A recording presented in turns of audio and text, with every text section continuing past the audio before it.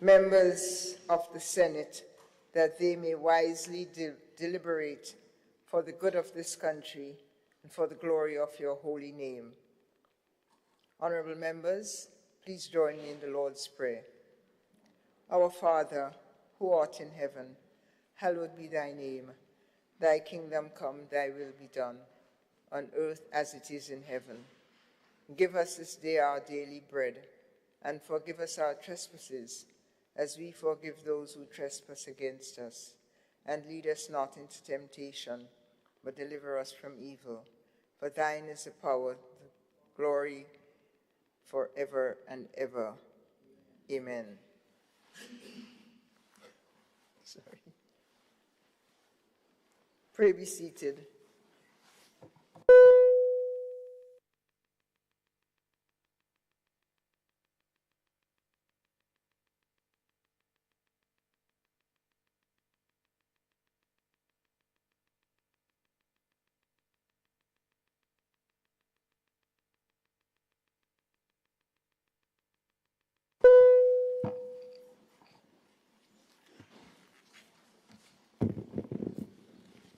Item 3, oath of allegiance or affirmation of a new senator. Item 4, confirmation of minute.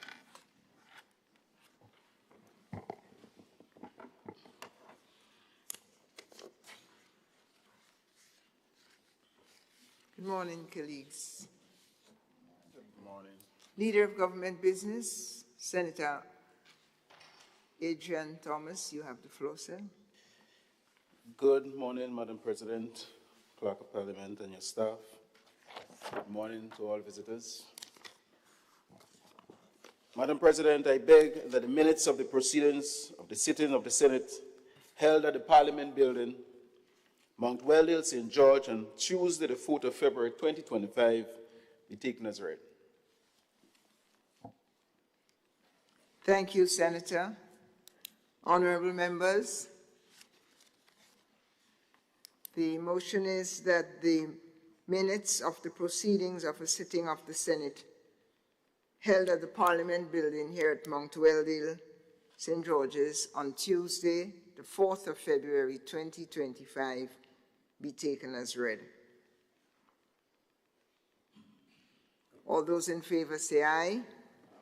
Opposed say nay. Ayes have it. The minutes are approved.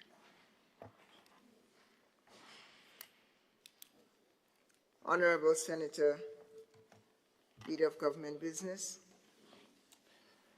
Madam President, I beg that the minutes of the proceedings of the sitting of the Senate held at the Parliament Building, Mount Weldale, St. George, on Tuesday, the 4th of February, 2025, be confirmed.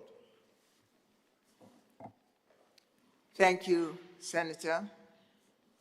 Honorable members, the motion is that the minutes of the proceedings of the Senate held here at the Parliament Building at Mount Weldale, St. George's, on Tuesday, 4th February 2025, be confirmed. All those in favor say aye. Of the opposing view say nay. The ayes have it. The minutes are confirmed.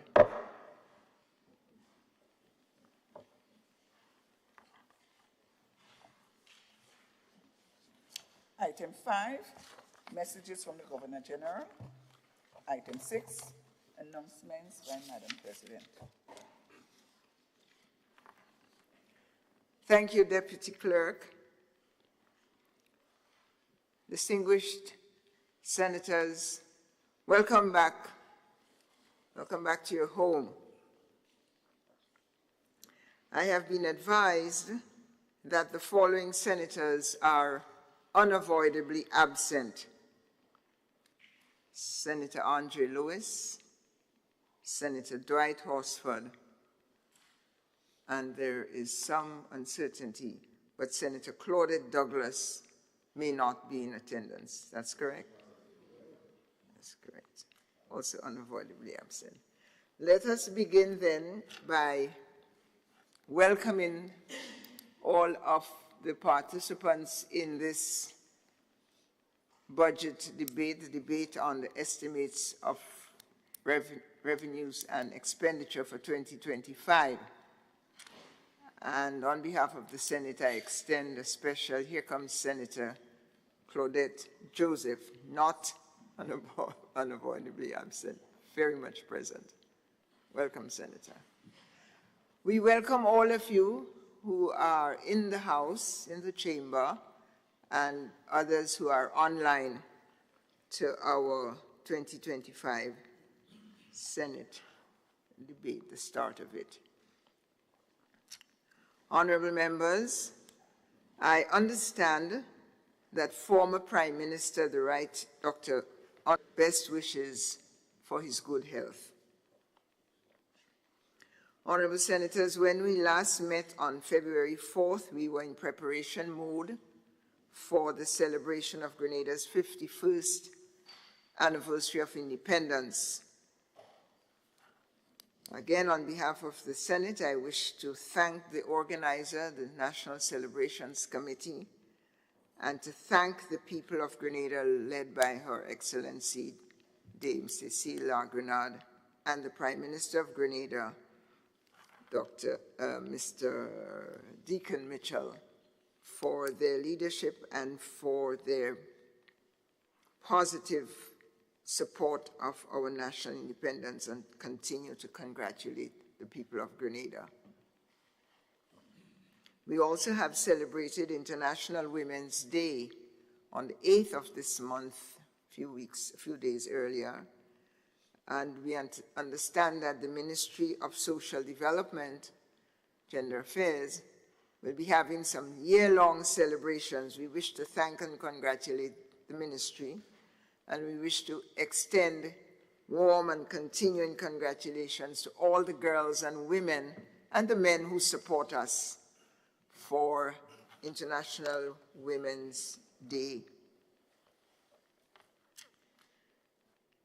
Lastly, I would like to report that 4 committees of the Senate, this is quite important for us for our work, 4 committees of the Senate duly constituted according to our standing orders have met since our last sitting. These 4 committees are the Senate House Committee, the Standing Orders Committee, the Selection Committee, and the Senate Privileges Committee. I wish to thank all the senators who serve on them, despite your busy schedule. And I wish to say that I think the main takeaway we've had from these 4 meetings is that we need them. We need them to function so that the Senate can function in its fullness. So we will continue to meet as often as we need. Dormancy of these mandatory bodies have meant that the Senate is not doing all that it is called upon to do. All members and me were glad to get them going again, and we left the meetings with a work plan, some more articulated than others. So again, thank you, members, for attending, and thank the administration under the leadership of the clerk for the startup of these committees at the beginning of the year. These are all my announcements for now, and I thank you for your patience.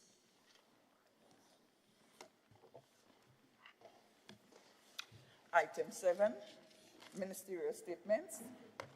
Item 8, presentation of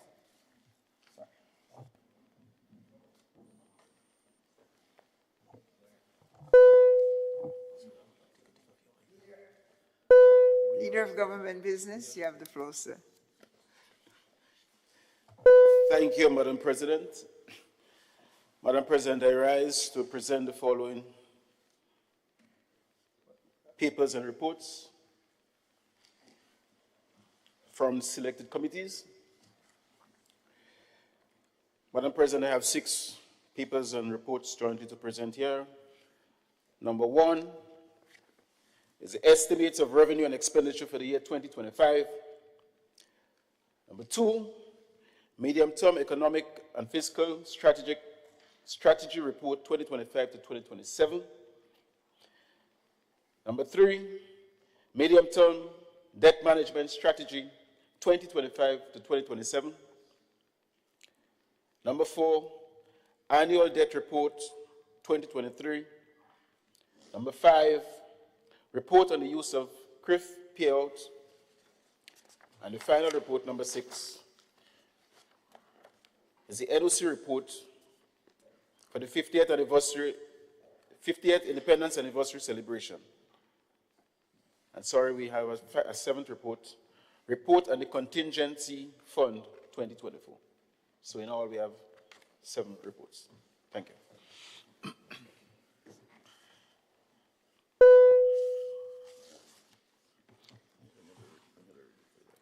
Thank you, Senator Thomas. Honorable members, the 7 reports are laid before this House.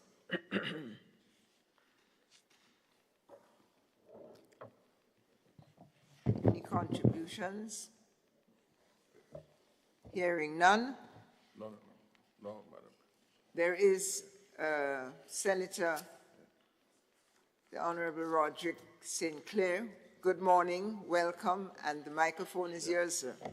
Thank you, Madam President. I pressed the left button. That's why it didn't go on the first time. So I want to say thank you.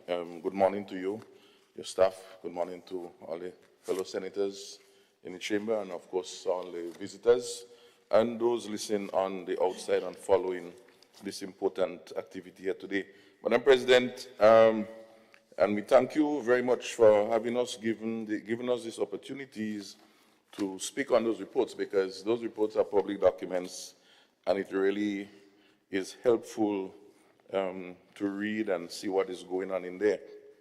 And so my review of this midterm fiscal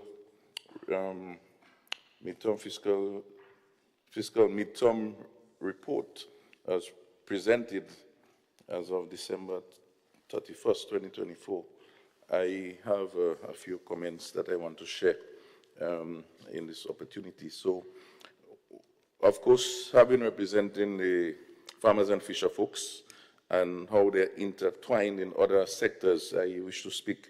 So, first, Madam President, on page 8, it was very instructive to look at what has been happening with the agriculture sector as reported in this document, because it provides a sort of focus, an outlook, a groundwork for persons in the sector and other persons. So, for example, we see there that the cocoa and nutmeg industry shows some drop of some 30% compared to the previous period.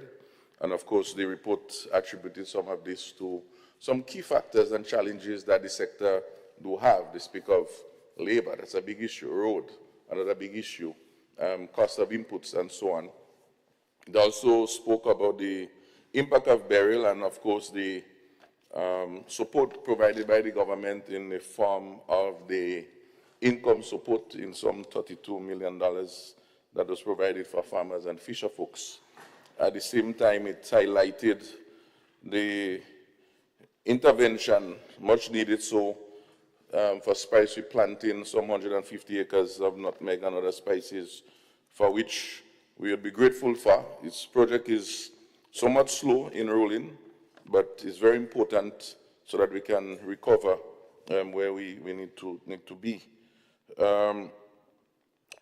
It also shows, and this is something that we have noticed even after Hurricane Ivan, notwithstanding damages to boats and the fishing infrastructure, generally the fishes are available in the sea.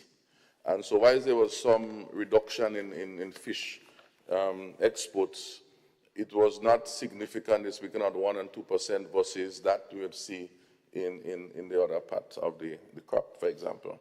What is important too, Madam President, and this is coming up again, and I think that as a nation and as a government need to look at this matter. It's not a new matter, but the whole issue of having proper data set, particularly for the crop component and a livestock component. The coconut nutmeg, it's a little bit easier because there are associations capturing those data. So you are dealing with a lot of estimation and so on. And I think we need to move beyond that, particularly if we want to speak about our food security and securing our whole breast basket. So there must be some concerted effort somewhere to deal specifically with how do we collect this data.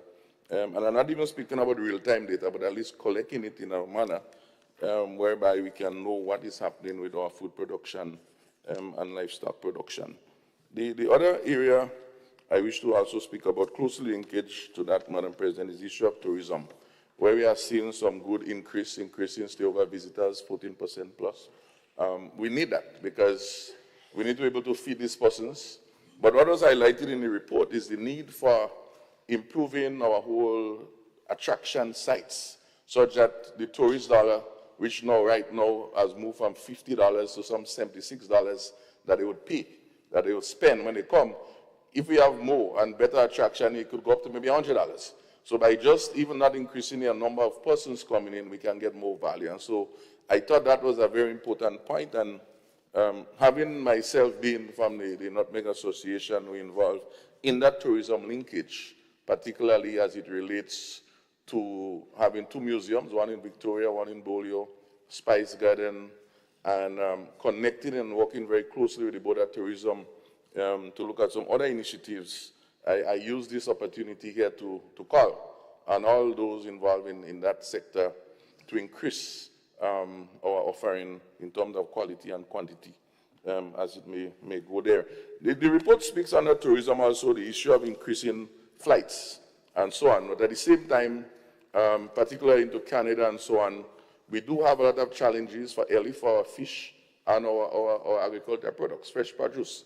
And so we need to find a better mix in the way we negotiate some of these offerings so that it's not one-sided. Of course, you could say, well, they come in here, so they will eat the fish here, we have to export the fish.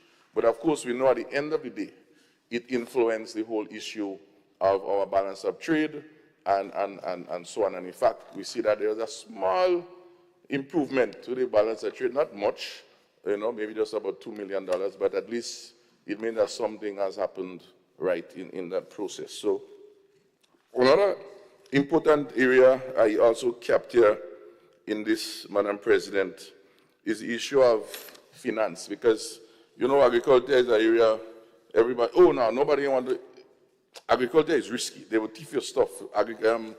Hurricane would pass, and so on. But what we saw, for what is what, we saw some small improvement, just about $15 million more being pumped from the banking sector into agriculture and fishing and industries, which is not bad. It shows that there is some confidence there, and so we need to see what has happened and what is the lessons learned such that we can have more monies going into agriculture and fishing. At the same time, though, very insightful is that there was a call in the report for the GDB, which originally was called the Agriculture Bank, to help agriculture sector. And it says specifically on one of those pages, I think it's page 27, towards the end of one of the paragraphs, it speaks about GDB to really do what it's supposed to do, to help more in the mobilization and collaboration of resources to help the agriculture sector. So I know Brother Comerbatch is a man that tried to speak, and he really meant a lot.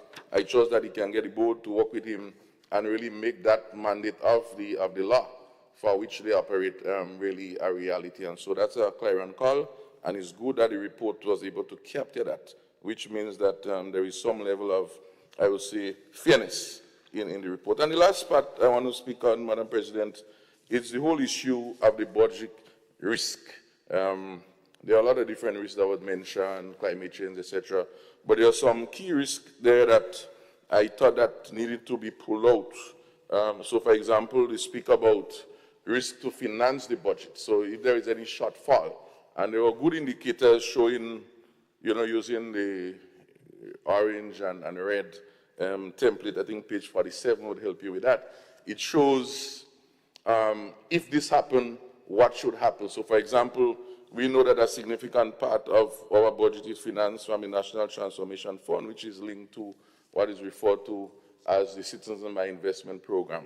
We know that there has been a call to tighten a lot of measures, and that is drastically impacting our income and revenue to finance a lot of activities of the government, for which we as citizens are beneficiaries. In that regard, they speak about the Amigo Act, which we see the U.S. has introduced, so that before, when you could have come and get a passport and get a visa to the U.S. very easily, maybe within a year, now you have to literally have residence about 3 years in the country. So that now is becoming unattractive, and of course that would impact. So that's one of the risks, and it's something that we have to be mindful about, bearing in mind the, I don't want to use the word turmoil, but the heightened activities in the north of us in terms of all different restrictions. Of course, in that same regard, we have seen what has happened to a lot of the U.S. aid and U.S. support that the government or other agencies in Grenada has been receiving. So that would cut down a lot on a lot of projects. Some projects has even stopped, serious project that involves, benefiting young women and disadvantaged. Of course, what was interesting for me in that whole risk issue, Madam President, is the issue of the implementation capacity. And what came out clear is that notwithstanding the hiring of different personnel and MIT involvement, what came out clear, and from my own experience, is that there is need for more coordination among the ministries. They need to have some more seamless lines for all of these projects to be implemented, such that the monies don't remain sitting there and spinning and doing nothing. Because when monies are drawn down, are allocated, especially loans and so on, interest is running on them whilst we're not using them. And that is a cost, and maybe we don't understand that, and maybe that is one of the metrics that need to be measured and see how best the ministries can better perform those roles. So that to me is what stands out, notwithstanding the issue of getting more persons and training and so on, because that has been said in timely memorial. And that brings another recommendation that I want to add to that. I think that the issue of monitoring and evaluation is very important, not waiting for when the World Bank come or when the IDA come, but internally.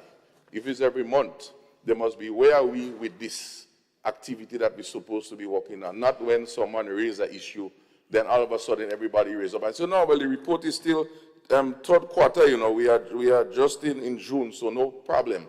But it's costing us money as a country, and we need to maybe look and see what is the cost of interest incurred during this time of downtime by playing the fool, quote unquote.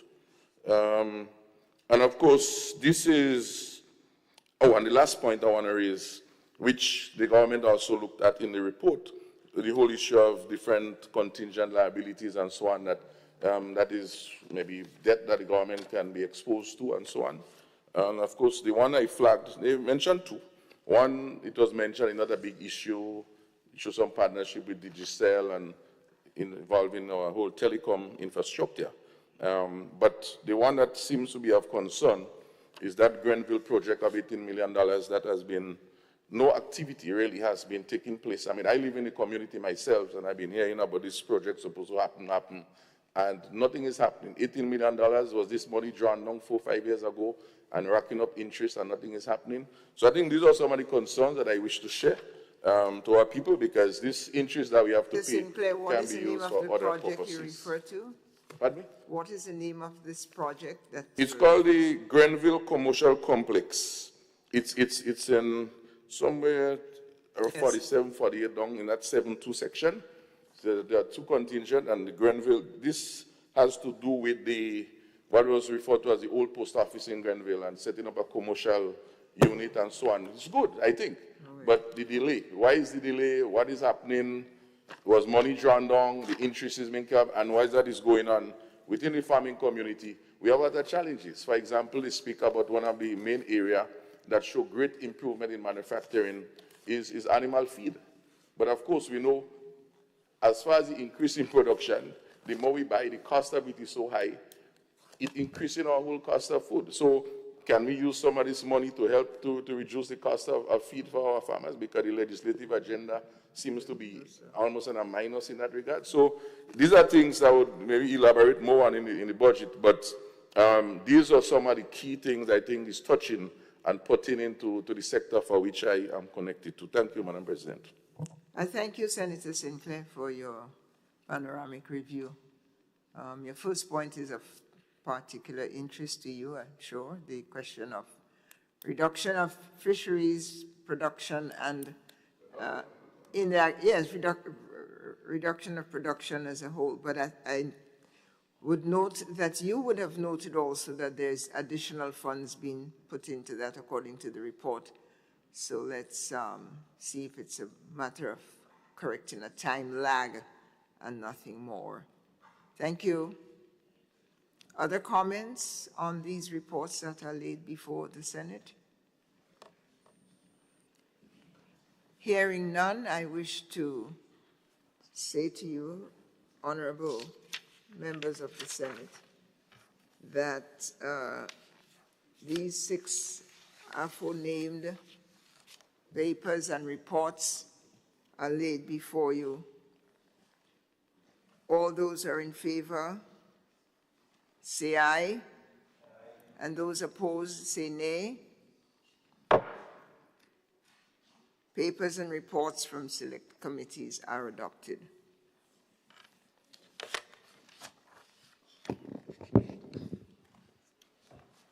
Item 9, petitions.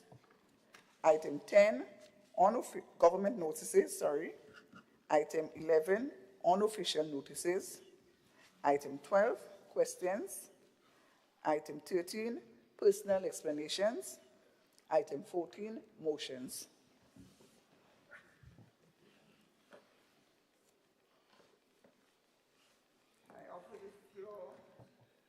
I offer the floor to the Leader of Government Business in the Senate, Honorable Senator Adrian Thomas. Thank you very much, Madam President. Madam President, I rise to move the motion.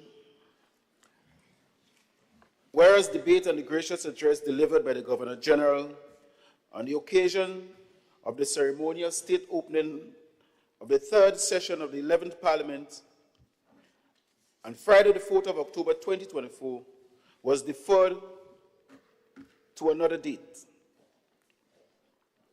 Be it resolved that the said address be accepted, since the debate today will deliberate on the said subject matter.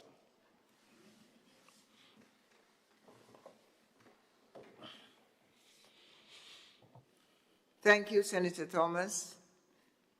Honorable members, the motion is that whereas debate on the gracious address delivered by the Governor General on the occasion of the ceremonial state opening of the 3rd session of the 11th Parliament on February 4th, October 2024 was deferred to a date to be announced, be it resolved that the said address be now debated by the Senate. No, be not debated by the Senate. Be accepted. Not debated and accepted. Thank you. All those in favor say aye. Aye. Opposed say nay. Passed. Honorable Leader of Government Business. Thank you, Madam President.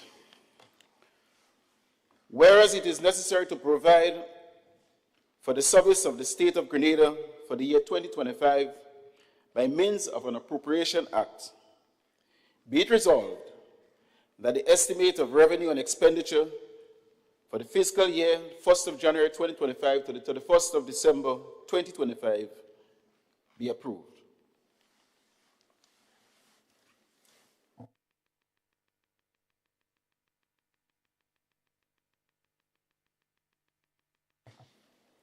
Thank you, Senator.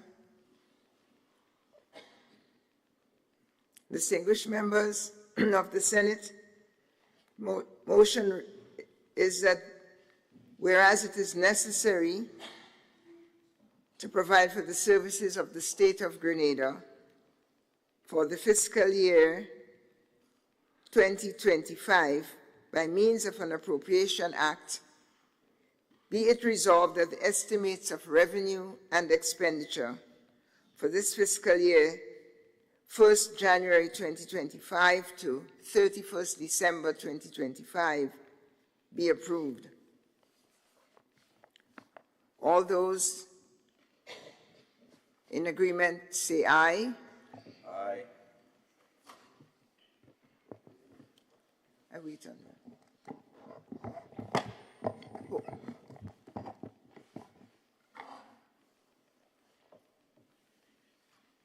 Sorry, the debate. Thank you very much, Madam President. Madam President, honorable members of the Senate, on both sides, Clerk of Parliament and staff,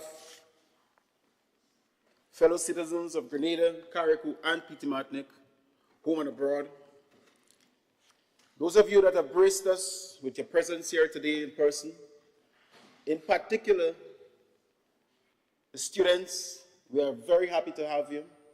And if only I was somewhere else in another place, I would have asked the President to give me permission to request of you a round of applause. But I asked my colleagues in the Senate to do it. Those of you at home, in your living rooms, on your beds, or wherever the television may have been placed, all those online, social media viewers, pleasant day to all. Madam President, before I start this presentation, I would like to endorse your empathy with the former Prime Minister, Dr. the Right Honorable Keith Mitchell, for the incident that happened last night. I want to endorse your statement, and I also want to endorse the statement of the Honorable Prime Minister, Honorable Dick Mitchell. We all empathize with him and we wish him full recovery as soon as possible. Madam President, it is both an honor and a privilege to stand before you today to present the budget for the fiscal year 2025. As we embark on a new financial year, we do so with a profound sense of responsibility, knowing that the economic decisions we make today will shape the future of our nation, strengthen our resilience, and uplift the lives of our people. Madam President, before I go further, please permit me to express my gratitude to the Almighty God for His grace and mercies. I would also like to thank the Prime Minister, Honorable Dick Mitchell, for his continued confidence in me as a leader of government business in the Senate. My cabinet colleagues, to you, the President of the Senate, Clerk, and other parliamentary staff, senators on both sides of the House, I'm very grateful for being able to work together with you for the past year. And it will be remiss of me if I didn't say a special heartfelt thank you to the Permanent Secretary in the Ministry of Tourism, the Creative Economy and Culture, and to the entire staff, including statutory bodies, for the sincere and unwavering support they have shown to me for the entire year of 2024. Madam President, we configured and operationalized this brand new ministry at the beginning of 2024. Our plan is to transform the tourism industry in this country. And this plan, Madam President, is very realistic, is developmentally, it is developmental and meaningful to this country. And so, Madam President, I would like to say a heartfelt thank you to all the stakeholders who are involved in this very important industry. But I also want to recognize the Board of Directors and staff of the following statutory bodies: the Grenada Tourism Authority, Spice Mass Corporation, Grenada National Museum, the Cultural Foundation, Grenada National Trust, and all other stakeholders that have worked with us throughout the year. I say a sincere thank you to all. Madam President, the 2025 budget is crafted with a commitment to sustainable growth, economic diversification, and inclusive development. Our aim is to foster economic stability while ensuring that every Grenadian benefits from the fruits of our progress. May the good Lord bless our progress with the Congress.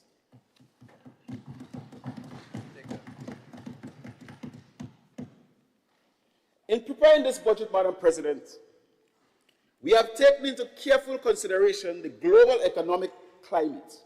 Very important.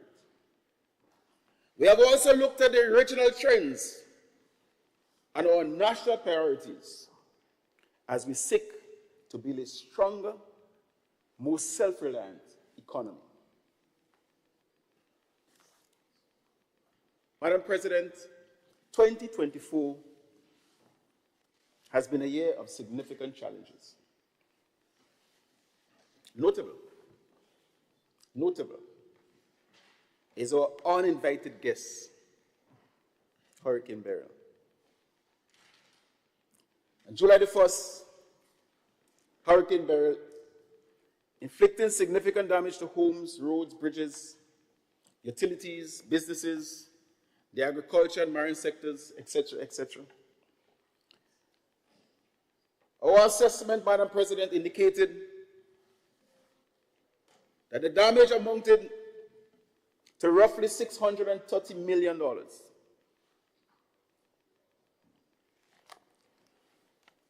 Which left Carriacou and Petit-Martinique and the northern parishes of our mainland, St. Patrick's, part of St. Andrew and St. Mark, devastated. Madam President, just a few weeks later, unprecedented rains caused major flooding and landslides in our country.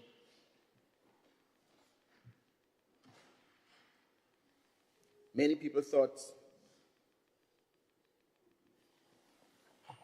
that was the end of Grenada. But, Madam President, this government was not daunted. We led from the front. The Prime Minister, as the Commander-in-Chief, took charge long before and after the arrival of Hurricane Beryl. It was service for the people in times of need. According to the good book, Madam President, Mark chapter 10, verse 43 to 45, and I read, I quote, "Whoever wants to become great among you must be a servant.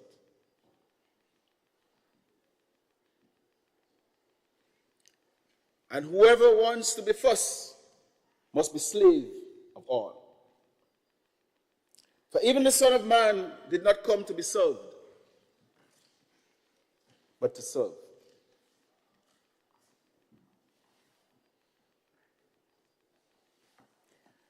And to give his life as a ransom for many.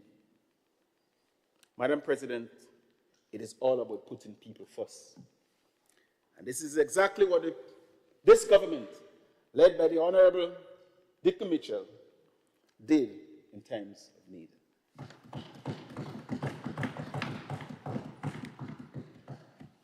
Madam President, we also had some great achievements. We have witnessed the resilience of our people and the determination of our government to advance policies and promote economic stability, social equity, and environmental sustainability. The global economy, Madam President, has faced uncertainty due to fluctuating commodity prices, inflationary pressures, and climate-related disruptions. But through prudent fiscal management, Grenada has remained on a steady path of economic growth and recovery. This year's budget is built on key principles such as economic resilience, social transformation, and fiscal responsibility.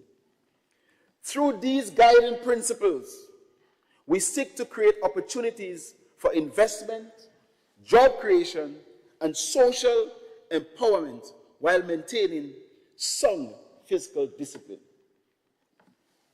Madam President, economic resilience is at the heart of our strategic vision. As a small island developing state, sometimes I like to refer to our islands as big ocean states. We continue to face vulnerabilities related to external shocks, including climate change and global financial fluctuation. Madam President, to counter this risk, this budget will prioritize investments in agriculture, tourism, digital transformation, and renewable energy, ensuring that we build a diversified economy that will withstand future uncertainties. Equally important, Madam President, is our commitment to social transformation. The prosperity of Grenada cannot be measured solely in economic terms. It must be reflected in the well-being of our citizens, Grenada, Carriacou, and Petite Martinique. Our government is deeply committed to enhancing health care, strengthening education, and ensuring that our most vulnerable citizens are well supported. The 2025 budget will introduce new initiatives aimed at youth empowerment, skills development, community resilience, recognizing that a nation's greatest assets is its people. Madam President, fiscal responsibility remains an unwavering priority. Our administration is dedicated to maintaining sound financial management, reducing national debt, and ensuring that public resources are allocated effectively and efficiently. Madam President, by strengthening government frameworks, enhancing revenue collection, and promoting public-private partnerships, we will continue to build a robust economic foundation for future generations. This budget is not just a financial document, Madam President. It is a blueprint for progress and prosperity. Madam President, it reflects our shared aspiration as a nation, our collective determination to overcome challenges, and our unwavering commitment to securing a better future for all. As we move forward, it is imperative that we work together, governments, the private sector, all citizens alike, to build a Grenada that is economically strong, socially inclusive, and environmentally sustainable. With these guiding principles, I now present to you, Madam President, and this Honorable House, the details of 2025 budget, outlining the policies and initiatives that will drive our nation's continued development.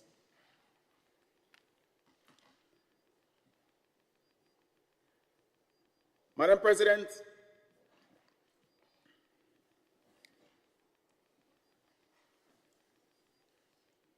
our Prime Minister declared in his independence address on February 7th, 2025, and I quote, "We are a great nation. There is greatness in every one of us."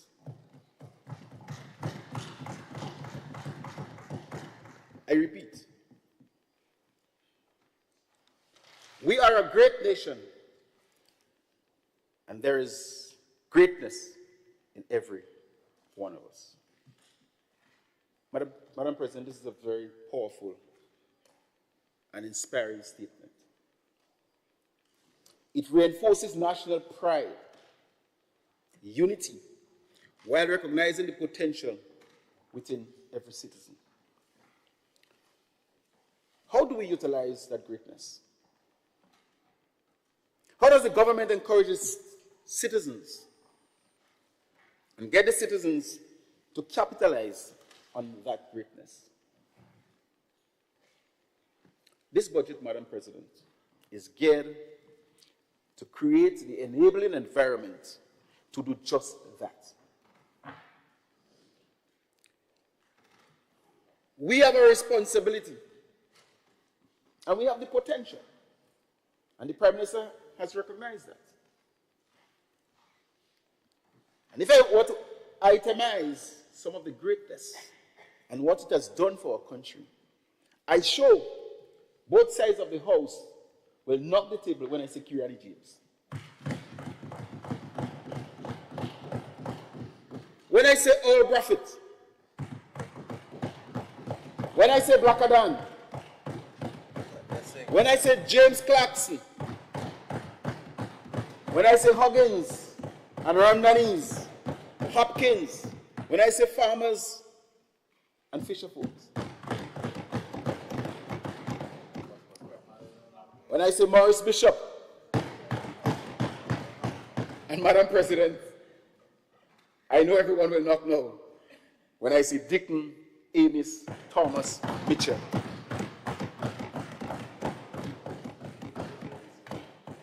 Madam President, this is the greatness we are talking about.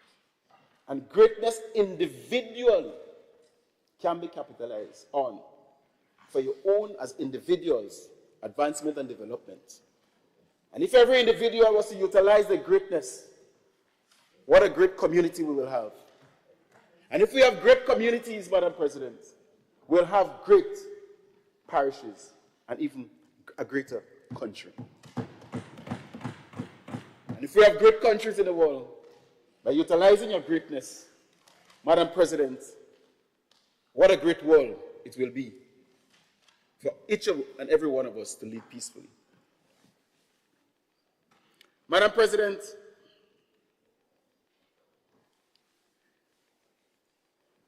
I would like to give some updates and some key reforms and policies of this great country. Madam President, only yesterday we got a current update on the hydrocarbon potential of Grenada and where we're going with it. Madam President, there is a potential and we are exploring it and we are continuing. We started working on it in 2023 and we will continue. The prospects looks good. And I want to use this opportunity to extend our sincere gratitude to the technical working group.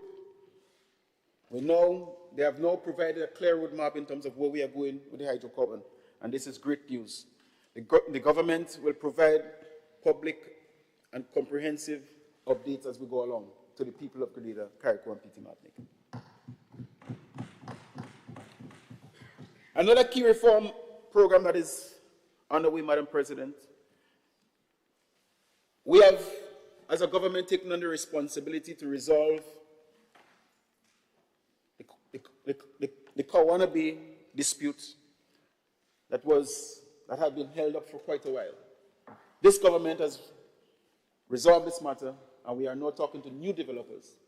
And Madam President, in weeks and months to come, this project will recommence as we move to develop the tourism industry. Madam President, I must mention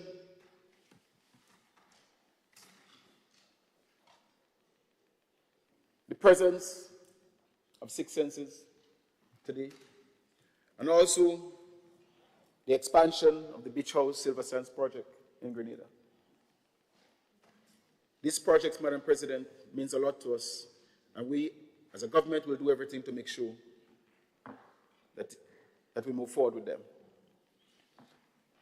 Madam President, the issue of marketing and national importing board. Decisive steps, Madam President, have been taken to address this issue.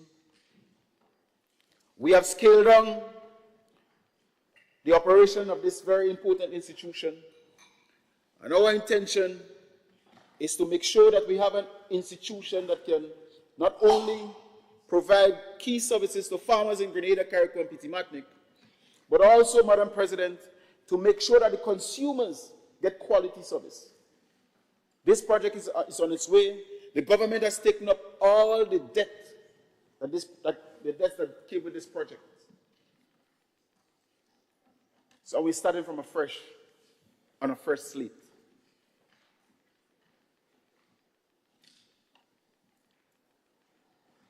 Madam President, presently we are holding talks with a strategic partner because we do not want to make it a government project again, but we want to make it a public-private partnership. And we believe that we are a new company which we will call Import Export Agromat Limited. This is the direction we are now waiting on. We are working with the Ministry of Legal Affairs to make sure that all the legal documents are being taken care of. But this is an update in terms of one of the reform projects that we have taken on, Madam President. Madam President, this administration, we have strengthened parliamentary representation, and we continue to strengthen the parliamentary representation. Madam President, salaries already been paid to MPs. For the first time in Grenada, for the very first time, parliamentarians have received something of substance. I will make sure I qualify my statement, Senator Cox. It's not the first time they have received a stipend, but today, parliamentarians can raise their hand and say, yes, I'm being paid for the work that I came here to do. I don't know if I should call the figures, but I think people are quite, for now, getting an increase of 434%. We have shown respect for this honorable house. This government has shown respect and the importance of having this honorable house. We cannot sit here and guide our society by legislating laws. We have the potential to make this society and shape it into whatever form we want. And we must take care of our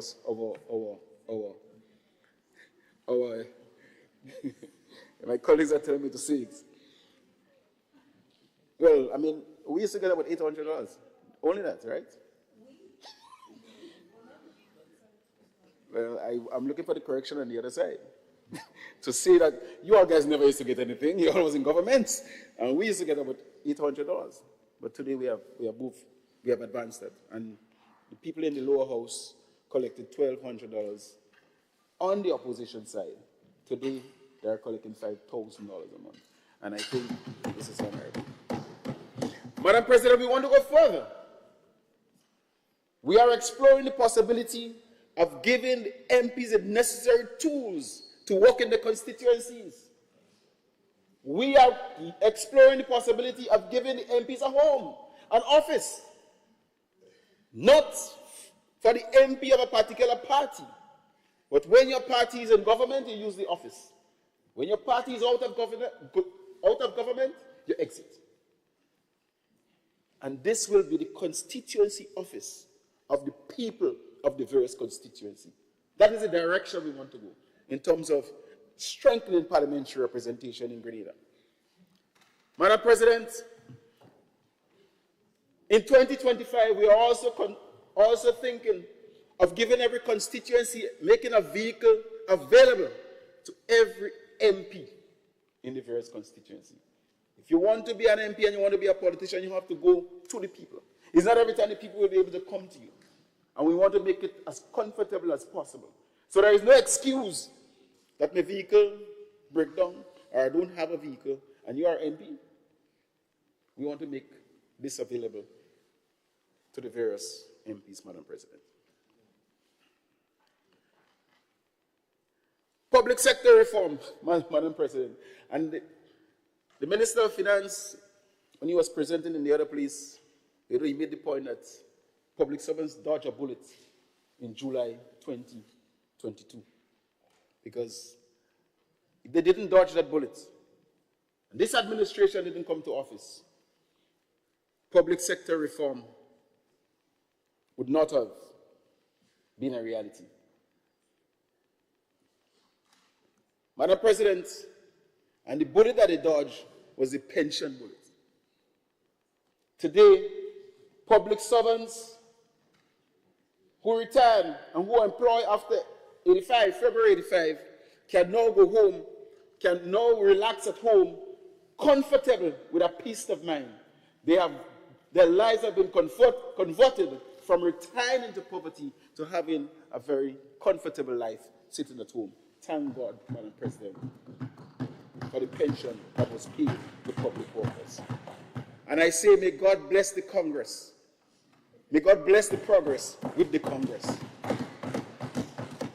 That cost the government over $75 million, Madam President. And when we paid that money, life was not put on hold. Construction didn't stop. Education reform didn't stop. Increase in salaries didn't stop. But on top of that, while we recognize the difficulties, future administration, 50 years, 60 years from now, will have difficulties in maintaining two pensions. This administration, the decisions we take here is not just for today. Because the real effect of this decision to bring in a new contributory pension plan to cover over 3,600 workers of government employees, Madam President, and other people are free to come and join us. Madam President, this plan will make every public servant work comfortable without worrying about what will happen to them after they retire. Madam President, this is a plan we welcome, and the public servant, despite the little difficulties we had in taking off, I think people are quite comfortable with it, and they appreciate it, and they are ready, and they are paying and contributing to it quite willingly.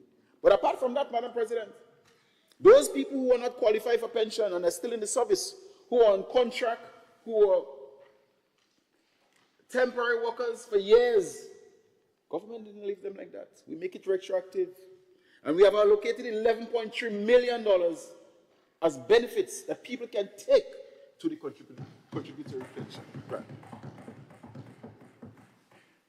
Madam President, the regularization process has begun. Madam President, we have already completed phase 1 of this project, where this administration confirmed some 455 officers. You're in a service for 5, 10 years. and you do not know, every day is your final day on the job because you do not know what will happen to you the next day. And if you talk too hard to your boss or your supervisor, that could be your final day. Today, public servants, they are quite comfortable to have a letter of appointment in their hand. They have a future job, a permanent job that will carry them into the future. Madam President, the second phase, which targets approximately 1,262 workers,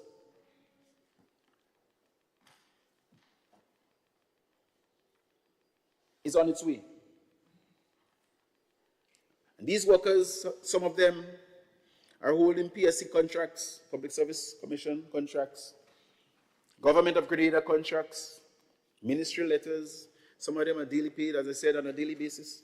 Madam President, these workers, we are hoping that by the end of April 2025, we will have a total of 1,779 workers being regularized in the service, and we will be investing a sum of $22.7 million on that regularization project, Madam President. And then we have another 3,301 workers, somebody holding contracts, and the vast majority of them come from the Imani project. A project that gave people some false assurance that they will have a job for life. A training project it's supposed to have been turned out to be much more than training. Madam President, I am proud to stand here and to tell this honorable House that all these workers by December 2025 will be permanent in the service or in the private sector where they can be placed, Madam President. We want to give our workers some level of assurance that they have a permanent job. We do not want people to believe that you get an 18-month training program and then you remain there for 10 years, or even more, working for $700 and the maximum $1,200. We have moved that since last year to an extra $500. And the workers are quite happy, and we will regularize them and make them permanent workers in Grenada, Carriacou, and PT Martinique. Madam President, another issue I would like to update this honorable House on is the question of pay and upgrade adjustment for the Royal Grenada Police Force.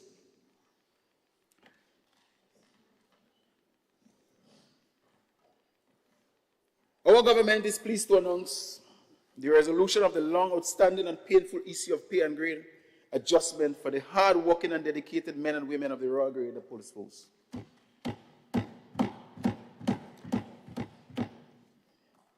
Madam President, it will cost the state another $6.5 million. And I'm hasten to say,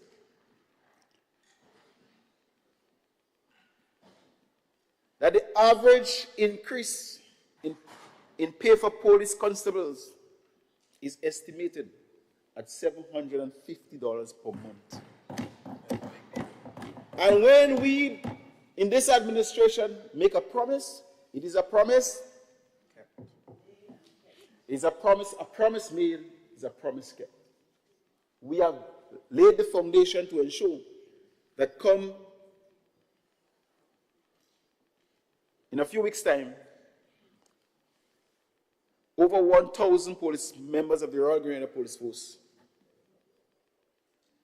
will be enjoying, and as a matter of fact, it will be retroactive because it will be starting from the 1st of January. And I cannot emphasize the importance of security in our state, in our country. Without the police force, we cannot enjoy the international fame and glory that Grenada is a safe place. And the people in the Grenada Tourism Authority will tell you how much they ride on that wave. It is our responsibility to maintain and sustain that atmosphere. And the Royal Grenada Police Force have a very important role to play in ensuring that we maintain that. Madam President,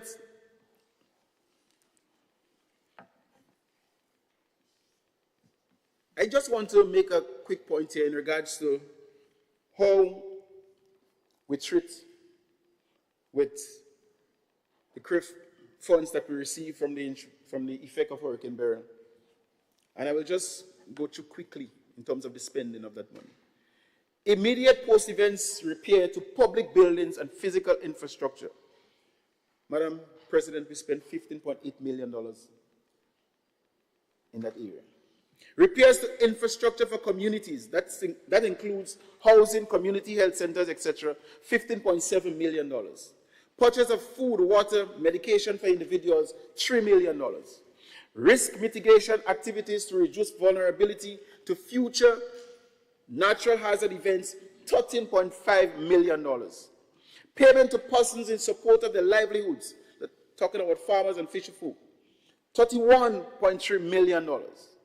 Beryl Response Income Support Program, $14.5 million. Business reactivation support, $25 million. Madam President, in that short space of time, in that short space of time, over $180 million went into the economy straight away. We did not keep that money and stash it away for when election is coming. We utilize that money because we believe in putting people first.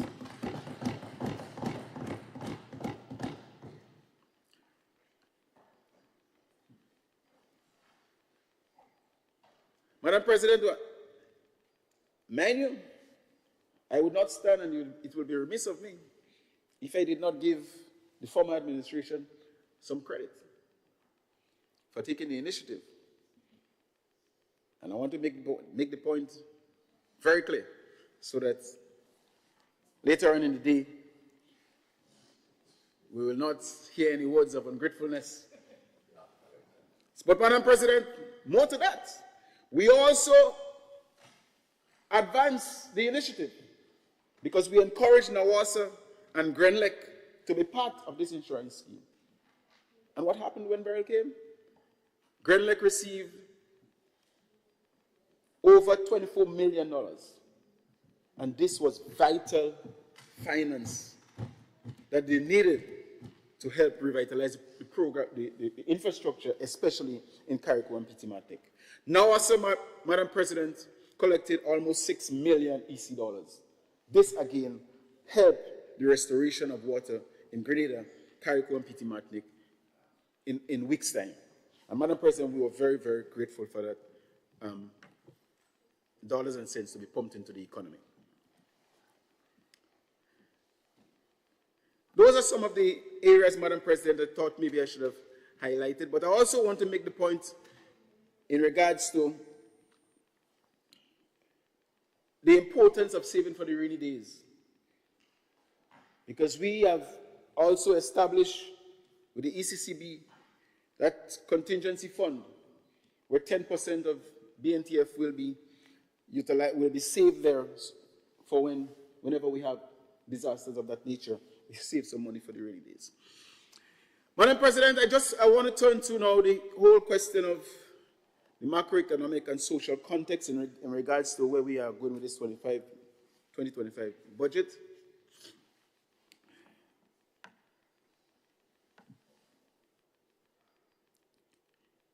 Madam President,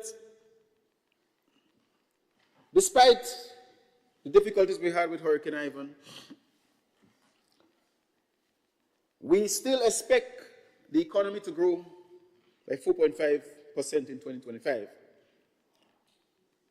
And in 2024, we did realize a 3.5% increase in GDP.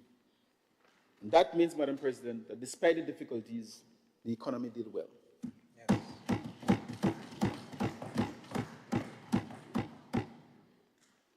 And if it was not for sound fiscal management, this would not have been a reality. And therefore, I blow in our own trumpet here that this administration, under the leadership of Dick Mitchell and the Ministry of Finance team, Madam President, we did damn good. Respect my language. And we continue to do well.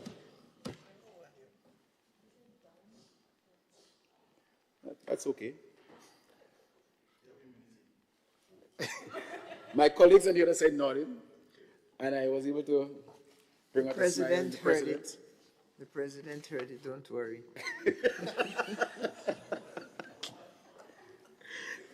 Thank you very much, Madam President. Madam President,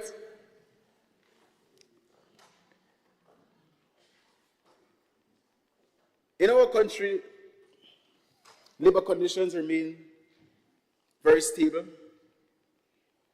The unemployment rate is recorded around 12%. And the plans and the programs we have, we expect the unemployment rate to reduce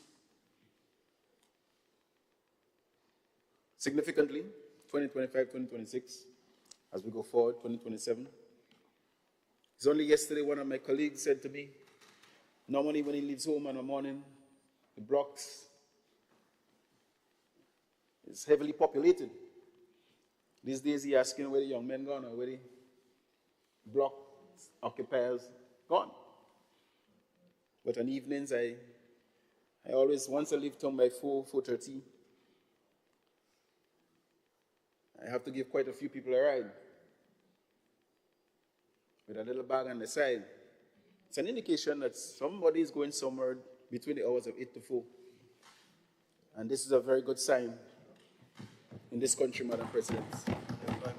The employment is picking up. People are being placed in a position where they can help themselves and help their families and their communities. And I would like to hear the presentation from the senator representing the business community in regards to how well the business community is doing. Some businesses in town, Madam President, for the very first time, or in many years, they could not have paid back a bonus payment. They are paying it now. So I guess things looking good, and the economy is booming. I agree, Senator Cox. Madam President, I must make the point that we have the privilege, because of the Hurricane Beryl, to suspend the Fiscal Resilience Act. And last year, because of the hurricane, and we still have the responsibility to suspend it, and we will do so. But despite the fact that we can suspend it, we are very prudent in our management of this economy. We would not take advantage. And one particular area which we will manage quite well, Madam President, is the whole question of maintaining and ensuring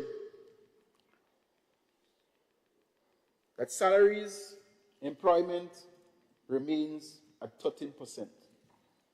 We would not abuse it and employ people for the sake of employment and to buy votes and all those sort of things. We're not doing that. We will remain prudent in our actions and inactions, Madam President. The financial sector remains very stable.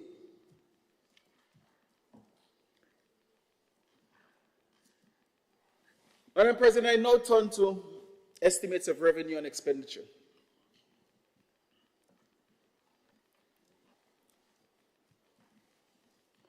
Madam President, before we prepared this budget, this administration had widespread consultations. And because of the consultations, because we reach out to the people, we want to place on record our sincere thanks to the citizens of Grenada and all the stakeholders who have contributed significantly in putting this budget together.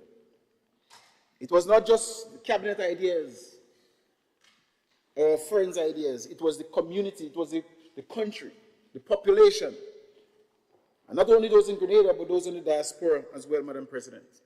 The suggestions and ideas that they gave to us, we are very grateful for that.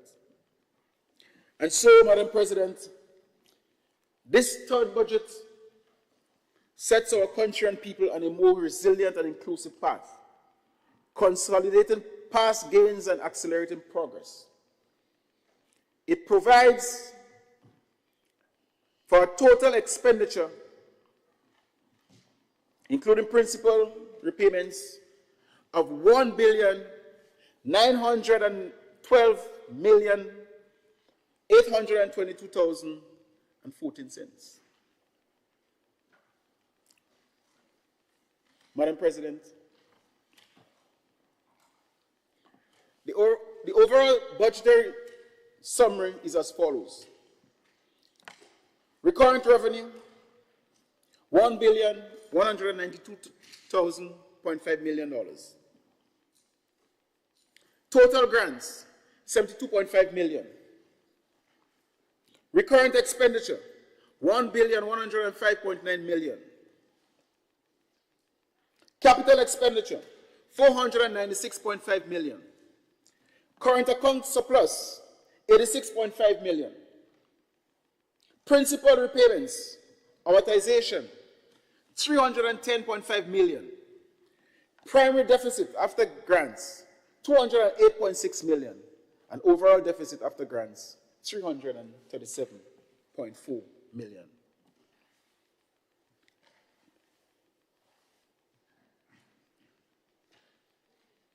Madam President, I am pleased to report that the 2025 budget is fully financed. I really wanted to sink in. The 2025 budget is fully financed. Of note, Madam President, the overall deficit of $337.4 million will be largely financed from a drawdown of some $283.3 million of government deposits held in the consolidated fund. I wonder if people understand what it means. Madam President, we did well at savings that we have, and we're going to utilize it, Madam President. Details on the financing of 2025 budget can be found on page 9 of the 2025 estimates of revenue and expenditure. So we're not going to the details, Madam President, because I guess I have another 2 hours, Madam President? No? Okay. Senator, I think the clerk has stepped out. Left to me, Well, you and I can make in an range agreement. of We can make an 30 minutes. We can make an agreement, Madam President. Yes, let me hear your offer. All right, Madam President. What is your offer, Senator? It's an hour and a half, so I have another 45 minutes, and then I have another 15 minutes I can ask for. You have what? And it's an hour and a half minutes allocated to me. Yes. So another 45 minutes. Start with 30. Madam President. 30 to start. Thank you. Madam President, there are 4 thematic areas that this budget is based on. Number 1, the resilient recovery in the aftermath of Hurricane Beryl. Number 2, accelerating our transformative agenda. Number 3, expanding and diversifying our productive base. And number 4, investing in cross-cutting areas. Madam President, the first one I would like to look at is the whole question of rebuilding after Beryl.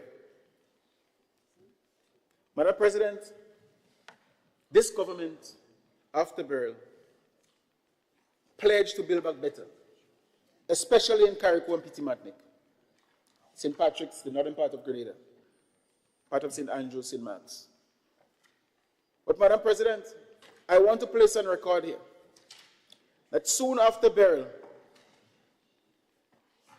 We have so far pumped in excess of $100 million in the hands of ordinary Grenadians in the form of cash grants, building materials and roof repairs, construction of new homes, business reactivation support, farm labor, and input support, among other critical areas. Madam President, that is how we manage this thing after burial. And we have, Madam President, we have all the intention to make sure that out of bad cometh good.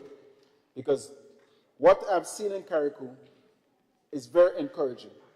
And I believe that we are on the right path. We believe in restoring people's normal life and also livelihoods within our society, Madam President, where the people of Carriacou really and truly need our assistance. They have shown how resilient they are, and we must encourage them to continue thinking positive and moving forward. Carriacou has already been cleaned up. The housing project is not as fast as we would like it to, but we are moving at a reasonable pace, and people are quite happy. They are quite satisfied. And I guess in Senator Cox's response to the budget, he will give us more details in terms of how happy the people are in Carriacou and Petite Martinique. Madam President, just to highlight some of the finances to support livelihoods in Carriacou and Petite Martinique, we have reached out to over 4,862 farmers and 279 fisher folks in Grenada, Carriacou, and Petite Martinique. In Carriacou alone, Madam President, 49 grantees amounting to $800,000 to $700,000, and 49 loans, which total value of $2.1 million.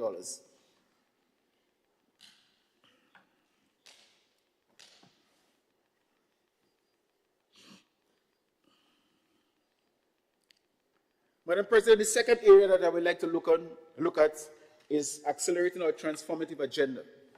And within that area, we'll be looking at the healthcare system, the transforming of the education and skills, housing sector, and renewable energy. Those are the 4 areas we'll be looking at, Madam President.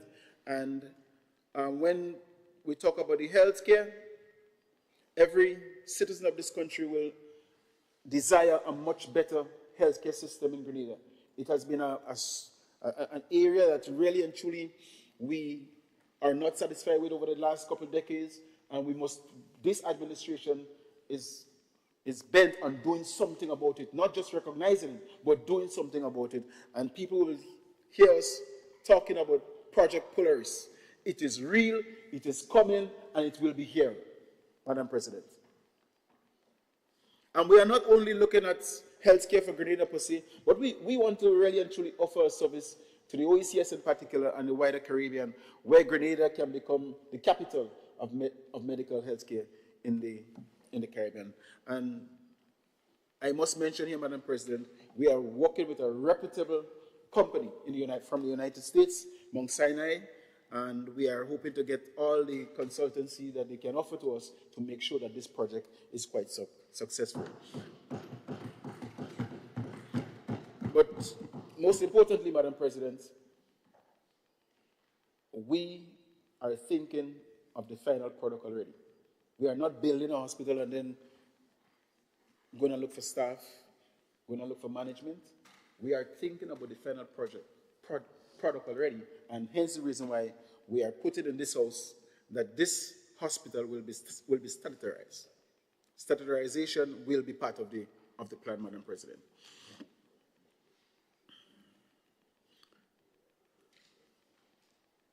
Madam President, national health insurance. We are not here to blame anybody. We're not vexed with anybody, but this is something that we have been talking about a long time ago, and we want to make it a reality.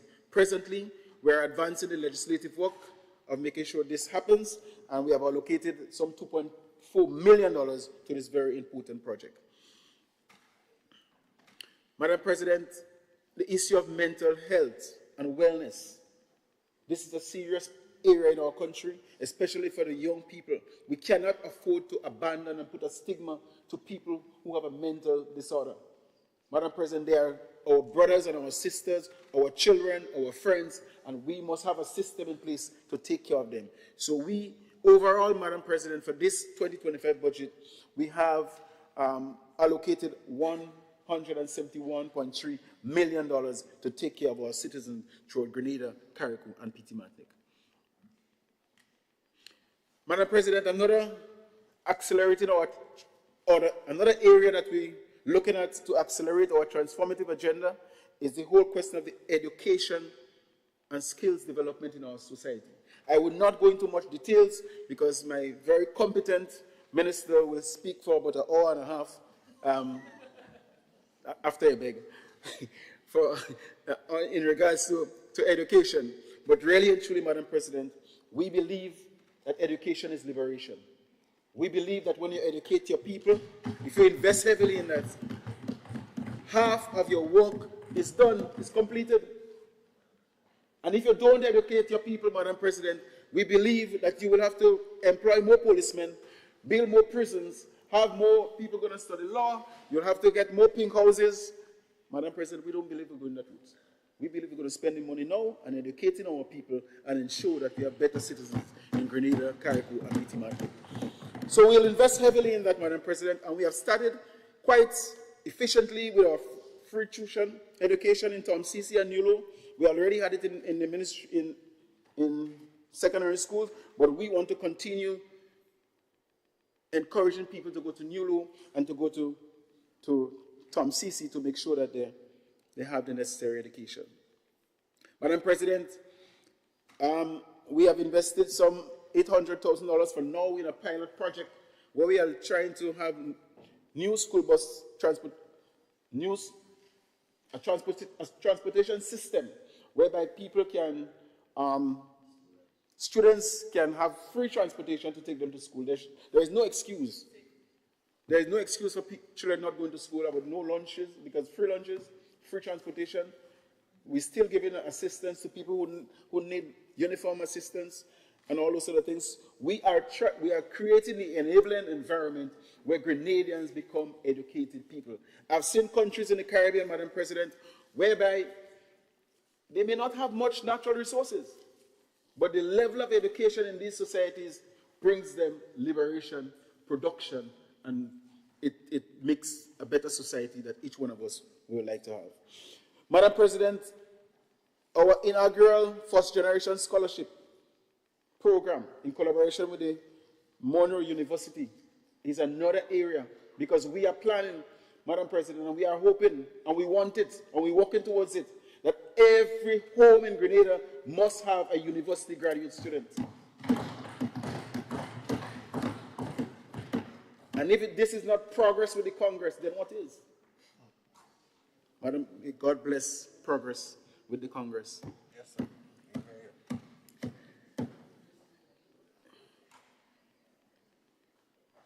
Madam President, schools, transforming schools, I must talk about that, but I will not go into details again, because we do have quite a few schools commencing. As I speak, there are plans to start many of them by the end of, from the end of April, May. The St. David's Catholic Secondary School commencing May 25. St. Andrew's Anglican Primary School, May 25. St. Giles Government School, July 25. The Florida Government School, work is expected to commence there in June 2025. The Grenada Christian Academic under construction with 20% completed. Dover Government School, construction scheduled to commence in June 25. Madam President, there are all these things will be happening in 2025. So I know that we have a serious problem in Grenada with finding skilled workers. Madam President, the place will get very busy soon in 2025. Madam President, on the issue of housing,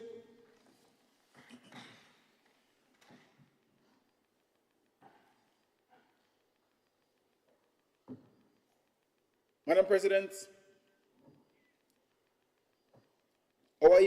our emergency housing recovery plan is on its way. To date, 147 new houses are at various stages of construction. Conducting repairs and providing material assistance, Madam President, 1,866 families have benefited from the material distribution assistance.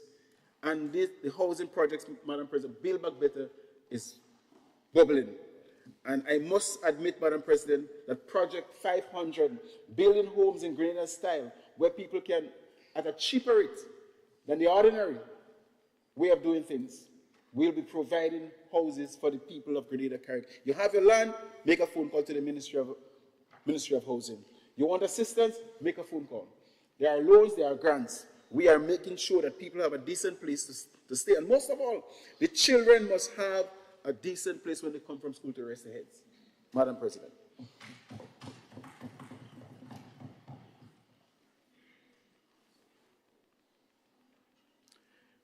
Another area, Madam President, is the whole question of renewable energy.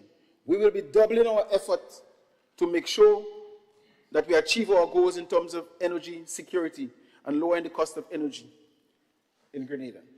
Madam President, we'll be investing heavily in geothermal energy, wind energy, solar, PV systems, Madam President.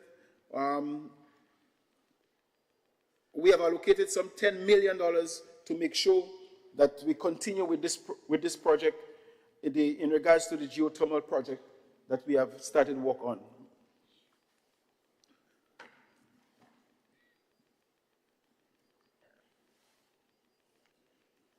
And most importantly, Madam President, last year in 2024, we invited Grenadians to make use of our offer.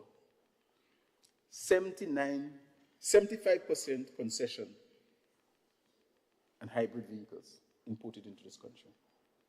And we maintain that.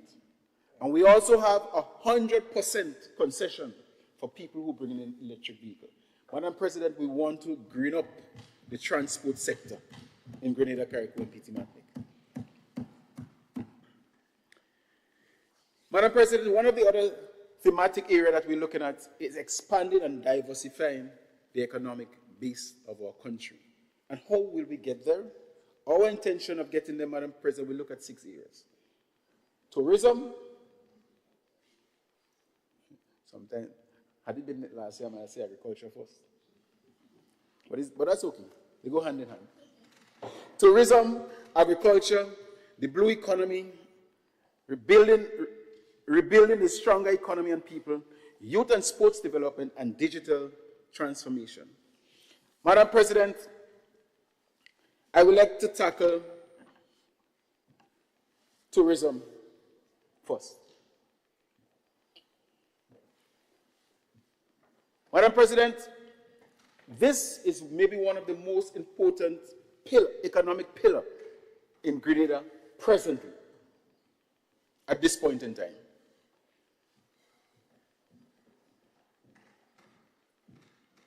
Madam President, this vision prioritizes economic prosperity, and it has the potential to link many other industries, especially agriculture, fisheries, culture, infrastructure development, and education.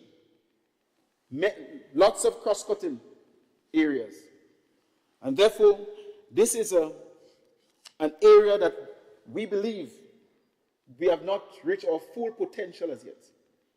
And we must be able to maximize on our full potential in regards to tourism. Madam President, what is happening in the world with us today?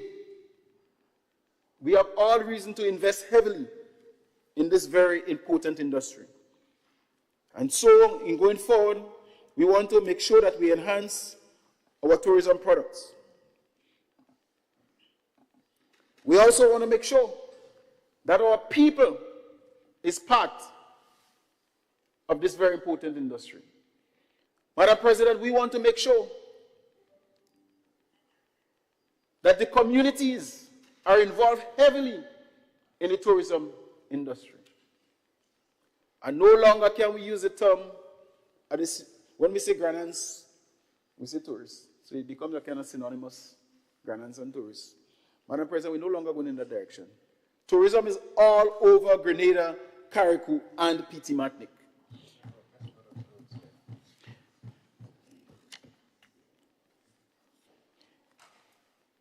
Madam President,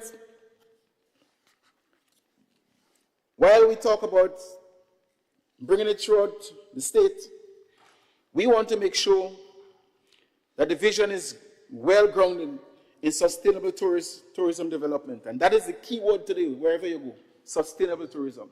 Because we want to make sure we prepare and enjoy today, but we secure the future for the generations to come.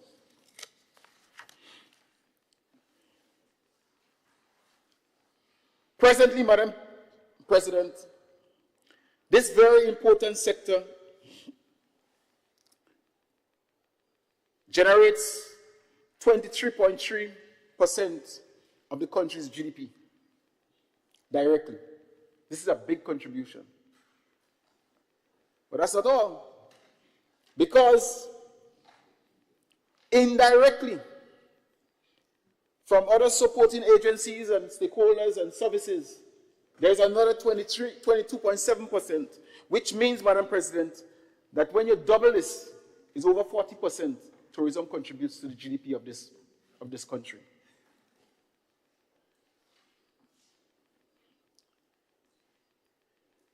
This sector, Madam President, is a sector that also generates foreign exchange, together with the agricultural sector, and we are very happy for that. It facilitates businesses and investment opportunities, and we can see what is happening to St. David now because of this very important sector. It fosters cultural preservation and promotion, and I want to make the point, we're not developing anything whatsoever only for visitors. So when winter is over, everybody gone back and every project close up. We are developing projects and businesses and important sites for our people of Grenada, Carriacou, and PT Martinique. And when the visitors come to our country, they will enjoy it, Madam President, and come again.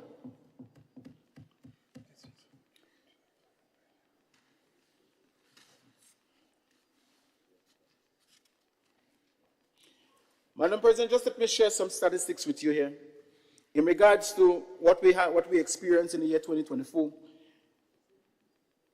we recorded, Madam President, a total of 194,914 stayover visitors in 2024, as compared to 178,020 arrivals in 2023, an increase of 9.4%, Madam President. There was an average of 3%,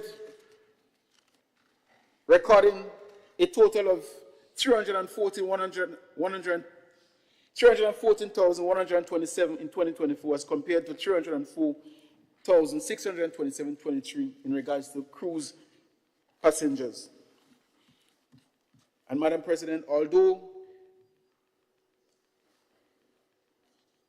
we had COVID-19, in 2024, we are starting to talk about the figures that we had prior to COVID, and this is a good sign in terms of where we are going with this very important sector. Things are getting back to normal, bit by bit. The United States still remains our key market.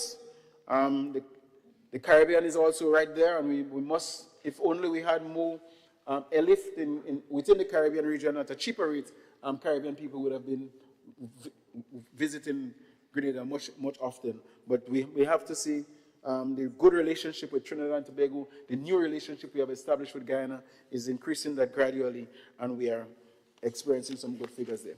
So, Madam President, for 2025, we will be definitely focusing heavily on community tourism, and the Ministry of Tourism is leading that important project. I think it's a project that did very well last year, and we're going to increase the grant to 100%.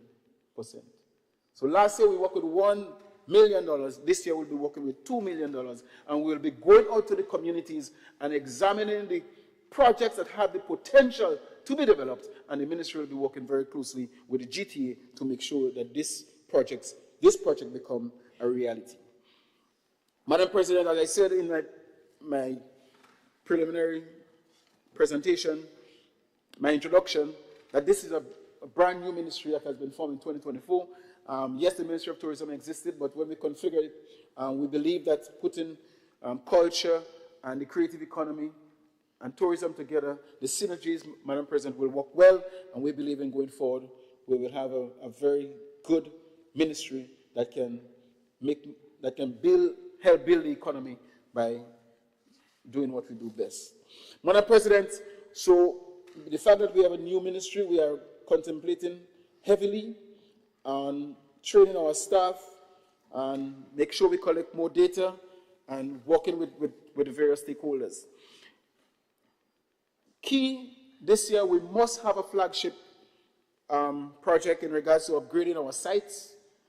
Even though it's one site, for 2025 we have to develop them to international standards. And that is the direction that the ministry wants to go with this tourism. We believe in terms of public awareness, our citizens need to be part of it.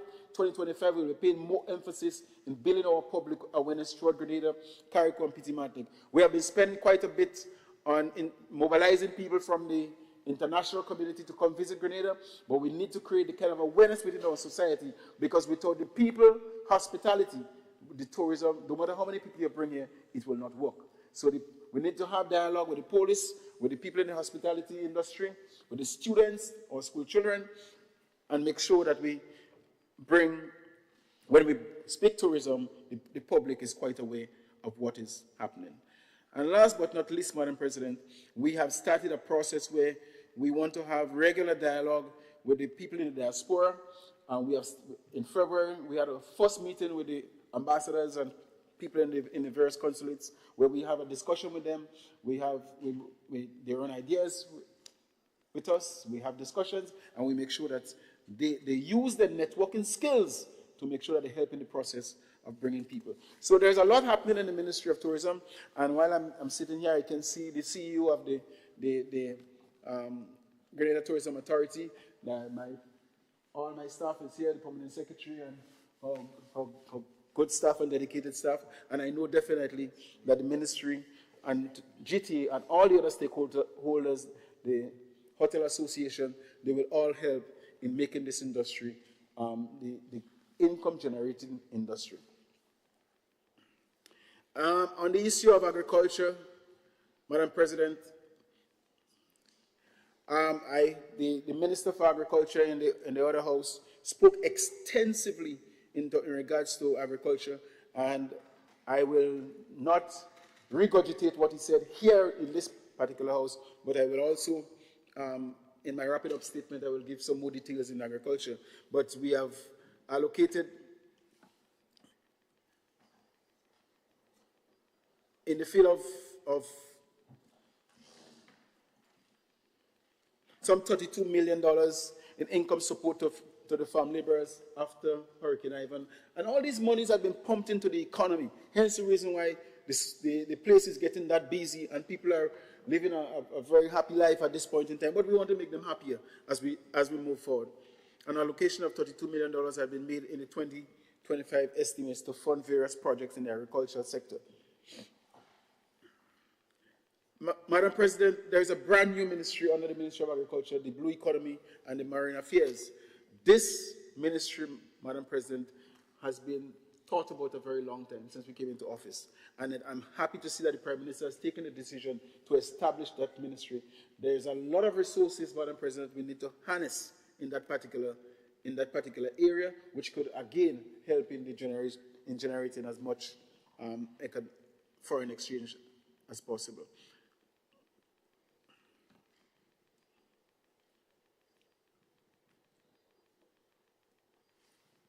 Madam President, in the areas of youth and sports development, this is another area we are making We are trying to invest very heavily in youth development because we believe that the potential that our sports can generate, Madam President, is tremendous. And as I said before, we need to have more Kiranis, we need to have more Anderson Peters. And we are heavily invested in our playing fields, in our recreational facilities. We are lighting up those fields. We are making sure that people can come from work, come from school, and go into the evening. They don't have to hurry to fight for the daylight.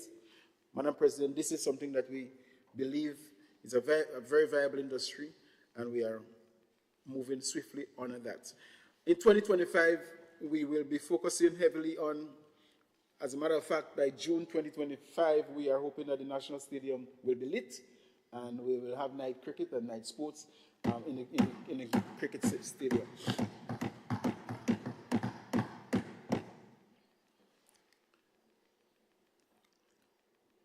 Some key initiatives in 2025 for the youth development. The youth parliament, we want to focus on that heavily. The skills development programs, expanding training beyond traditional skills to include digital economy skills, entrepreneurship, and innovation, and ensuring our youth are equipped for the jobs of the future.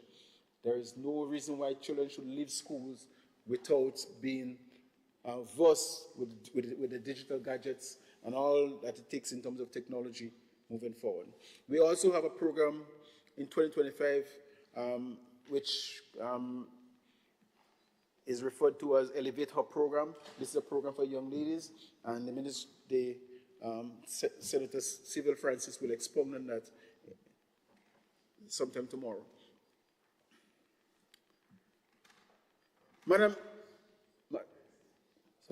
Thursday, sorry. Thursday, thank you very much. Madam President, investing in some cross-cutting areas that we believe these are the areas that will move our society and create the kind of synergy needed. We cannot avoid developing our physical and transforming our physical infrastructure. So many other industries depend on the physical infrastructure in your country. The transport industry, the tourism industry, the agricultural sector, they all depend on that. So we need to look at the physical infrastructure needs to be developed. The social and community development programs, which includes people's development, Madam President, very, very important. Mobilization, implementation, and transformation. This is a brand new ministry that was created to make sure that we have the necessary human resources to make sure that when we mobilize monies from outside of Grenada, we can implement it and utilize it without having to send back any funds to donors and so on. Madam President, we want to promote private sector development. We want to modernize the labor relations. The core question of the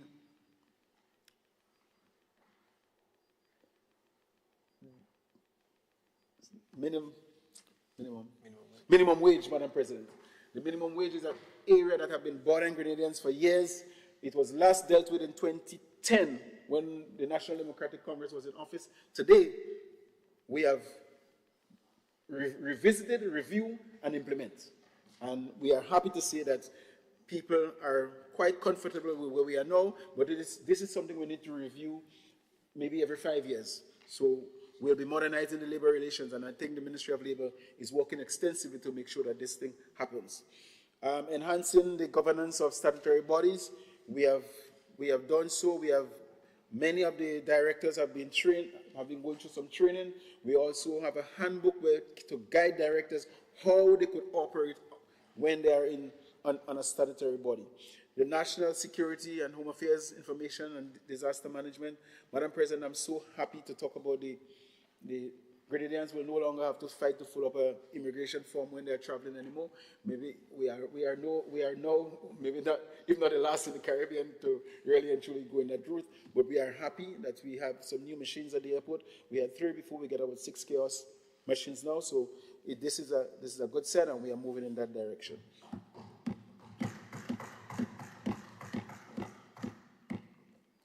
Madam President, we have allocated some $155.7 million to this worthy cause for some of the cross-cutting measures.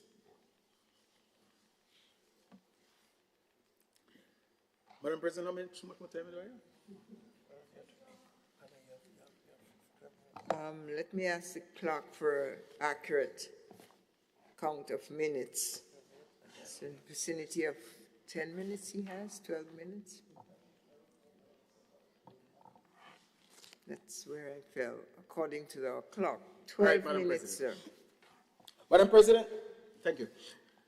Madam President, promoting private sector development.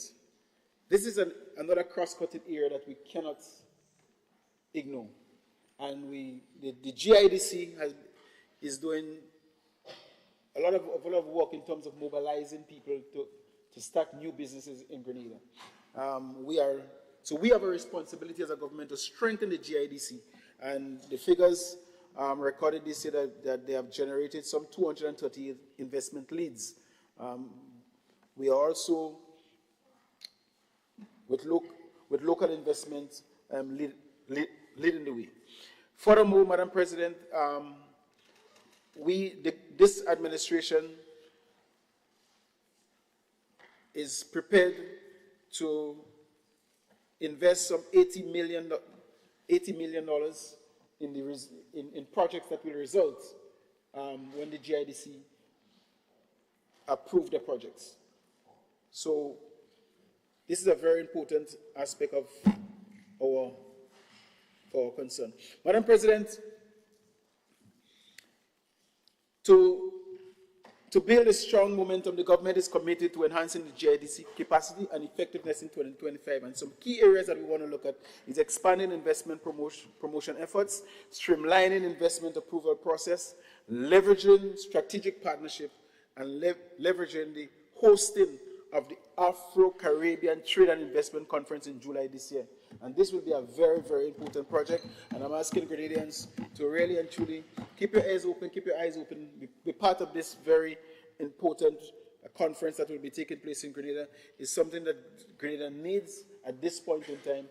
And I know that the Prime Minister is very instrumental in encouraging the Afro-Caribbean Trade Investment Conference to take place in Grenada, and I want really and truly to encourage Grenadians to be part of it.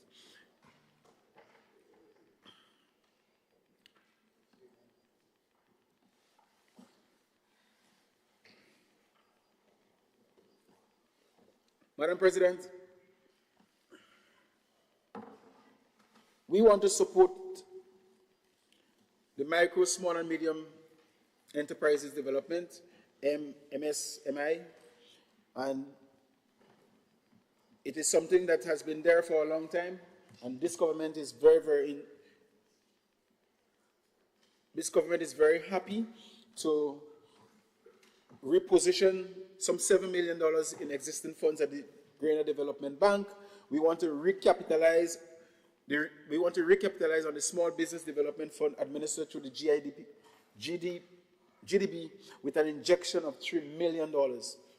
The provisions of competitive matching innovation grants of up to $30 million per benefit, $30,000 per beneficiary through Grenada Investment Development Bank as part of the OECS Skills and Innovation Projects. So this is an area that we're going to be investing heavily in, and we are hoping to get good outcome from it, Madam President.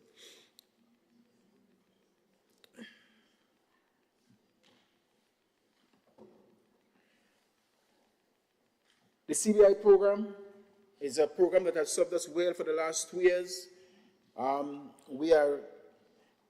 Grenada, together with three other Caribbean islands, there will be establishing an independent regional regulator for the industry. Legislation drafting and consultation have commenced, with a plan to have an independent regional regulator operation by mid-2026. So the CBI program is a program that we continue to invest heavily in. We continue to mobilize people to come and invest in Grenada. and we are seeing the benefits of it today, and we are hoping to pay more attention to it in 2025 and 2026. But Madam President, this government in the coming weeks will pass amended regulation to reduce, and I want to re-emphasize here, to reduce by 70% all fees that are to be paid by local Grenadian developers. So it's not only a program for investors per se, foreign investors, but we want it to be a program where Grenadians or ordinary people, home and abroad, can be part and parcel of this very citizenship by investment program that is taking place in Grenada.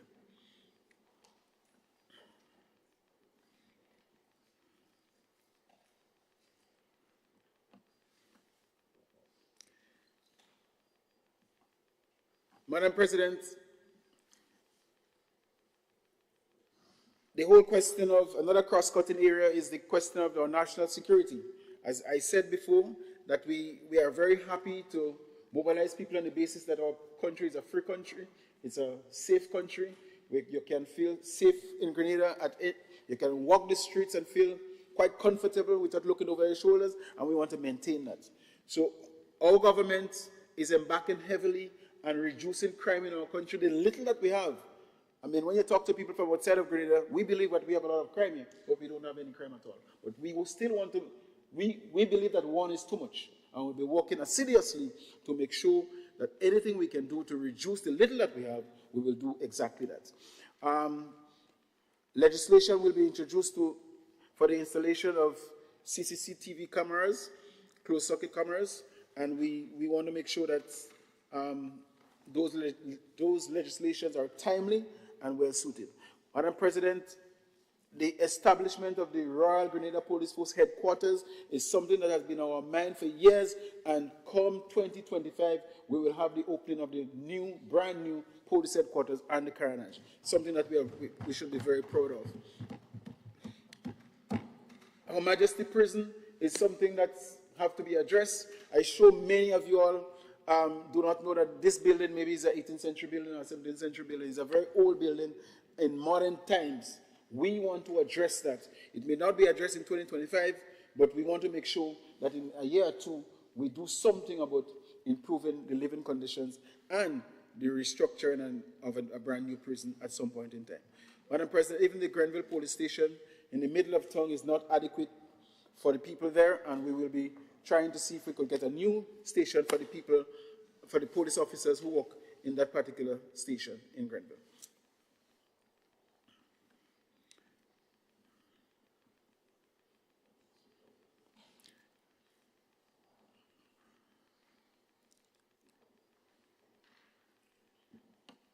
All right, Madam President, I have to cut some slides, but I want to make sure that I present the GISC.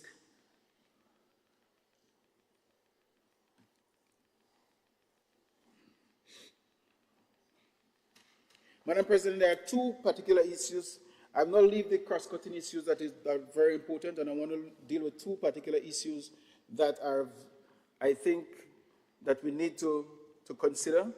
One is to support our transformative agenda, the following structural reforms will be implemented in 2025. And number one is the development and implementation of a policy on procurement, maintenance, and disposal of government vehicles. This is a soaring issue that we want to address. Too many times, the way government vehicles are being treated, the way we handle it, really and truly, we are playing with taxpayers' money. We want to make sure that it's just how people taking care of their personal vehicles, they find the same way of taking care of government vehicles. And we're going to put systems in place to make sure that that happens. When you have a vehicle for 12, 15 years, maybe you're spending more on maintenance than anything else. So we want to review that and make sure that this thing does not haunt us. Madam President, the issue of importing used vehicles, many of us will agree that this is becoming a serious problem. I was driving up Molinero the last time, and the amount of vehicles I see parked on the road, I was wondering if it's a new parking spot that was open. And it's because we do have a serious problem with parking. People are bringing in vehicles. Many years, maybe you had one vehicle per home, today if it's five of you all in the house, everybody want their own vehicles, and the road is becoming a parking lot. So in going forward, Madam President, we have to control that. We have to control it before it controls us. Because you may find yourself where you were taking 15 minutes to get to town from where you were living, now you're taking an hour. Because the roads cannot accommodate all the vehicles that we have in Grenada. So something has to be done about it, and we'll be looking at this in 2025. By June 2025, you'll be hearing from the government. We'll be consulting you on the matter to determine how we handle used vehicles coming into Grenada and how we handle the quantity of vehicles that Grenada can accommodate. The last statistics shows that there are about 68,000 vehicles actively on the road in Grenada in a population of just 110,000 people.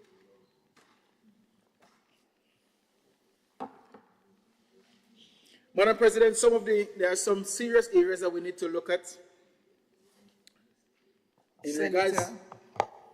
Senator, you are in the vicinity of about 3 minutes to... Madam President, can I beg for another 15 minutes as legislated by the order of the... How many minutes do you actually need? Your minimum? What's your minimum need? My minimum, 15 minutes will be fine.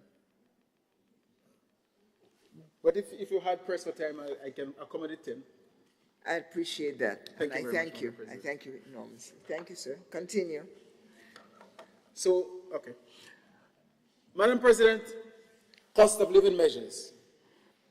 This government, Madam President, has taken some serious steps to mitigate the impact of inflation over the years. And we want to continue on this pathway because we believe that our people deserve to be comfortable. And a lot of times, things are imposed on our society, not because of our action and inactions, but because of external activities that is taking place that we have no say about. We have nothing to do with the war in the Ukraine, but when the war begins, the amount of, the cost of freight and so on goes up, and the impact is being created. So as a very concerned government, we believe that we have to put measures in place to make sure that we can take care of our people and we reduce the shock as much as possible. Madam President, one of the first, the extension of VAT exemptions is something we will continue, and we have had a long list of goods that are VAT exempted, and we have 20 basic items already there, and we'll be looking at some more items that we can also have in the list in regards to being VAT exempted. And the government is foregoing some $3.1 million in that particular area. Madam President, maintaining the fixed price on cooking gas, even though it's a burden, we are foregoing some $2 million there, but the 20-cylinder gas, 20-pound cylinder will remain at $40. We know it worth much more than that, and but we believe that the majority of our people, you must eat, you must cook, you must have gas in your house, so we do not want to remove that at this point in time. Madam President, last year, from the 1st of January, we reduced the duty on that was paid on the gas, $5.50 per gallon. We removed $2 from it. It is now $3.50. We're going to maintain that to make sure that our people are quite comfortable. And we want to encourage people to be very conservative in the driving and running around, because you do not want to just drive for driving sake. We're not reducing the price for people to do extra unnecessary running. We want to reduce the price so that people can be comfortable in regards to the high cost of fuel. Something, again, we don't have, we need, and we do not, the increase in price is not because of our fault. Madam President, to support the low-income household, government will maintain the $10 monthly electricity subsidy for all residential consumers using up to 99 kilowatts per month at an estimated cost of $3 million. So again, the government is subsidizing that, and we will maintain that. The public transport subsidies, government is introducing a public transport subsidies to support bus operators and maintain affordability for commuters. Again, Madam President, in over 20 years, maybe the bus price didn't go anywhere, and we are feeling the pain. However, if government is responsible for regulating, so we have an option. Is it that we increase the price and we give the bus owners a leeway, or we subsidize and help the bus owners to mitigate some of the high costs of meeting the daily routes. So this administration will be looking to see how we can, what we can do to, especially for the buses in Grenada, to make sure that we have a fair, balanced equation where the commuters pay a decent bus fee and the buses are not taken advantage of in terms of they overspending in terms of maintaining their costs. Madam President, those are some of the measures, and in conclusion, I just want the Grenadian public to know that as we reflect on the 2024 journey of where we came from and how we made it through 2024, we believe that the measures that we have put in place for 2025, and as I indicated in my introduction, while the economy grew by 3.7% last year, we expect it to grow by 4.5%. But we will not get complacent. We will not take things for granted. We will make sure that whatever measures we put in place, we are prudent about it, and we do not know what the future holds. We had burial in 2024. What will be the case in 2025, we don't know. So we must put measures in place to make sure that anything that comes on the Grenadian people will be able to withstand it, good or bad.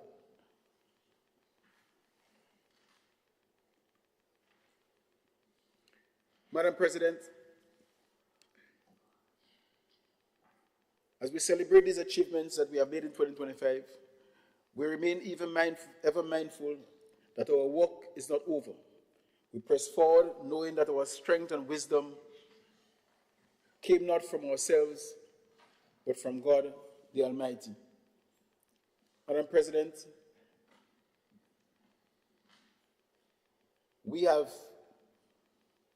as we look ahead in 2025, we call on all Grenadians to unite.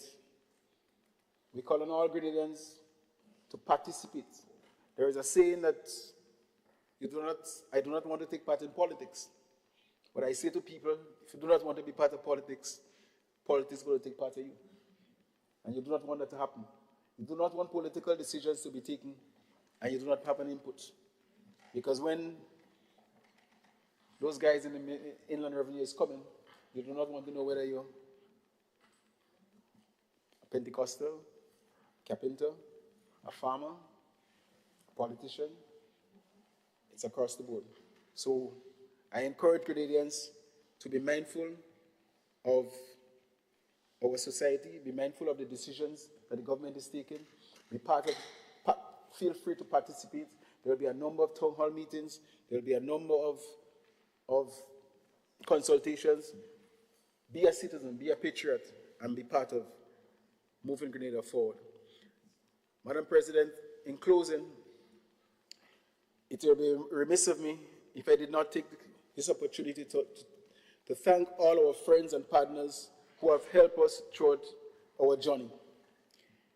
As you can appreciate, our list of acknowledgements is extremely long.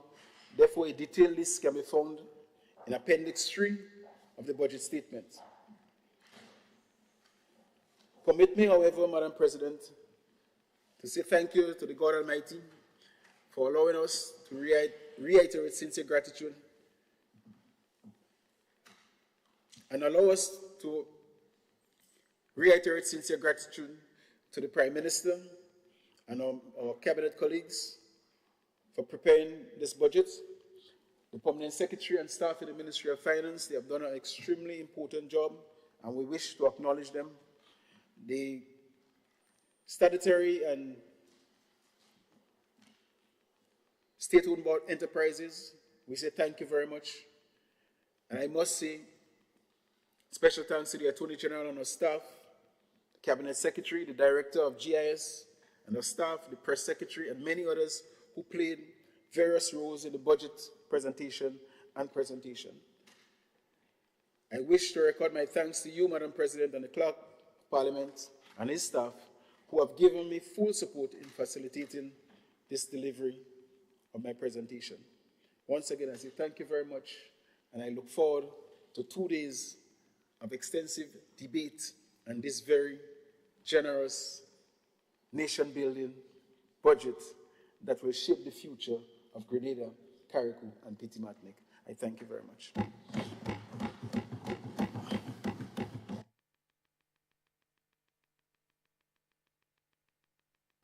I thank the Leader of Government Business in the Senate, Honorable Senator Adrian Thomas, for his prolific presentation of a prolific budget. And I wish to acknowledge the thanks directed towards the overall leadership of the Senate in facilitating you. Thank you for thanking us. But I also want to thank all your staff and your associates, many of whom are now leaving. They obviously came to support you. Duty done, goodbye.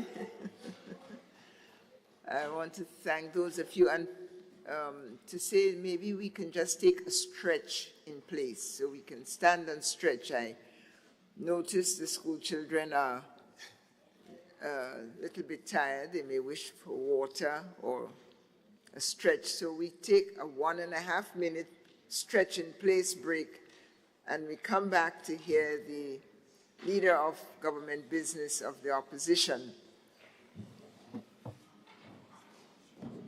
Senate is suspended.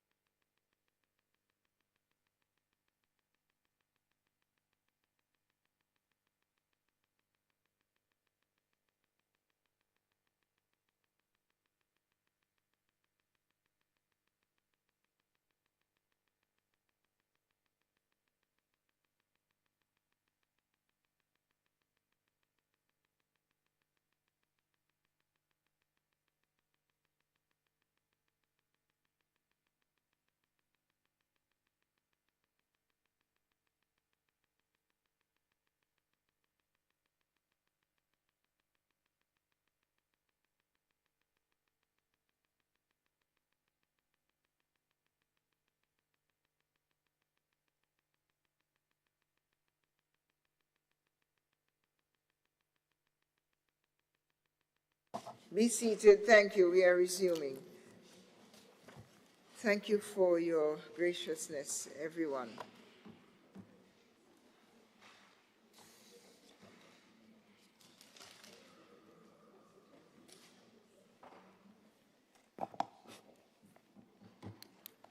And now I would like to offer the floor. But before I do, I want to urge, well, let me first indicate that we will aim to conclude at 6 o'clock today. And that does require, there are several slots after lunch, and I would want all the slots to be filled of speakers, an hour per person maximum, so that we make the progress that we should in terms of getting the debate timely delivered before we close on Thursday. I thank you in advance for your cooperation on both sides of the aisle. And now I offer the floor to the Leader of Government, the Leader of Opposition Business in the Senate, the Honorable man from Carriacou, Honorable Senator Nolan Cox. Senator Cox, you have the floor. Thank you. Thank you very much, Madam President. I see that you do have some maneuvering to do, but we are going to work with you. You will help me. As I always do, Madam President. Indeed. Madam President, let me first extend a warm welcome to all our visitors, especially our students who are here with us in the gallery. This is a very important exercise for our country, and especially for our young ones, as this motion before us paves the way for a number of things to happen in the country. But Madam President, I just want to commence by indicating how truly blessed I am to be here and to be endured by the mercies of the Heavenly Father, and recognizing that all things are possible through Him. Madam President, it is my understanding that the delayed presentation of this year's budget is attributed to the implementation of a new budget software and the impact, of course, of Hurricane Beryl. While the latter is indeed a significant event, it should have been an even greater reason, Madam President, for the timely preparation of the 2025 budget, given the urgent need for immediate investment in the economy to bolster an already sluggish recovery effort. Explanations, Madam President, that were provided do not justify such a delay in fulfilling one of the most critical responsibilities of the government to this nation. I remain steadfast, Madam President, in my assessment that the government attempts to achieve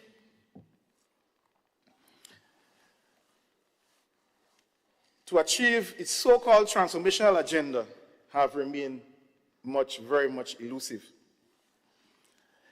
Therefore, Madam President, my contribution will focus on the reported achievements for 2024 and the outlined plans for 2025 as provided by the estimates. One of the beauties, Madam President, of the Parliament, when we debate this motion, we do have an opportunity to transcend into the other place where the motion commences, because I think it's important for us to capture everything, as this motion is very impactful and very important. The presentation of the 2025 budget was crafted much, Madam President, like a carnival masquerader. And I say that in the context that the mover of the motion is the Minister for Culture, so I think you'll understand much more, hence the reason why I use that. And just coming off a Carriacou Carnival, I think that again will help for all to understand when I use that description, kind of a masquerade. Madam President, this budget is designed to distract, disguise its true nature. Beneath the surface lies weak economic investment in the economy, enormous wastage, poor management, structural deficits, and an uninspiring economic outlook, Madam President. This budget does not embody the vision and hope required to propel Grenada's growth and development for the next 50. That I'm very convinced, Madam President, this budget is far short of that. Madam President, while I do not claim to be an expert in electrical engineering, I do know that faulty wiring can cause transformers to burn. Perhaps, Madam President, this is an apt analogy of the so-called transformation efforts that this government seem to be suffering from a similar fate. Madam President, the economy. The Grenadian economy has shown clear signs of slowing down. Even amid reconstruction efforts post-Hurricane Beryl, which should spur economic growth. Madam President, one of the fastest ways to grow any economy is through infrastructure development. And even with all this development that is taking place post-Beryl, we still have slow economic growth. According to the budget statement, page 11, GDP growth was 3.7% in 2024, and it's projected to be a mere 4% in 2025. Those are the numbers, Madam President. So I am not speaking by guess. These figures do not inspire confidence in a robust economic rebound, Madam President. It does not. Furthermore, we had several discussions on the whole issue of deficit budget. Madam President, I think we recognize that previously budgets were presented with deficits in this place. I mean, that is a fact. While some may say that it is not an issue, but I think it's important, Madam President, to highlight some clear things. And when I said that the presentation is a masquerade, I'll give you a little example. Madam President, on page 13 of the budget statement, figure 5.2, and coincidentally, the mover of the motion, leader of government business, actually read it out. He read it. And I was surprised that he read it and said that, and I'll quote, Madam President, what he said. I am pleased to report that the 2025 budget is fully financed. Yeah? Of note, the overall deficit of 337.4 million will be largely funded. Madam President, and I stop right here. We move from fully financed to largely financed. That is a difference, Madam President. He said largely financed, not fully financed, by a sum, a drawdown of 287.3 million. Madam President, I still see a shortfall of 50 million plus. So I stand corrected for some guidance on that going forward, on where the probably next 50 million plus is coming from. So it is a deficit budget, by nature and by construct. However, Madam President, when we consider historic shortfalls in grant funding and other unperforming revenue sources, this deficit can easily widen, Madam President. So it is of concern. Hence the reason why we do have a loan bill before us. Madam President, we understand the theatrics You don't want to give the context that you're borrowing to finance the budget, but that is the case, Madam President. A well-constructed budget should not merely reflect economic parameters. It must instill confidence in the business sector, provide comfort for investors, and offer hope for families across this nation. Madam President, the member did agree with me on that. Madam President, the only area where the government seems to be overperforming or overspending is on overseas travel for the bigwigs and the czars, Madam President. If you have a few czars around, every ministry have 2 and 3 advisors. Those are the czars, Madam President. That's where the performance is taking place. And we see just in 2024 alone, a sum of $8 million is spent on overseas travel, Madam President. While we hope for success of the government's economic strategy, the reality is, Madam President, the chosen pathway continues to create some of the most challenging economic conditions for businesses, investors, and ordinary citizens alike, Madam President. Madam President, I have to respond to a few mentions by the leader of government business. And one of them has to do with the Kuwana Bay, Madam President. If I could recall clearly, did say the Kuwana Bay matter was resolved, and there is work in terms of getting investors. Madam President, if I could recall some time back, there was a ceremony, and there was also an announcement of a transfer of the Rivera lot for a said investor. And of course, that investor should have acquired the Kuwana Bay and start moving forward with the development of the property. Now we are hearing that there is search for investors. Madam President, I hope some clarity can be brought on this matter, because I am somewhat confused, because I was hoping to hear that work will commence. So maybe the Attorney General in her deliberation can speak to that, because I know the chamber, her chambers, is part and parcel of those negotiations. And it was said that the Rivera lot was going to be used for, I think, the Heroes Pack or something of that nature. So I just wanted to raise that for some clarity, Madam President. Madam President, you also spoke about the strengthening of the parliamentary offices. When I heard he spoke about increases, I really thought we were getting another increase here, Madam President, because I know we deliberated that on the last budget. So when I hear he said it, I was a little bit excited. I said more money again, but worried too at the same time.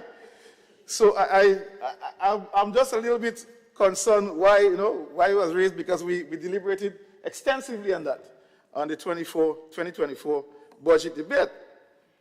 But as regards to the issue of a vehicle for the parliamentary office, I believe that has been proposed. Madam President, I could speak more with confidence in terms of Carriacou, and it's a major concern in the use of government, how government vehicles have been used. I mean, I can tell you, right now, there is clear evidence, I've seen it, government vehicles sleeping with people sleeping in government vehicles. It's like their own personal vehicles. So I think it is something that the ministry, the government need to look carefully into in terms of how government vehicles are being used and managed currently. Madam President, and I'll speak to the whole issue of unemployment in a little bit, but I want to speak to page 74 of the estimates of revenue and expenditure. And the document indicated that it shows that the table, that in terms of revenues for 2024, the government were able to amass about 1.6 in recurrent revenue, 1.6 million in recurrent revenues in 2024, largely due to a 500+ million revenue intake from the CBI, now branded IMA. Madam President, even with this increase in revenue, the government had serious difficulty in terms of implementing and executing some of its projects for 2024. Now we are seeing for 2025 a projection for less revenue, a drop to about 1.1 million, largely due again to a reduction in CBI and IMA projections. So I am somewhat confused, Madam President. How do they plan to achieve this? With less revenue, with less time to implement the budget, we are almost we're in Lent, we're getting ready for Easter. Madam President, I think the first quarter is getting ready to close off, and we have not commenced any implementation of the 25 budget as yet. So I am confused. How are we going to achieve what we seek to do with less funding and less time to implement? I think that is something that should be remember I said, Madam President, masquerade. Masquerade, Madam President. Madam President, you know, one of the things that stood out to me from the presentation is the issue of the Imani. And I want to take it up front. And sometimes, if you are not in a position to understand the challenges and limitations of some of our young folks and what the Imani program would have provided for them, we are not saying that the program is perfect. We are not saying that the program didn't have challenges. But, Madam President, to say that the program gave a false assurance is a false statement. Madam President, the young men and women who are now chefs today, the young men and women who are now engineers today, the young men and women who are working in various institutions and organizations who came through the ranks of the Imani program, I don't understand how are you saying that their achievement through the program is one that gives a false assurance. I don't get it. I don't understand it. Madam President, this program, with all its inadequacies, would have created immense opportunities for a number of young men and women in this country, and that's a fact, Madam President. Madam President, employment. Madam President, in reviewing the medium-term fiscal framework and other related reports, Madam President, this paints a very troubling picture for our nation's economic management.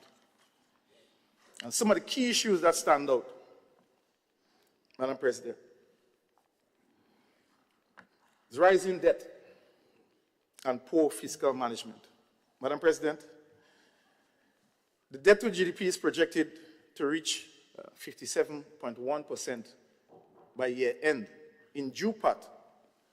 That's government's report to Beryl's response. Madam President, I am saying this in the context that the member presented that debt is going down. But the document presented by the Ministry of Finance saying that the debt is increasing. So I am not sure if the presenter of the motion, Madam President, actually saw this. So I wanted to raise that so that he understands that debt is not going down. Debt is increasing. That is the Ministry of Finance projections. And Madam President, this debt is increasing despite this government receiving $118 million payout 14 days after the hurricane. Despite that, debt is still increasing. Madam President, this raises serious questions about the fiscal responsibility and management at this current time. Madam President, inflation. The issue of inflation has continued to be a thorn not just in the backs, but in the pockets of every citizen, especially persons living in burial-ravaged communities. Madam President, the report states that the same medium-term fiscal report states that food inflation remains high at 3.6%. Steep food prices rises while fuel inflation saw a modest decline. Madam President, those are the words of the Ministry of Finance. Not my words. That is the words of the Ministry of Finance. It is clear that inflation is an issue of major concern. And Madam President, I heard in the presentation, in the budget statement, and I smiled because I recall, in terms of the fiscal measures to deal with inflation and cost of living,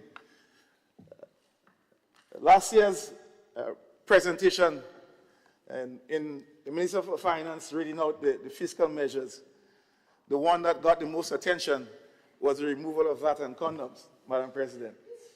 This year, the one that really had the chamber ruling was removal of VAT and panty liners, Madam President. That is what is receiving most attention, Madam President. That is what is in the document. That is what was presented.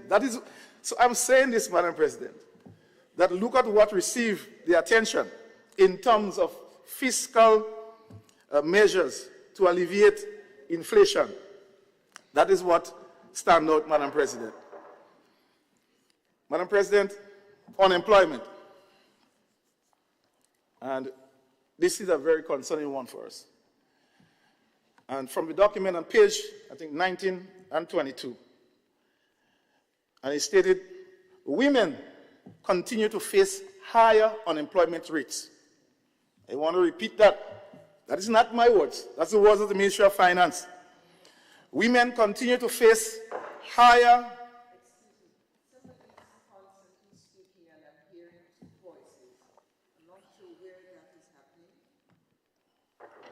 Sorry. That's all right. Only one speaker should be heard, and that's because only one speaker should be speaking. Thank you. Continue. Thank you, Madam President. Women continue to face higher unemployment rates of 15.8% compared to men, 7.2%. Youth unemployment, again, Madam President, youth unemployment crisis persists, within the ages of 15 to 24, suffering the highest rates of joblessness in this country. Those are not my figures, Madam President. That is the figures of this government, this administration, this Ministry of Finance. And so I'm only stating what you presented here. So, Madam President, I hope I do not get any knock for that. I didn't make up these numbers, Madam President. Madam President, I said in the context that this government tout investing in young people. They tout putting young people first and investing in them now. But the numbers do not reflect, Madam President. Masquerade. Madam President, little or no progress has been made since the 2023 Labour Force Survey, showing a clear lack of strategic intervention. Madam President. Madam President, on page 12 of the same document, and that has to do with the investment by migration. Madam President, it is important for us to look at these numbers. It's important for us to highlight them in context of what is taking place or what is not happening. So this, Madam President, the newly rebranded IMA, formerly called the Citizenship by Investment Program, reported a whopping 58.5% revenue increase in 2024. Some 553 million plus collected, Madam President. But what is most alarming, not a single new project, Madam President, has been initiated. Not one single new investment. Even after having record revenues from the investment by migration, not a single investment Madam President. So it's very concerning for me. It's very concerning. So the question is, where is the accountability? Where are the tangible benefits for persons, Madam President? Madam President, we come back to the youth.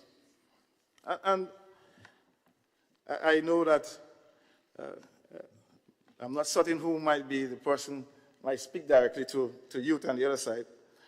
But it must be concerning for the Ministry of Youth. I'm quite certain it must be concerning.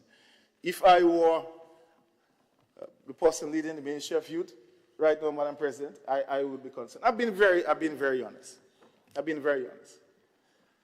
We've seen, Madam President, what is presented. A 31.5% cut in youth investment. That is the numbers. I am not making these numbers up. There might be some other investment. I don't know. But I'm only presenting what is before us, Madam President. The Division of Youth budget was slashed by 14.2 million. And that is equivalent to that percentage among that I highlighted. Madam President, the question is, what is the message are we sending if less investment is made in young people? How we expect to address youth unemployment?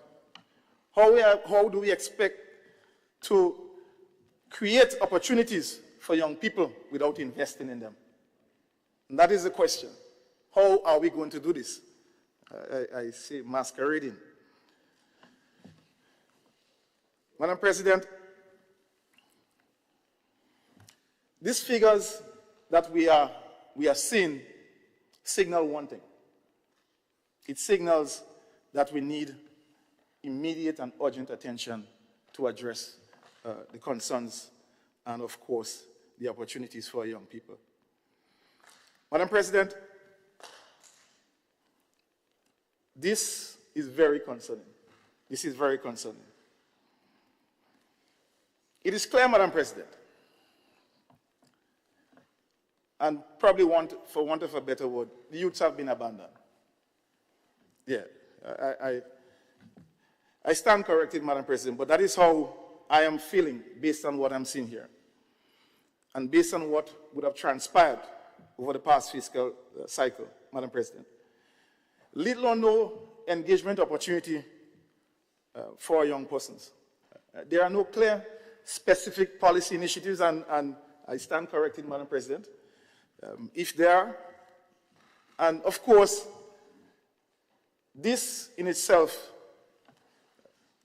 put a hurdle, Madam President, if not a stumbling block, in the pathway of our young persons who, of course, want to realize their dreams and aspirations, Madam President.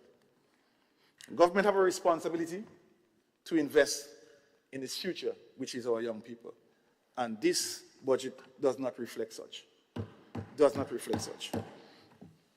Madam President, I want to move on to healthcare. And, you know, for me, Madam President, and I'm speaking for me personally, my personal opinion, this is one of the sectors that every time I speak in this place, I am somewhat guarded as to how far I go, understanding the implications, understanding what healthcare means in the context of a nation. It transcends aisles, it transcends political parties, it transcends social class, Madam President, because we all will get sick at some point in time, Madam President. So when I stand here and make comments in the context of the Ministry of Health, I make them in an honest, genuine, and meaningful way, Madam President. And I'm saying this, that where we are right now, it is scary and unacceptable, Madam President. It is. We understand that healthcare has been a challenge, not only just for this country, Madam President, but many countries. But it's a fact that what was inherited was a good enough platform for this government to build on, but they deteriorated it, Madam President. And we have evidence to show, Madam President, to show. Madam President, time and time again, we have seen that the new National Party administration have to come and do the hard things, deal with the difficult projects, Madam President. We have, our resume shows that we as a party in government would have made the most investment in healthcare in this country, Madam President. Madam President, you know, time is a funny thing. You know, time is a funny thing. But if there was a direct correlation between time and performance, then I could say so. But that is not the case. There are persons who hold certain positions and responsibilities for years and they have not done nothing. And there are persons who have held it in a shorter time frame and would have performed. So the issue is not about time, Madam President. The issue is about commitment. The issue is about competence. And we have shown that, Madam President. We have shown that. I'm hearing comments. That's fine, Madam President. No, it's not fine. Yeah, it's fine. It's fine. Don't worry. Can we listen, taking notes if I have to? School, the rules are there. We are operating under the rules of the debate. From Standing Order number 38, 41 on decorum, 42 on the duties of the presiding officers, and so on. I didn't want to discuss this. I can't follow the trend of conversation when there's a commentary in place. Can we please?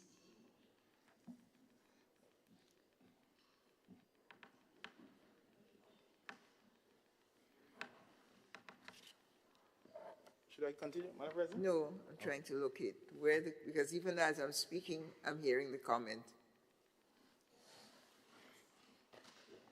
So a reminder of visitors, do not comment, you have to listen. You don't have the privilege of commenting. And for our colleagues, they already know the rule. Thank you. Continue. Thank you very much, Madam President. Madam President, my colleagues knocked the table over there, you know, and I was expecting that. You know, I think they don't understand everything I do is deliberate and purposeful. Madam President, I was expecting that. And they knocked the table in the context that the National Party administration has been in government for a longer period than the NDC administration. I think it's probably coming up on 13 to 23. Madam President, but there's a reason why we were given that time, Madam President. It's not my guess. There was a clear reason. Because the better choice had the longer time to serve. And that's a fact. That's a fact, Madam President. So don't get so excited, Madam President, through you, Madam President, and the other side. Madam President, we can speak of some of the achievements because I think it's important. It's important, Madam President. It's important to address the context in which we speak as regards to healthcare. Madam President, our new hospital wing, accidents and emergency. We have a new dialysis unit. Yeah, Madam President? Diagnostic radiology unit.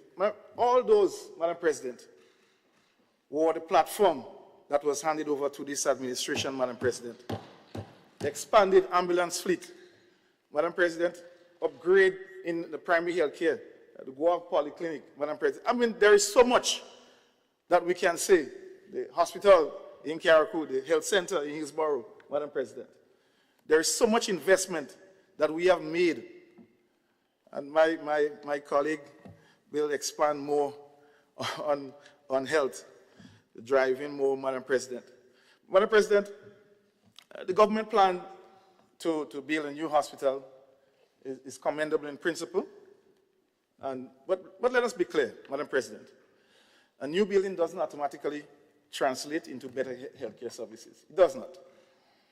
The core issues in healthcare are not merely physical infrastructure, Madam President, but they are more softer issues, Madam President, such as human resources, service efficiency, and unclear policy direction. Madam President, even more concerning is this government's poor track record in implementing infrastructure projects. Poor track record. Poor track record.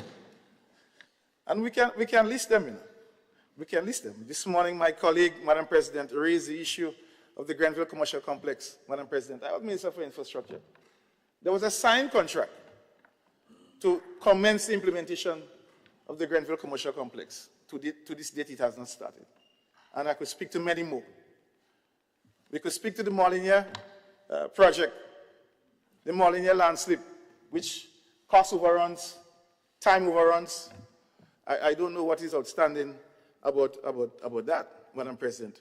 Probably more than twice the amount, Madam President. But Madam President, when we build, Madam President, we are blamed for being a concrete government, Madam President. But Madam President, we are confident that the investment that we have made have really and truly helped this country to go. We made investment in sports, Madam President. I mean, you name it, roads and other infrastructures. Madam President, we can speak to, in the case of Carriacou, desalination plants. I mean, it's just numerous, Madam President, numerous to mention. And those things are transformative, Madam President. Madam President, the real crisis in our healthcare system today is not just about buildings, but it's about the acute shortage of medical professionals, Madam President. It is a major concern. It is a major concern. Our nurses and doctors have been forced to work double shifts just to keep the system running. It's really tough, Madam President. And what does this lead to? This overburdening of the staff has led to burnout among healthcare workers, reduced quality of patient care, long wait times for essential services, just to name a few, Madam President. So, Madam President, these are some critical issues. The calls from the public is deafening, Madam President. The public is not satisfied with our current healthcare services. They are not satisfied, especially within our hospitals and clinics. Madam President, despite the large budget allocations, last year and previous years by this administration, over the past 3 years, Madam President, this system has not worked. It has not improved, Madam President. It has not improved. And no amount of meandering can get away from that. So something needs to be done, Madam President. Something needs to be done. Even, Madam President, more shocking is the staggering under-implementation of the health budget. Last year, we had a 24 million unspent. No, last year, the year before last, we had 27 million unspent, Madam President. And last fiscal cycle, it went down a little bit to 24 million unspent. So you could see a recurring trend there, Madam President, in excess of $20 million not being spent every year in such an important sector. I thought we'd want to see overspending as we are seeing on those luxurious overseas travel, Madam President. This is consistent. This is a consistent failure, Madam President, to utilize those funds effectively should serve as a warning, Madam President, as the government seeks to build this new hospital. They need to focus on why this implementation is not taking place. And maybe the pipeline might block. So we have to look into that. Madam President, I just don't stand here and just critique, but Madam President, I think it's important that we offer suggestions how we move forward. Madam President, in terms of a strategic approach going forward, we believe that a strategic focus will be strengthening on the primary health care, Madam President, investing in primary health care. By investing in preventative and community-based care, we can reduce burdens on the hospital. We can improve early diagnosis and treatment and provide better health care outcomes for all Grenadians, Madam President. That is what we suggested. However, given this administration's poor track record on healthcare delivery, it is no surprise that this sector continues to decline, Madam President. Madam President, healthcare is not a luxury. It is a fundamental right. And that is the words from the 2022 budget presentation. I remember, Madam President. So I just reiterate for us to remember. Madam President, infrastructure development. There is not much I can say because not much going on there, Madam President, in infrastructure development. You know, a lot of key major projects either not started on what is being worked on, is either delayed. Madam President, this is critical. You know, our roads, I don't even know where to start. And I guess as much every commuter on the roadway don't even know where to pass to as well, Madam President. We all can resonate that our roads are terrible, terrible. We have not heard any concretized plans to address them, but what we recognize is more remedial work, patching. That is what from the budget, that is what I capture. I stand corrected if there are any specific project to treat with our roadways, Madam President. I stand corrected. Madam President, you know, in the other place, there was a presentation about lights and lighting playing field. I mean, I couldn't believe. I mean, I wasn't sure I was watching the same. You know, because I recall, Madam President, in the Springs playing field, I was there when we started digging the foundations for the poles to be erected. So I don't know how all of a sudden the lighting of the playing fields become an achievement for that individual, Madam President. Of course, he turned on the switch for the lights. I think he's mistaken in his explanation, what he really wants to say. So if he come and he said that he was able to turn on the lights, I agree, yeah, he turned on the lights. But to say that you're responsible for lighting the playing fields, Madam President, I think that is gross untruth and gross misleading the public when you do that, Madam President. And you know, Madam President, the largest playing field, that is the first playing field in the country where you can play cricket at night. I didn't hear the member who is a resident of St. David spoke about that, you know. So, but there is an effort to light the cricket stadium. But coincidentally, Madam President, there are table knocks about lighting the cricket stadium. But when the government had an opportunity to bring cricket to Grenada, they failed to invest to bring cricket to Grenada. They failed. Cricket was right in St. Vincent. I mean, we have a state-of-the-art cricket stadium, and you want to bring a cricket game to Grenada. Madam President, from reports, support and investment in cricket in this country is at its lowest. It's at its lowest. So I don't know what is all this excitement about lighting the playing field, the stadium, the cricket stadium, when your actions are not in line with such, Madam President. You know, Madam President, the member who was presenting about the lights, you know, in the other place, and he was going down the line of achievements. You know what? I laugh. He was using the word check and check and check. Madam President, I laugh because I know he's familiar with checks. You know, I don't know if he's that type of check, but I know he's very familiar with checks. Maybe the robbery ones, Madam President. So I find it very, very interesting that he used the word check. You know, so I just wanted to raise that. Yeah, Madam President. Madam President, I want to move to agriculture, Madam President. And my colleague is here, and I'm certain that he will have a painful time presenting for agriculture. And you see, he's despondent where he's. I'm looking at him right now, Madam President, and he's not even well. He don't even know where to look, what to look. He ain't seeing anything for the farmers. You know, but I just want to say that.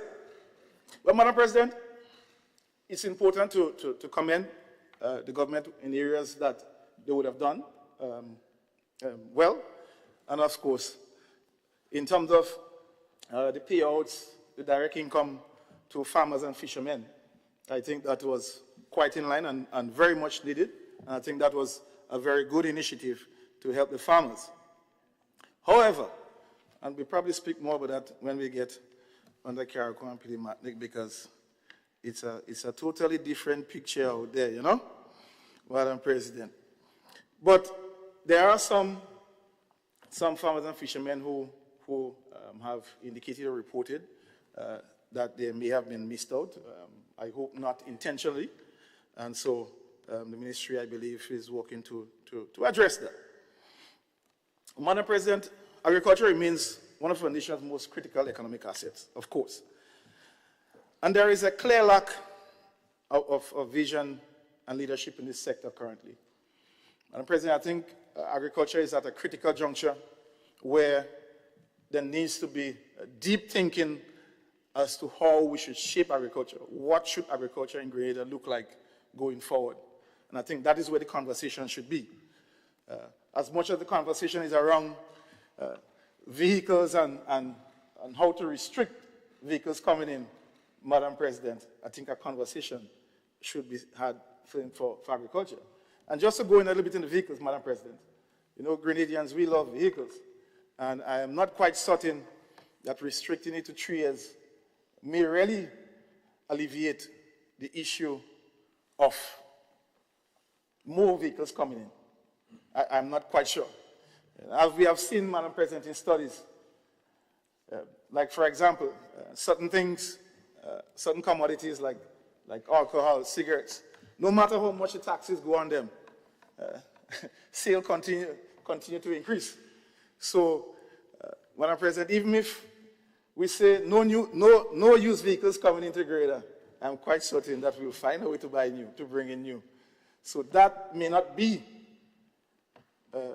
the issue, the matter to address the issue of the congestion of the roads, Madam President. But we may also have to look at the issue of additional roadways, maybe a new highway, a new bridge, whatever the case may be, supplementary roads to help alleviate the traffic. I just raise it for what it's worth, Madam President. Madam President, I must acknowledge and express support for the government importation of the new breeding stock to help improve livestock production, and particularly so important for Carriacou and Petite Martinique, because livestock production is one of our key pet peeves, Madam President. This is a positive step, but it stands as an exception rather than the rule. The implementation of key projects in the ministry, Madam President, the Ministry of Agriculture, continues to fall below standard. Madam President, underperformance has become the norm, and this is clearly reflected in the budget execution. For example, Madam President, 2 million was allocated to boost the poultry sector, yet less than half was spent, was invested. At the same time, Madam President, and this is important for us to understand, and maybe to reiterate what government ought not to be doing. At the same time, Madam President, we're seeing excessive spending in excess of $8 million in overseas travel for the big wigs and the czars, Madam President. Madam President, even more alarming, despite the rising demand for eggs and poultry products, Madam President, you know that there is a current outbreak of bird flu in some countries currently. The cost of eggs in the United States is so much so that families are coming out and saying that, look, 3 weeks now, somebody was in an interview, said, 3 weeks now I haven't eaten any eggs. So now they actually go into the store and not buying a dozen eggs, but buying 2 and 3 eggs, 4 eggs, Madam President. That is the reality. So even with that, Madam President, in some countries, the 2025 budget for poultry was cut by 50%. That's it. I'm helping my still around in trees papers, Madam President. I tell you, I know he has a lot to chew of this. This is a contradiction to what is required, Madam President. Given the global and regional food security concerns, I think this needs to be looked into. Madam President, cannabis. And I think it's very important that I raise the issue of cannabis. Because I could remember in this honorable place, Madam President, my leader for government business, he thought we're going to fully legalize, Madam President, we see a major policy shift in how this government plans to treat with the cannabis industry. Madam President, the NMP administration was very clear on our position regarding cannabis. We had done our research, we had done our consultations, and one that it was aligned with national development priorities, society concerns, and values, Madam President. And after careful deliberation, we chose the path of decriminalization and not full legalization. As this current administration once boasted that it would implement full legalization of cannabis. Today, Madam President, however, the NDC government has followed our approach.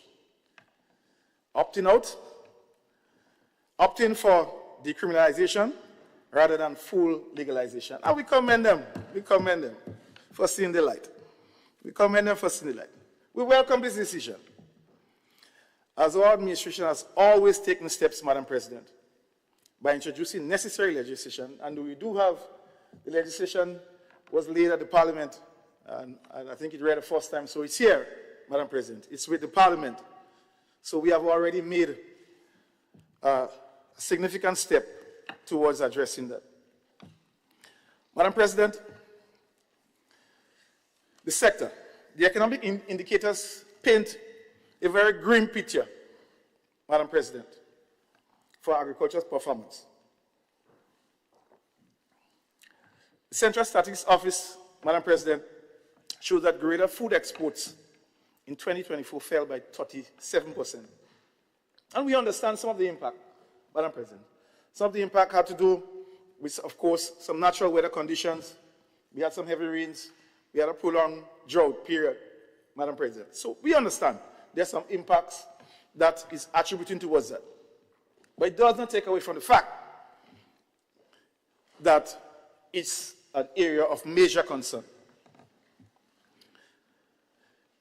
The medium-term economic fiscal strategy report shows, Madam President, that the average drop in agricultural production is as much as 25%. Madam President, our farmers continue to lose confidence.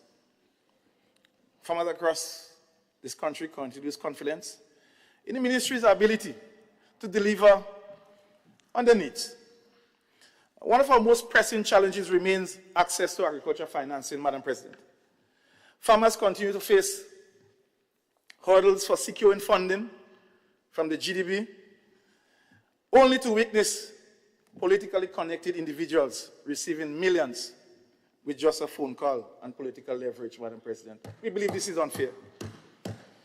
We believe it is unfair. Madam President, I am very tempted to use some Trump nickname as we go along, Madam President. But, you know, we will probably leave some of that for another time, Madam President. Madam President, the question is asked, is this fair? Is this fair for our farmers to have such difficulty in being able to access financing for development? Madam President, the issue of Pridia Larceny, and my brother here, I know that he doesn't know where to start today. I don't know. Madam President, Pridia Larceny continues to be a major issue, and I believe that there's a clear opportunity for the government to do more to support the farmers in this sector. Madam President, there were numerous discussions around the whole issue of the Sargassum seaweed management. And government failed, Madam President, to spend and allocated $600,000 to address this critical issue that was allocated. And not just failed to spend, but Madam President, ironically, we hosted an international symposium on Sargassum. And we had a funding allocation for Sargassum, and we didn't spend a cent. But we took the lead. We set ourselves as the leaders on the issue of Sargassum. And we have not done anything, Madam President. I know that there was a lot of talk about the nets trapping the Sargassum outside, Madam President, and I know also there was another recommendation to use the Grand Lake crane trucks to hold the mango tree and shake the mango tree and collect the mango. I mean, oh gosh. Anyway, but Madam President, you know, I say this because sometimes those statements are made and we do not listen and pay attention in terms of the practicality of getting those things done. And it goes back to the word of being masquerade, Madam President. However, Madam President, the issue of Sargassum still remains a critical issue. Climate resilience. Madam President, when it comes to climate resilience, this situation is equally disappointing in terms of performance. Of the $4.4 million budgeted for climate resilience and the Agriculture Integrated Management Project, not a single cent was spent. Remember, Madam President, I stood in this house in 2022 and I said the plan to establish a ministry for implementation was not needed. What was required is, and I stand today and I maintain that, Madam President, a strong department for implementation can do as good a job or even better than having the expense of a new ministry, Madam President. I stand on that. I stand on that. What is the implementation rate for 2024, Madam President? I think it'd be good for us to know, Madam President. Despite food security being under serious threat, $359,000 was spent of 9.1 million budgeted, Madam President. Those are the numbers. Those are the numbers. We are not making them up. Yeah? If we make them up, it's because the Ministry of Finance make them up. And if we make an error, it's because it's an error on their part, Madam President. Madam President, how does the government justify this level of implementation failure? That is the question. How do you justify that? And my brother, I see messaging somebody. I think he might call up the farmers right now, Madam President. In hearing this is just a snapshot of what is before us, Madam President. Madam President, where is the pipeline ministry? I don't know. Where is the ministry that's responsible for ensuring that these projects are implemented? Where is the ministry?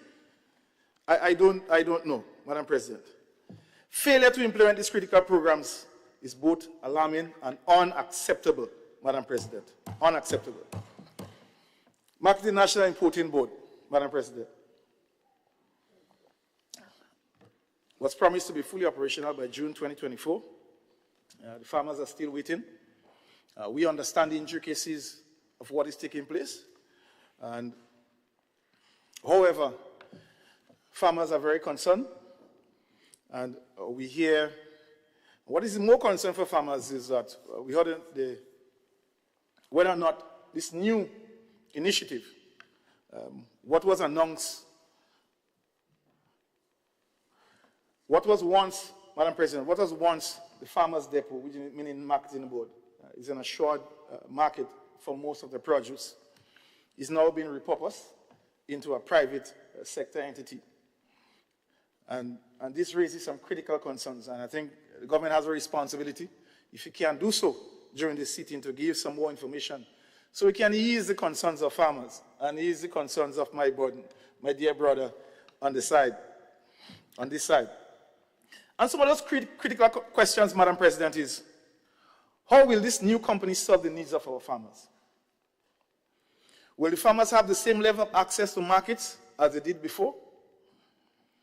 What are the safeguards in place to prevent exploitation of small farmers? Those are some of the pivotal questions that is before us as we move towards this new private sector-led entity. So, Madam President, there are more questions than answers. While farmers continue to struggle with market access and face uncertainty in their future, Madam President, agriculture is the backbone of our economy, but the government has consistently failed to provide the support and leadership that our farmers desperately need. This cannot continue, Madam President. We need to fix this. We need to fix this. Madam President, I want to go into Carriacou and Petit Matlik and in the context of burial, Madam President, because I think the basis for a lot of the actions that this budget and how it is constructed, it is based on the burial recovery, Madam President. Madam President, the government, in its wisdom, decided to suspend sections of the FRA so as not to be paying, servicing the debt. But it's important for us to let the public know that suspending of the debt doesn't mean that it doesn't have to be paid. It will have to be paid at some point in time, Madam President. But what is most contradictory is that the government take these initiatives to strengthen its hand from a fiscal standpoint. But at the same time, the government has reinstated VAT on building materials in Carriacou for persons who are still unable to build a roof. And that's a fact. Go to any of the hardware stores right now, and they will tell you that they were informed that VAT will be reinstituted. So the measure that the government currently have in place where somebody receives $15,000 worth of material, Madam President, that now will worth about $12,000. Once VAT is applied to it, that person will only receive about $12,000 plus support. That is the implications that it is having.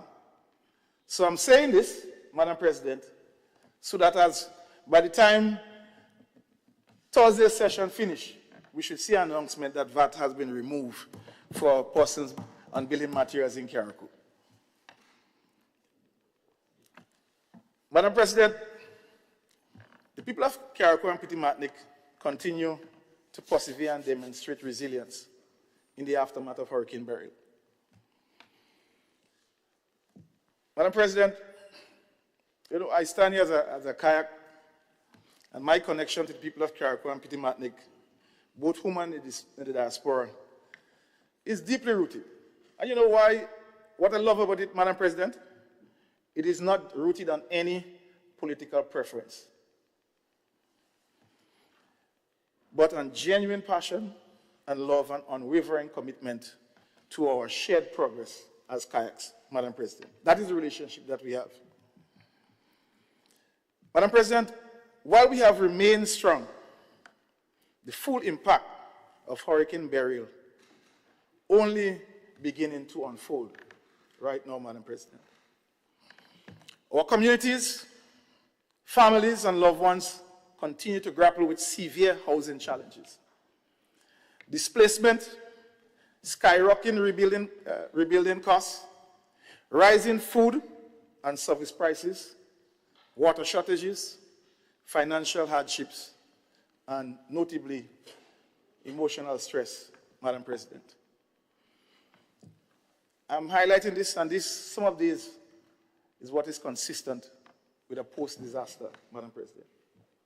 So we are no stranger to it. And I'm saying this in the context for the government to understand and appreciate what is really taking place. But a lot of what is happening, Madam President, and we'll dive more into that, is a bit misleading to some extent, Madam President. The impression that is given that everything is all good and well in Carriacou, Madam President. We are reopening, we are building, we're rebuilding, and we're coping. But, Madam President, every time somebody comes to Carriacou for the first time, their utterance to me is that, Cox, you know, I really thought he had more roofs that were fixing. I didn't realize so much people in this situation still. That is the constant utterances. And I'm quite certain there are persons on the other side who would have heard that themselves, Madam President. And that's the fact. And so I say this in the context of when we make statements about our recovery process, we should not mislead people. We should not mislead people. What that does, Madam President, it creates a hindrance where we could have gotten some support or more support. Because if I believe that everything is all good and well with you, I wouldn't look to assist you. Would I? I would not. But if I don't have an understanding that you're recovering and you have some challenges and you need support in several areas, then I can seek to help. But when you give a picture that everything is all good and well, everything is back to normal, then no one will really look to assist you. So, Madam President, I say this in the context that we have to be responsible in our utterances. Madam President, despite those challenges, we continue to adapt to our new reality, demonstrating resilience, hope, as we navigate through this slow and sluggish recovery process, Madam President. But I wish to commend the government, Madam President, for its support to our students in Carriacou and Petit Martinique, in Tamsis in particular, and some of our secondary school students, and senior citizens in the aftermath of the hurricane, and who had to be brought down, and support was given to them. Madam President, this was necessary and needed, and I must commend them for that. But I have yet, Madam President, and I keep calling for this, to see or hear any concrete plans for restoration or reconstruction of the Tamsis Carriacou branch, Madam President. The Minister for Education is here. Maybe he might have some updates for us on the branch, because I have not seen anything on, and I haven't heard any announcement of that. That is a very important institution for our islands, Madam President, and I'm calling to ensure that we get back our Tamsis branch, Madam President. And education, Madam President, is the foundation of progress. Education is the universal key to come out of poverty, Madam President. So it is imperative that we restore and enhance that facility, not just to resume operations, but a clear opportunity to expand more opportunities, particularly in skill-based training, and that will empower more young people in Carriacou and Petit Martinique, Madam President. So that is our call. Madam President, I urge the government to prioritize this crucial matter. Madam President, 14 days after the passage of Hurricane Beryl, this government benefited from the foresight of the new National Party administration in subscribing through the CRIF insurance facility, Madam President, $118 million. That is no small amount of money, Madam President. We cannot trivialize that. That has really given the government a strong hand for response, Madam President. And we are proud of that. We are proud and pleased that we're able to do so because of our decisions and policies. Madam President, this is one of the largest and maybe most timely and convenient form of financial support any government can receive in the aftermath of any disaster. Madam President, however, serious questions remain among the residents of Carriacou and Petit Martinique. And a lot of the question, just to put in local parlance, Madam President, is where the money gone? That is the question. And I'll expand, Madam President. And we're not implying anything. But I'm only expressing how people feel, Madam President. They believe that Carriacou and Petit Martinique getting the worst of the damages, Madam President. In relation to the amount of monies that were collected, the response and support, they believe, does not match, Madam President. That is what they believe, Madam President. That is the feeling, Madam President.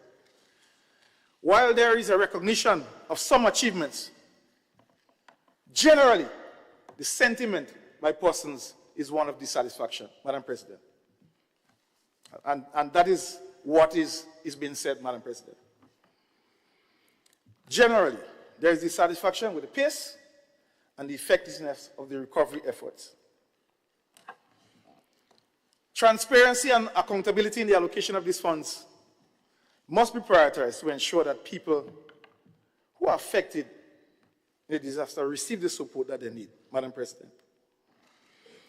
When it comes to housing support for those affected, Madam President, and I maintain that, it has been ad hoc, and the reason for that, Madam President, the Ministry, or NAVMA, the government, has not at any point in time released any real numbers as to how much homes that were destroyed or damaged in Carriacou and Petit Martinique. Up to this date, we have not heard any real numbers. What we have heard was a guesstimation, that 90% or 95%. There is a clear opportunity, Madam President. With real numbers, it gives you an opportunity to have a more targeted and specific response, Madam President. And so much so, we're in the age of technology. Those homes could have even been geo-referenced and tagged with the specific analysis in terms of how much cost in the homes, what damage that they had, Madam President. And likewise, response could have gone easily to those. But the response, I'm telling you, Madam President, unfortunately and sadly, is going based on how they feel about you, whether or not they believe that they have your support at the next elections, your name will go up on the top of the list. If they believe that they don't have your support, Madam President, your name may come off the list, and if it stays, you will not be treated with. And that is the fact. That is what is happening in Carriacou and Petit Martinique, Madam President. And nobody can tell me otherwise. There's too much reports, Madam President. There's too much evidence to show what is happening, Madam President.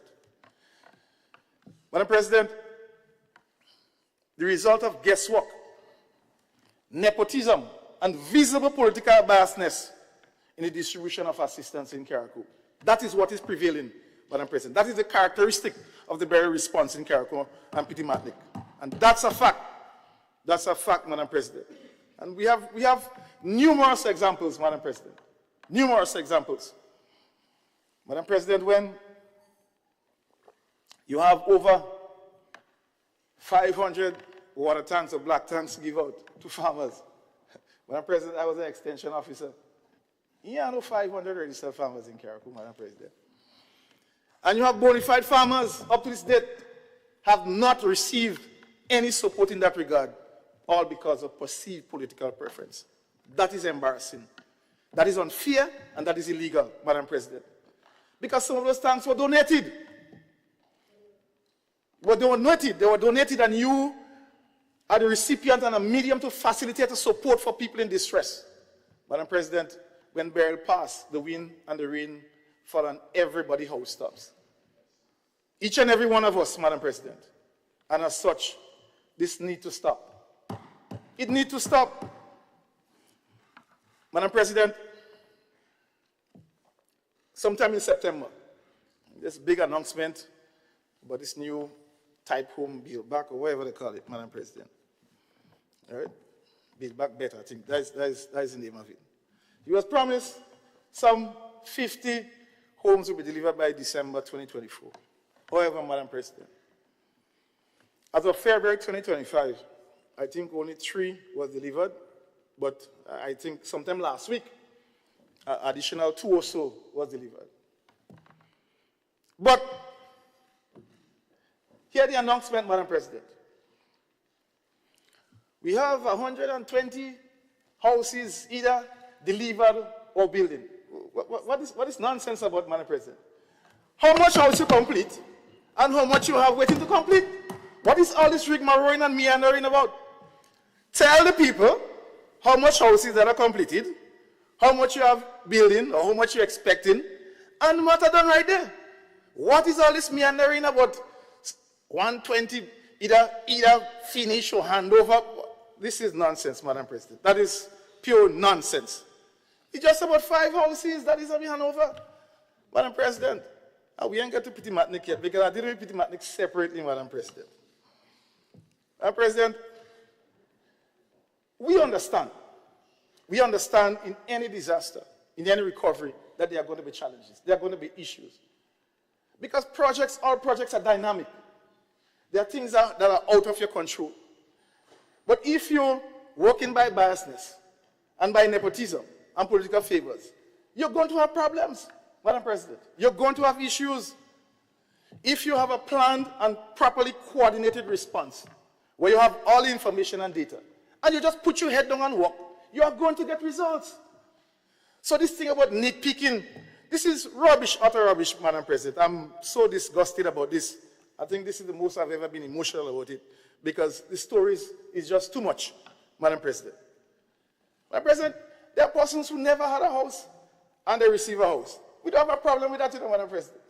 I don't have a problem if somebody receives a house now and they never had one before. But you have people, you have families that don't have, they had a house and they lost it, and either they stayed by someone, they won their tent, and just because of their political preference, you just ignore it. And this is disgusting, Madam President. This is disgusting. And for what it was. And you know what is even more sad? Somebody stand up and say that is leadership. That is leadership? Is that leadership, Madam President? I don't know. I don't know. I am very, very, very disturbed with that. Madam President, the farmers. You know, tell me, Madam President, what could you do with a water tank? More than put it to catch water. What can you do with a water tank, Madam President? More than to put it to catch water, either to shower, to cook, or to feed yourself. So what is this thing about denying persons an opportunity to receive a catchment? Carriacou is devastated. So much roofs are gone. What is this thing? What is a black tank? I don't understand. I don't understand. People have to be calling, going backward and forth. Madam President, this really needs to be looked into. And maybe that is the reason why we probably had a change in permanent secretary. I don't know, maybe the DFL government might speak to that, why there was a sudden shift in the senior public servant in Carriacou. Maybe, I don't know. I'm just guessing, Madam President. Madam President, if this is what you call great leadership, then Carriacou and Petit Matnik in a lot of trouble. A lot of trouble. Yeah. And the question is, leadership for whom? I don't know. It cannot be for all, Madam President. Madam President, numerous bona fide fishermen whose registered fishing boat, decked out for fishing, a registered fishing boat, were damaged and destroyed. and they were denied, their names were removed from the list. And that's a fact, Madam President. The names were removed from the list. Bona fide fishing boat owners. Why do we have to do that? Yeah? Why do we have to do that? I don't get it. I don't get it. Yet, there are a number of bona fide fishermen who have not received support and assistance. I understand that efforts have been made to remedy that. So let's hope that the fishermen get the support that they greatly deserve. And yet, for all, Madam President, they stand up and they say, look at leadership, great leadership. Madam President, I don't know. But let's go ahead. Let's go ahead. It's a new crisis that's starting after Berlin, Madam President. It's another crisis, an internal crisis, a human crisis, Madam President. And let me go ahead, Madam President. I'll go ahead. Madam President, additionally, despite repeated advice against using our playing fields to dump the debris as debris sites, this warning went ignored. Ignored, Madam President. I could see when he was down in the first field, fine, you could have get away with that. And after the calls not to use the playing fields, who tell you to say that? Now they start to use playing fields self. One after the next, they just keep throwing in the playing fields. Madam President, as a result, our playing fields remain unusable and may stay that way for a while. Even after relocating some of the debris, Madam President, I just want to say that there's only one playing field, which is the mini stadium, that was not really escaped the rot of the debris. And the reason why they escaped is because the Samaritan's Purse Field Hospital was set up at the entrance of the stadium. That is the only reason why. That's the only reason why that field get away. Trust me, Madam President, when I tell you that. Madam President, even after relocating some of the debris to Harveyville, which has now become the main dumping site, the situation remains critical. And you know, I heard that they were talking about, we ain't talking about the garbage anymore. Madam President, people will get tired, you know. People will get tired because if I talk to you once, twice, 3 times, anytime you hear I ain't talking again, it's because I don't talk. It's because I'm fed up, Madam President. It doesn't mean that, well, I'm happy. It's just because I'm fed up. Madam President, and we hear a lot about 9 months. That was it. In 9 months, so much happened. 9 months, and then 98% of Carriacou cleanup.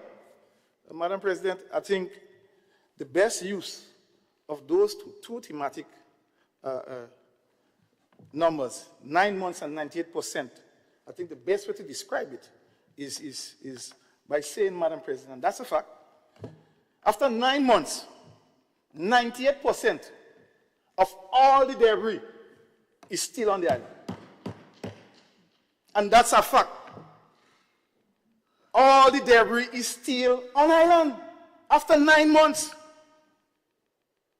So, 9 months and 98%. 98% of all the debris is in both fields, Harveyville and Hillsborough Plainfield. So, Madam President, we like 9 months and 98%, so let us figure it out.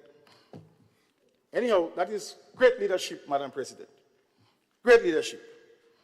Yeah, that's what great leadership looks like. Madam President, you know, I recall sometime in 2020, 2021, the former parliamentary for Carriacou, Petite Martinique, in her wisdom and judgment, decided to work on a project to restore the botanical gardens in Hillsborough. What? Water couldn't wash her, Madam President. Is what they say. Water couldn't wash her. Madam President, in 2025, the only place that we have suitable to host cultural events, social events, and even national events like our independence is in the same botanical gardens. The same botanical gardens that they run down and condemn, Madam President. Madam President, I take this opportunity to thank Mrs. Kendra Magistrate for her vision and fortitude. And I leave it right there, Madam President. Unfortunately, Madam President, the development of sports on the island will suffer in the coming years, unfortunately.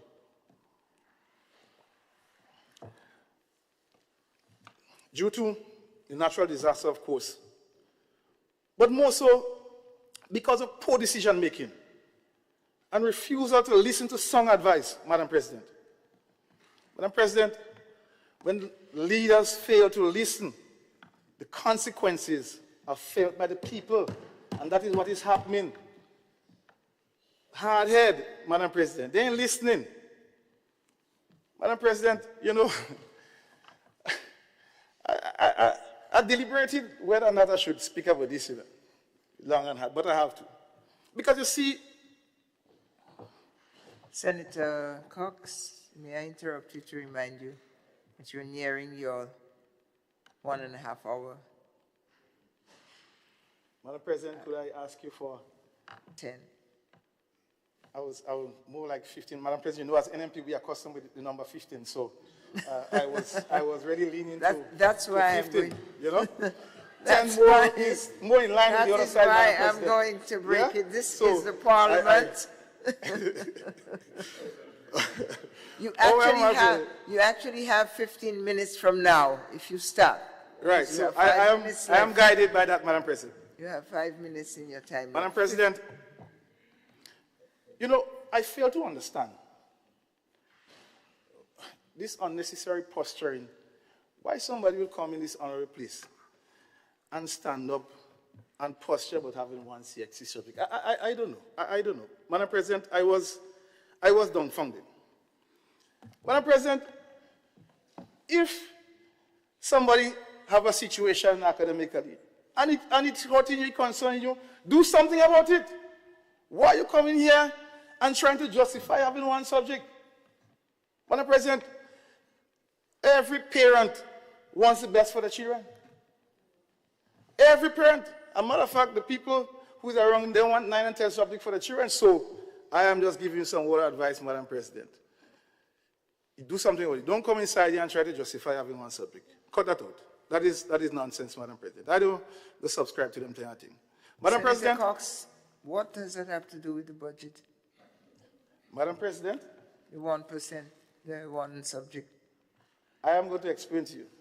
A point has been made Connect it or that leave because, it. Or leave it alone. yes, no, Madam President, you want clarity? I'm happy to go further. Connect it or leave it alone. I'm connecting it because, Madam President, the point was made about being a great leader.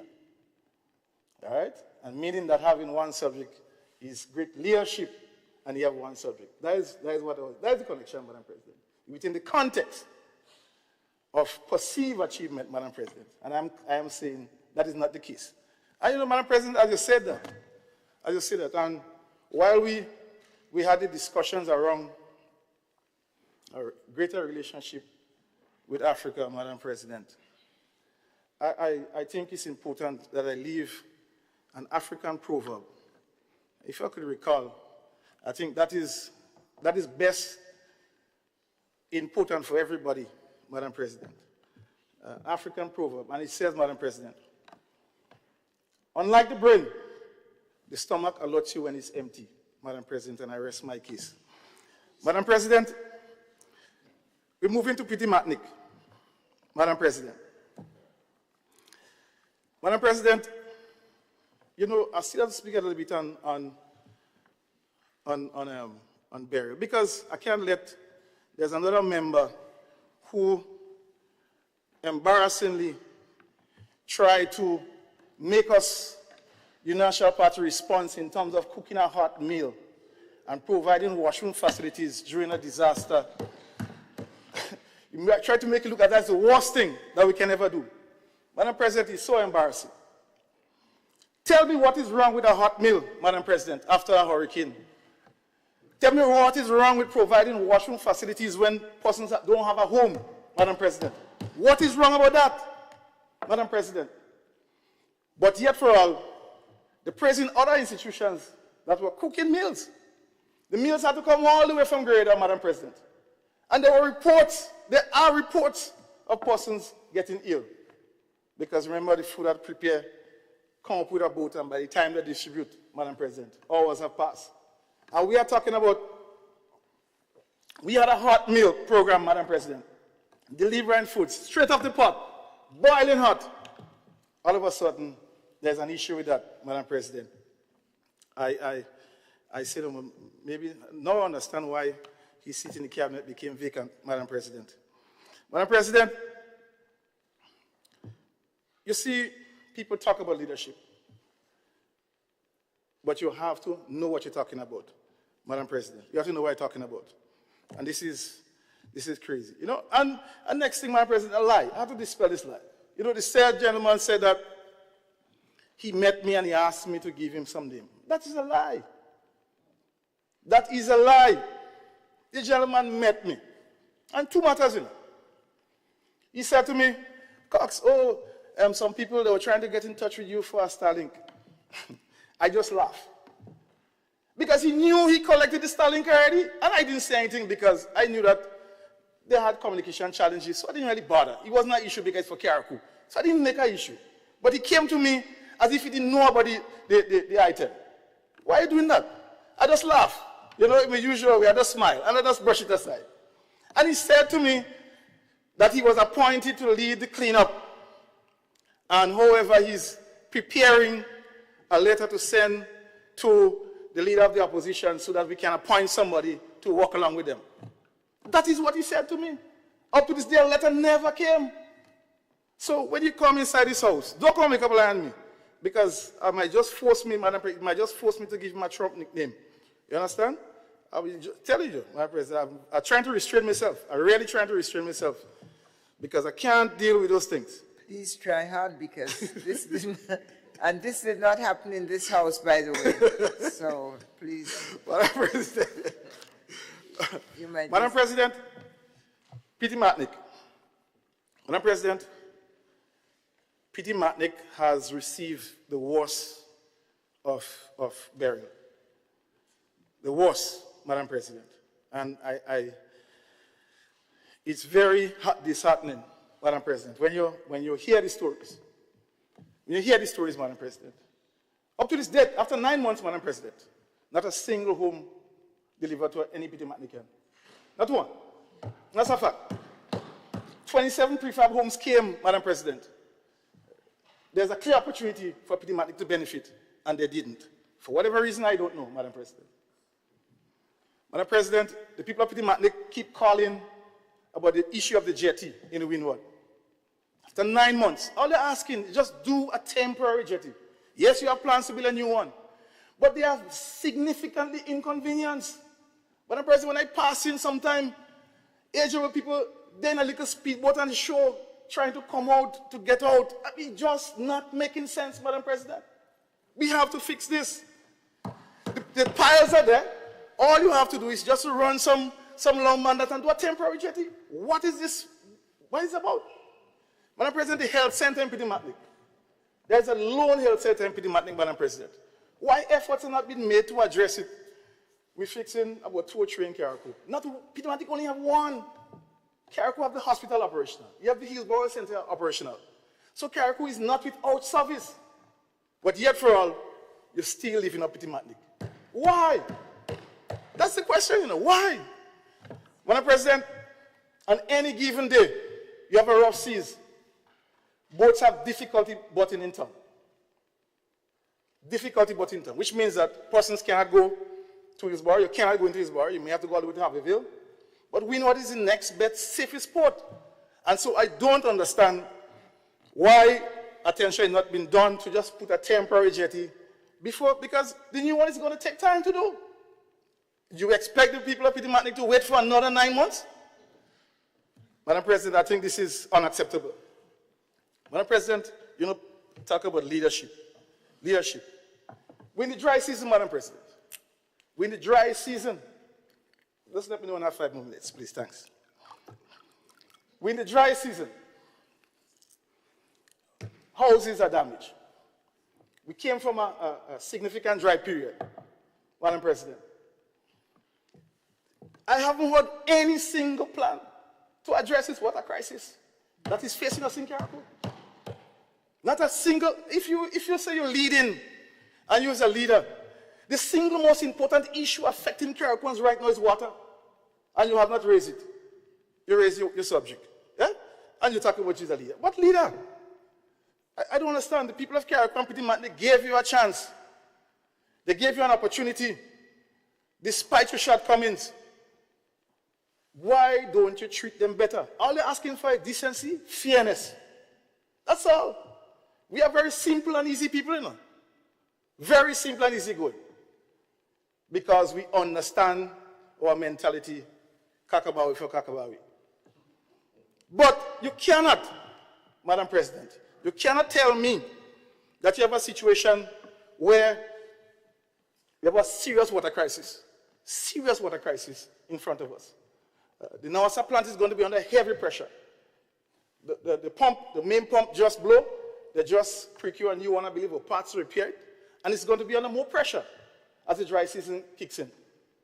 We haven't heard any plans to address that. It is highly likely, Madam President, that we may have to barge in water in Carriacou. It had happened in the past, and there's a strong possibility that it may have to happen again. Because it's getting serious. It is serious. And so that is where leadership should lie. It should focus on the issues affecting people. Yes, you put back some roof on some government buildings, that's fine. That's all good and well. You're getting the government service up and running. But what about the people, Madam President? They are the ones that are hurting, Madam President.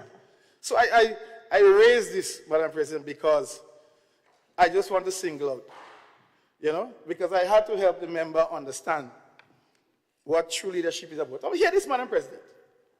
The Samaritan Purse came in with 3 portable desal units. When they were leaving, they gifted the 3 units to the government of Grenada. What did we do? We refused them. We refused them.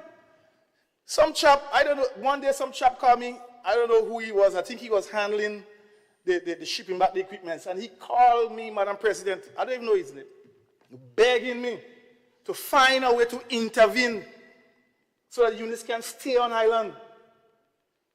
You know what the units end up, Madam President? The Honorable Ralph Gonzalez welcomed them in Union Island. Yeah? They welcomed them there. We refused them. Madam President, that is leadership? Is that great leadership? If that's leadership, well, we're in a lot of trouble. Crapo smoky pipe, Madam President. We're already in trouble, Madam President. With your time, you have about 5 minutes. No, Madam President. I tell you, I have a great affinity for 15, but nonetheless. Madam President, let me just close by saying this.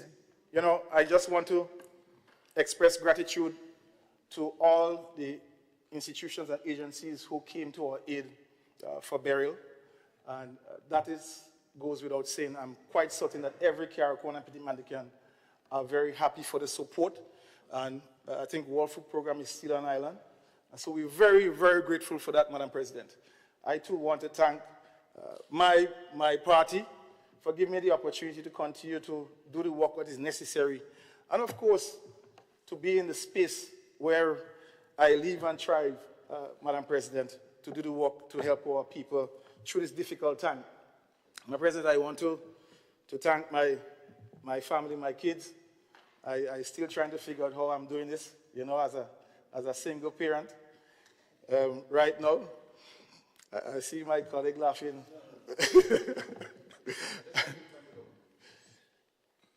But I did thank the government, Madam President, on several instances. The Hansard can bear that, Madam President. The government has a responsibility, yeah? And so I'm more looking are persons who came from the outside to help us. So, Madam President, is within this, I just want to thank my family, friends, and of course the people of Carriacou and Petit Martinique for affording me an opportunity to interact with them on a daily basis to ensure that we bring a better outlook than what we have in now. A better outlook. And I just want to close by saying, Madam President, through you, I don't know how you get the information across. Please tell the gentleman to stop that. Stop that. You have to behave better. You have to treat our people better. You have to be fair to Carriacouans and Petit Martiniquans. Cut out this arrogance, Madam President. I just want to close on that because I don't know how people take joy in cussing the police. But thank you very much, Madam President. And Thank you very much, Senator Cox. Thank you. I am not and will not take the job of messenger to, to Carriacou or anywhere else. But I did hear you make some recommendations, some requests for information, and I'm sure the other side is listening. Thank you for coming, madam. Thank you very much for being with us. Leader of the opposition has visited us. It's slightly after 1. We are trying very hard to stay on schedule, and so we suspended the Senate debate on the estimates for a very tight hour. If the leader of government business agrees, we will break lunch and return. We start at 2, so please assemble a little bit before 2 so we could start at 2. I thank you very much.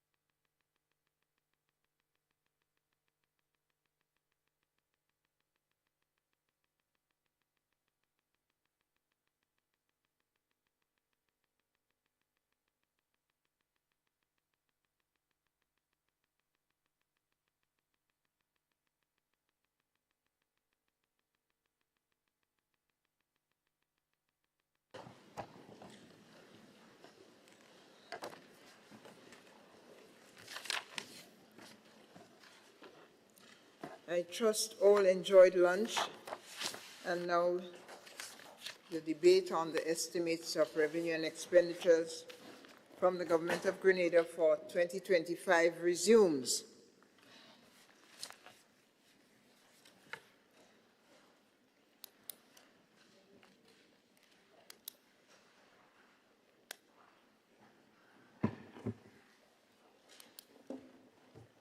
The floor has been requested, and I offer it to Senator Gloria Thomas.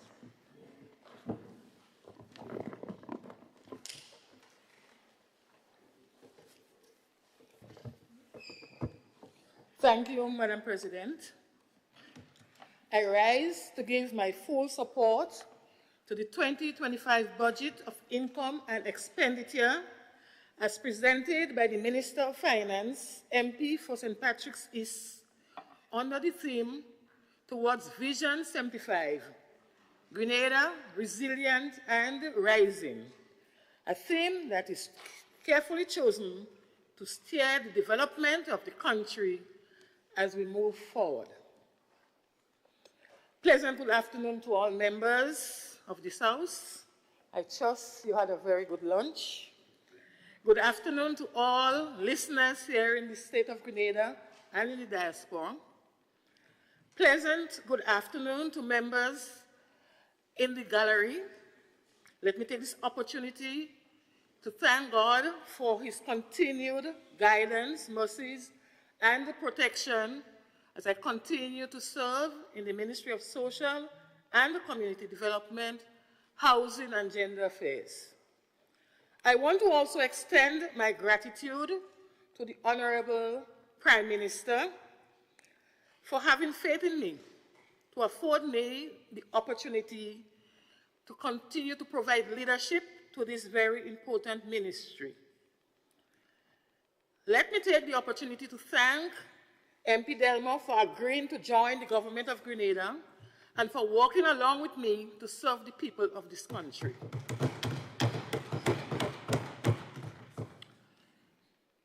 To the people from the big parish who are in the gallery attending this session, especially those from St. Andrews Northwest, I admire your commitment to the cause of development of this country. To my permanent secretaries and staff of the ministry who have worked so hard to assist in ensuring that the agenda of the ministry is fulfilled, I express my thanks to you all. Let me take this opportunity to wish all social workers within the Ministry of Social and Community Development, Housing and Gender Affairs a happy Social Workers' Day as we celebrate today under the theme Strengthening Intergenerational Solidarity for Enduring Well-Being. I encourage you as social workers to continue to make a difference in the lives of the people whom you serve. Thank you for your service. Madam President, last year, the Ministry of Social and Community Development was allocated an amount of $41 million to provide services to the people of the Tri-Island state, and they were adequately serviced as far as the resources allowed. This year's budgetary allocation has seen an increase, and this will certainly allow for greater service to the people of Grenada. In reflecting on the achievements of the ministry, so much has been done.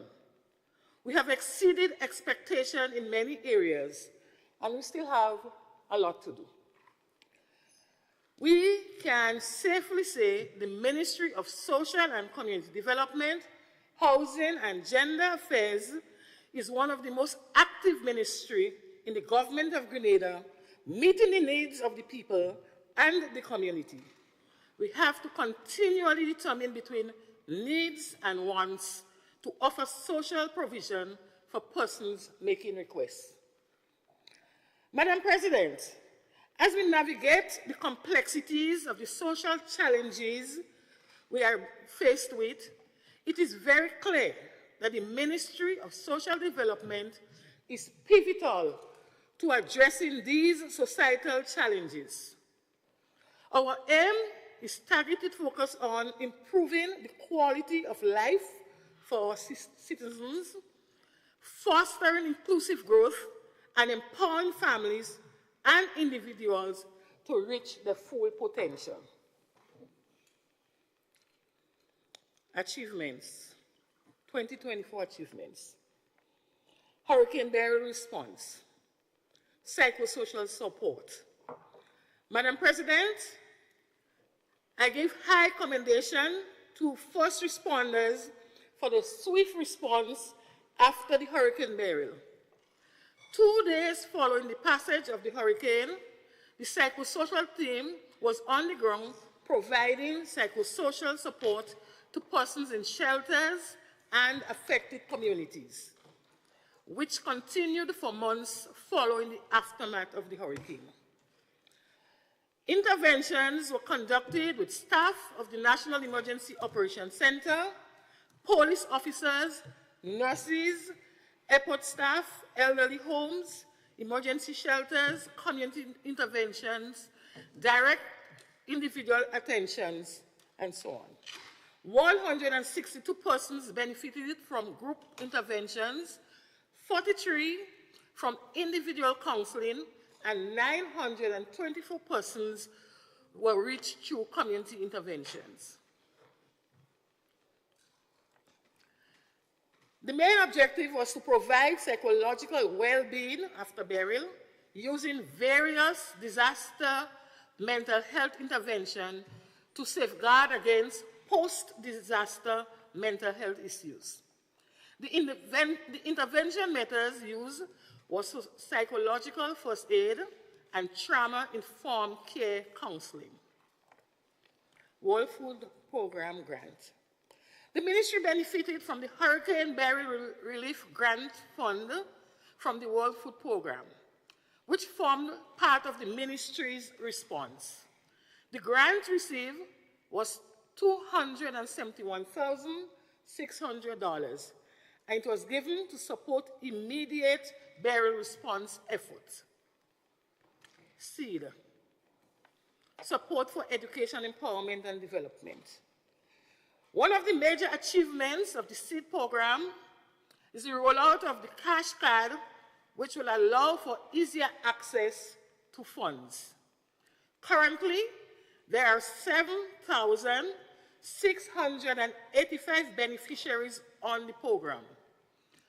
All beneficiaries in Carriacou and Pitimatnik receive a cash top-up of EC $700 following the passage of Hurricane Beryl, whilst beneficiaries' household in St. John, St. Mark's, and St. Patrick's receive an amount of $330. This was made possible through funding assisted by the World Food Program and UNICEF. Elderly care and family support response. The Top Hill Elderly Care Home was significantly damaged in the hurricane. As a result, the residents of the home were relocated to the mainland. Subsequent to their relocation, it was determined that the ministry needed to expand its response to accommodate more of our elderly citizens and vulnerable families. Early childhood support. The ministry partnered with UNICEF to support the early childhood unit in Carriacou and Pitimatnik, which was severely impacted by Hurricane Beryl. A grant of $21,360 were given to expand our reach and impact. A great number of children in need of essential care and support was reached. Age-appropriate education material, such as posters, early childhood development kits, activity books, and soft toys were distributed to create a stimulating and comforting environment for the children as a coping strategy. Burial Relief Income Support Program, BRISP. The BRISP program is managed by the Government of Grenada with support from World Food Program. Applications were received from persons affected by Hurricane Beryl in November 2024. From the parishes of St. Patrick, St. Mark, St. John's, and St. Andrews, many people came forward, as well as Carriacou and Petit-Martinique. The aim of the program is to provide income support to households who would have suffered loss of income due to the hurricane. In excess of 1,200 persons applied for the program, while a total of 869 being successful. The program duration is 6 months, and successful applicants have been receiving their distribution through the parish revenue offices. Payments have been made thus far for January and February. March disbursements and the remaining months will occur during the last week of each month. Payout thus far for January and February amounted to $1,506,700. Institutional strengthening, policy and legislative agenda. Madam President, my ministry continues to make significant strides in policy development and empowerment projects. Projects that build and strengthen our resilience and national development agenda. In 2024, we advanced 2 major national policies: the National Disability Policy and Action Plan, and a new national population policy that laid the foundation for advancing our national inclusivity agenda. National Disability Policy and Action Plan. The National Disability Policy and Action Plan speaks to the necessity of a comprehensive and inclusive approach to empowerment, addressing barriers across healthcare, education, employment, and all other key sectors of society. We must be mindful that true inclusion is not achieved through policies alone, but through sustained action and a collective commitment to removing the barriers. Access to communal resources and public spaces is a right. We must ensure that physical accessibility is a priority in planning and infrastructural development. We need to emphasize the importance of retrofitting public buildings to meet the needs of persons with disabilities and ensuring that transportation and other public services are equally available to all citizens. Madam President, this is a step in the right direction to realize true inclusivity. The National Population Policy.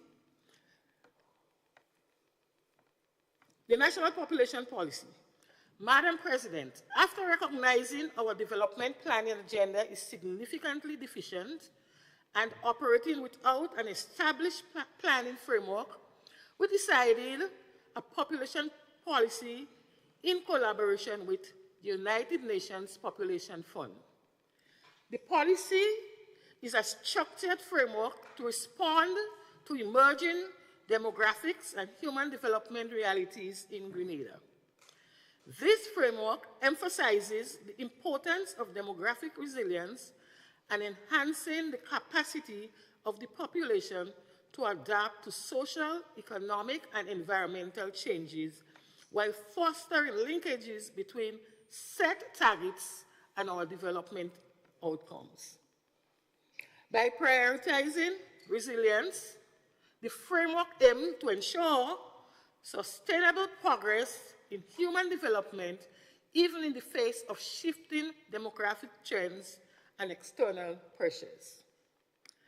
The ministry successfully completed the development of 2 important policies designed to enhance our victim response mechanisms.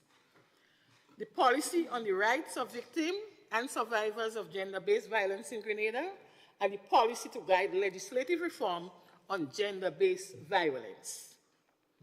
The policy on the rights of victims and survivors of gender-based violence in Grenada establishes general guiding principles for the law enforcement officers, police officers, of the justice system, the court, health workers, and human service workers to inform service delivery to victims and survivors. The policy to guide legislative reform on gender-based violence strengthens Grenada policy and legislative framework to effectively address gender-based violence and eliminate systemic gaps that hinder justice for survivors. The policy addresses systemic gaps related to gender-based and family violence, focusing on legislative reforms in areas such as family law, child protection, non-marital union, domestic violence, sexual offenses, victims' rights, and institutional reform. The policy provides guidance on non-legislative matters related to access to justice, addressing the needs of institutions designed to provide essential services, support victims, and hold offenders accountable. Gender focal point. Madam President, through the Division of Gender and Family Affairs, we successfully formalized a network of gender focal points under the CUSO International Blueprint for Gender Equality in various ministries. The initiative provided training in gender analysis and result-based management to designate gender focal points. The step, Madam President, have laid the foundation for a more systemic gender mainstreaming approach in all sectors of government. The ministry, through the Gender-Based Violence Unit, intensified its effort against domestic and gender-based violence in 2024 through awareness, coordination, and support activities. It coordinated Grenada's observance of the 16 Days of Activism campaign with nationwide events, effectively raising public awareness and engaging stakeholders in combating gender-based violence.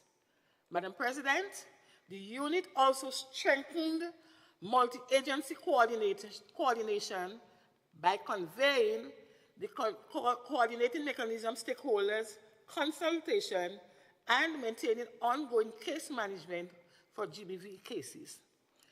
This collaboration approach aimed to improve how different sectors respond to and prevent violence. Parenting. Madam President, our parenting program is essential for equipping our parents with skills and knowledge to foster positive parenting practices. It also helped to reduce the risk of children being abused and enhance children's well-being. It provides support and a sense of community, helping parents navigate challenges and rebuild stronger families' relationships. Madam President, in this light, the parenting unit expanded its family outreach program and support services. The unit implemented parenting education initiatives such as the Wiry and Spicy Parent programs, with the successful completion of 3 cycles of parenting training during 2024. This program collectively trained over 900 parents and prospective parents. In addition to the training, the unit provided direct support to families in need, which included the distribution of food hampers as part of a parenting support safety net to help vulnerable households. It is said that a hungry man is an angry man. And sometimes when parents become hungry, the children suffer. Men programming. Madam President, the Men's Bureau was established in 2023 as an evolution of the former Men's Desk. The Men's Bureau made notable progress in 2024 by actively involving men and boys in gender equality efforts. It successfully conducted the Boys to Men Mentorship Program, engaging young men in personal development and positive masculinity training. The year's activity culminated in a graduation ceremony recognizing participants' achievements. This program provided a structured environment for boys to develop life skills and challenge negative gender stereotypes, making a measurable step forward towards gender-responsive attitudes among young men. The Men's Bureau also led community outreach around International Men's Day, organizing engagements and public forums in various communities.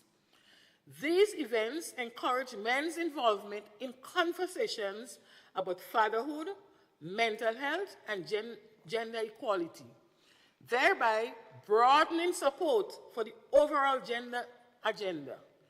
Through such initiatives, the Men Bureau in 2024 helped ensure that men and boys are acknowledged as crucial partners in advancing the gender equality. Social interventions.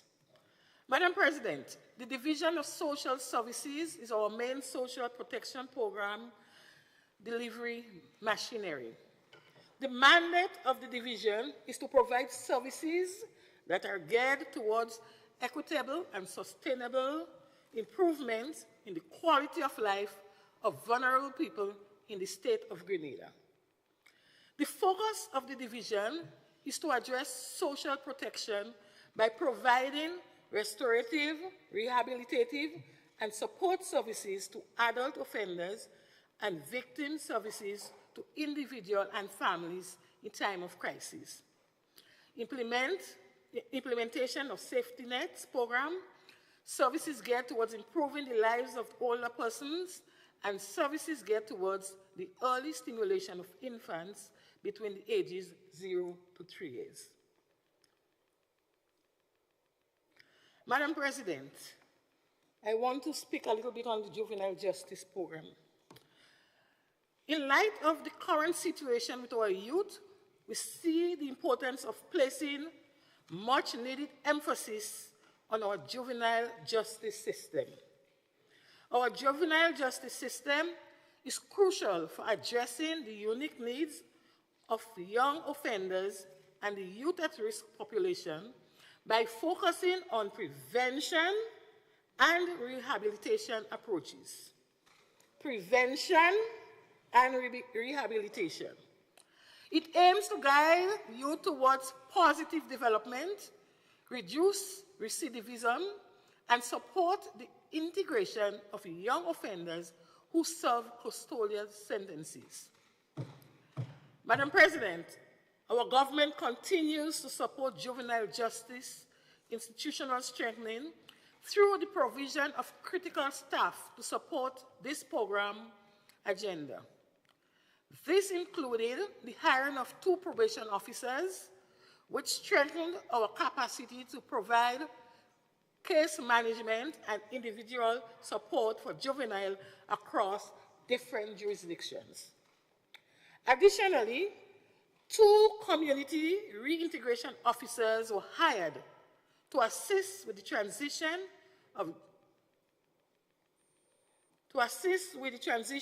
of juveniles back into society post-detention, facilitating smoother reintegration through targeted support and community-based programs. The new staff additions have already been translated into service delivery improvements, particularly in addressing individual needs and achieving better reintegration outcomes. Madam President, to streamline case management and enhance accessibility, the Division of Juvenile Justice undertook the district reassignment of probation officers. District 1 covering St. George's, St. John's, and St. Mark's, and District 2 serving St. Andrew, St. Patrick, and St. David. This reorganization has allowed officers to better manage their caseload geographically, ensuring that juveniles in each area have consistent access to probationary services. This move has also improved our response time, allowing more efficient monitoring and support. The Juvenile Justice Technical Advisory Committee was set in place in 2024. This was established to ensure that interagency collaboration becomes a reality. Interagency collaboration is pivotal in addressing the complexities of juvenile justice by focusing on policy program monitoring, enhanced service coordination, and cooperation by fostering communication across agencies. Thus far, significant progress was made with ensuring a cohesive approach to juvenile justice and establishing a coherent mechanism for improvement in service delivery. The National Harnessing Young Potential Excellence, HYPE, mentoring program. A milestone achievement was the launch and implementation of the Cabinet-approved National Harnessing Young Potential Excellence Juvenile Program. The HYPE program is designed to address juvenile delinquency through mentorship and positive role modeling, building resilience, developing life skills, and creating supportive networks for at-risk youth. The program goals align with our commitment to providing alternative pathways for youth, particularly those on the boundaries of justice system. The main objective of the program is to steer them away from delinquency and towards a trajectory of positive personal development. Training, consultation, and public engagements. Madam President, the Ministry of Social and Community Development, Housing and Gender Affairs recognizes the importance of training, retraining, and upskilling of staff to ensure that staff members remain relevant and adaptable to changing job realities.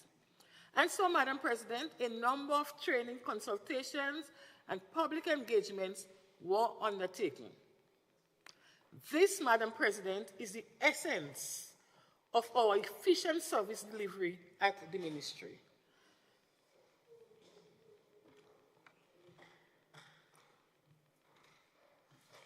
And I have about 3 pages of training that we do, but that could always be accessed. Community development.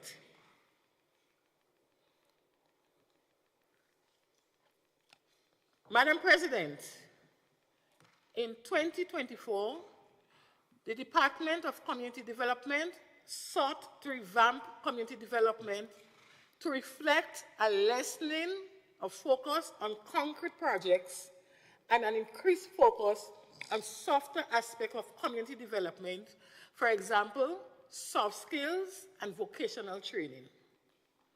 An area of interest for us is community education in areas of financial management, priority setting, and decision making. Madam President, those areas, if executed carefully, can solve a lot of our problems in this island. In keeping with its mandate, community development assisted in the formation and resuscitation of over 100 small businesses throughout the country. These included businesses in agriculture, landscaping, mechanical engineering, and information technology, to name a few. Madam President, a fashion design program at Malmont Community Center, St. David, was conducted. Electrical installation program at Lafayette School, St. Andrews Northwest, was done. Introductory plumbing training in collaboration with Grencase at River Sally Community Center, St. Patrick's, was done. In the area of sports development, upgrades were done to several playing fields with the construction of toilet facilities and the provision of right lighting. These included Lamode Playing Field, St. George's Northwest, Maribor Playing Field, St. Andrews Northwest, Laborie Playing Field, St. George's Southeast, Munich Playing Field, St. Andrews Southwest, Alston George Park Pavilion, St. Mark's, River Sally Playing Field, bleachers covering St. Patrick's East, Crowshoe Primary School Playing Field. The Division of Community Development is pleased to report that it was responsible for introducing solar streetlights to the big parish. Today, this is a common feature around the island. As we now move towards environmental sustainability and reducing carbon footprints, Madam President, utilizing solar energy, which is clean, renewable energy, is the way to go.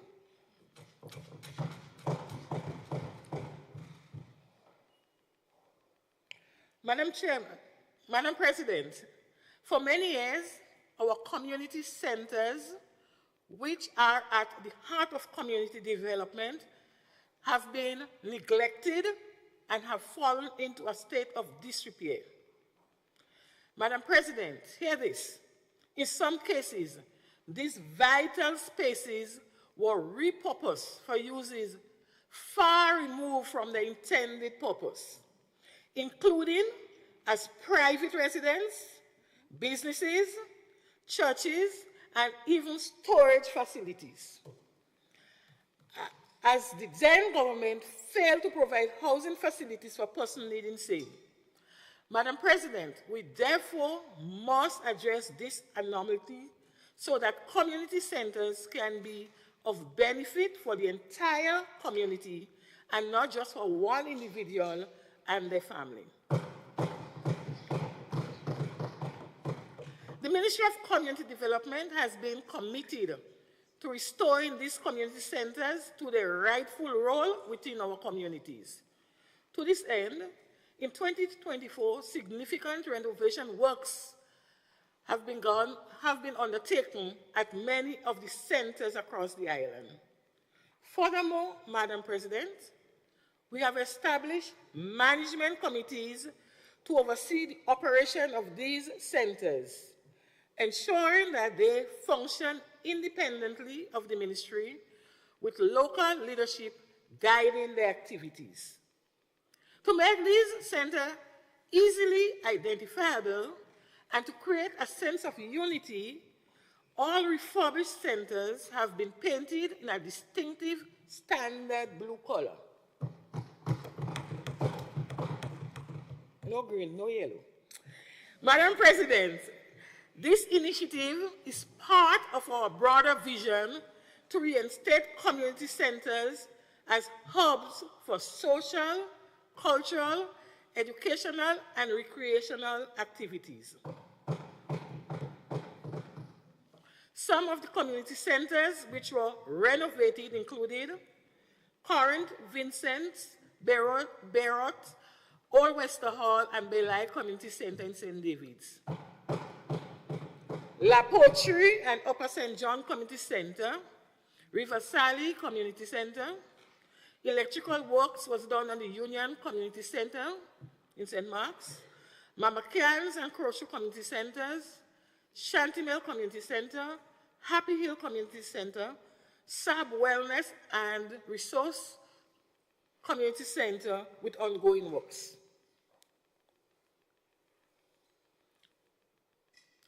Madam President, in this budgetary year, we will continue to invest heavily in our community centers. In 2025, will ensure that they are maintained and utilized for the intended purpose, contributing to the growth and development of our nation.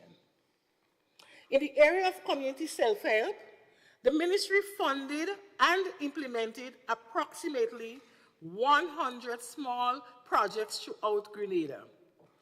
These include the construction of bush sheds, byroads, footpaths, slipper drain, box drains, retaining wall, toilet facilities, change room, and the installation of solar-powered streetlights.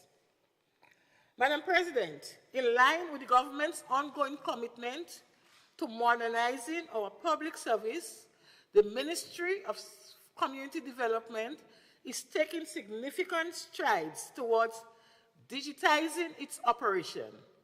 As part of this initiative, we are transitioning from predominantly paper-based workflows to a fully digital system. This transformation is aligned with the government's mandate to reduce paper usage and enhance operational efficiency. Department of Housing. Under the Ministry of Housing, Home Improvement and Resilience Program, a total of 454 houses were repaired on mainland. Additionally, 295 bathrooms were constructed, while 242 new houses were built, and many families received housing material assistance. It is important to note that all new houses constructed included the construction of bathroom and toilet facilities, as government presses on with its mandate to end the use of pit latrine by 2027. Under MIT, an additional 210 homes were repaired and 144 were built. This was to complement the housing provision to help address the dire need of housing in the country. When we took office, housing was in a real terrible state. We worked hard in 2024 to improve housing, but there is much more to be done. Madam President, the Ministry of Housing held 3 training workshops with builders and contractors to ensure that all builders and contractors understood and complied with national building code standards, regulation, and safety standards, and that they are up to date with the latest construction techniques, material technologies, and sustainable practices. This was done to help maintain consistency and quality across the housing projects. Housing Authority of Grenada. Madam President, I would like to briefly turn my attention to the Housing Authority of Grenada. The Housing Authority of Grenada has accomplished several significant achievements over the past year. Notably, repairs were carried out at the Chinese Low-Income Housing Scheme in Frequente, Monge, and Soubise. These repairs included, but not limited to, replacement of railings, balusters, electrical upgrades, plumbing upgrades, and roof repairs. In 2025, it is anticipated that work will continue on these developments. At the Phase 2 Chinese Low-Income Housing Scheme, homes were distributed at the facilities in Corinth, Beauchejou, the Villa, and Dumfries. To date, approximately 180 units are occupied, and this number is steadily increasing. Through its residential home construction arm, the authority completed and delivered numerous homes to Grenadian families, approximately $1.5 million in total. As part of its mandates and through the government of Grenada, the authority approved a loan totaling $2.99 million to soft loan clients. In 2024, the authority also launched the much anticipated and talked about Project 500 at Dunfermline, St. Andrews. Madam President, as I speak, Phase 1 of the project is fully on the way, and 17 show houses are presently being constructed using different methods and techniques. Upon completion, phase 2 of the project will begin later this year with the infrastructural development of road and utilities. And Madam President, let me add, the delay in the project has nothing to do with the government inefficiency or the housing authority inefficiency. We had some problem in getting the materials to Grenada. So that was one of the problems with the delay with that project. This site will boast of dedicated green spaces, relaxing lot sizes, reasonable covenants to ensure standards are maintained, as well as public recreation park along with other amenities. At full build, over 90 houses will be constructed in that location. The government of Grenada investment in Project 500 to date is valued at EC 9 million. During the campaign, we said we were going to address the housing shortage in Grenada. Madam President, we do not make idle promises. National Insurance Scheme. Madam President, I want to briefly report on the National Insurance Scheme, which falls under my purview. After years of neglect, it was this government that took the bold step to ensure that the National Insurance Scheme remain a sustainable and viable entity for our pensioners, our children and grandchildren by enacting a series of much-needed parametric changes. These changes, of course, were the recommendation of the actuary as provided for in Section 22 of the National Insurance Act. Therefore, in 2024, as we began to ensure that all generations can benefit from the NIS and the numerous benefits and pensions that it offers, the following changes took effect. 1, the pensionable age increased from 60 to 61 years. 2, the contribution rate increased from 12% to 12.5%. The minimum pension for survivors benefit increased by 25%. The ceiling on which NIS contribution is payable also increased, ensuring that pensions and other benefits increase are more in line with actual wages.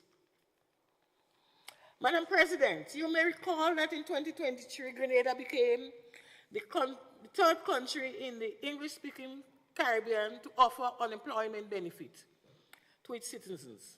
Numerous persons are benefiting from this, including our brothers and sisters in Carriacou and Petit Martinique who suffered under the ravages of Hurricane Beryl.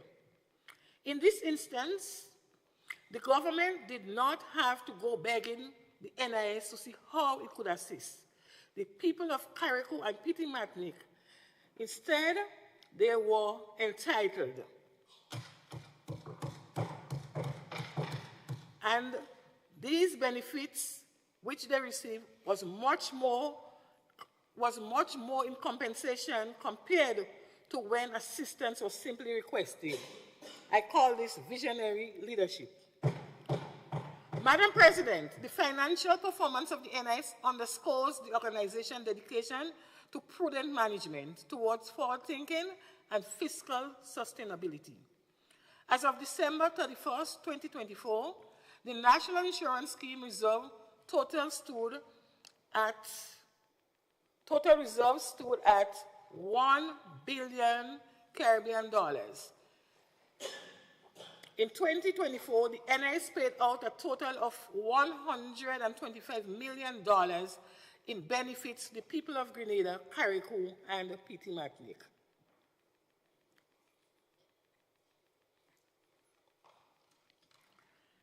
Key priorities for 2025.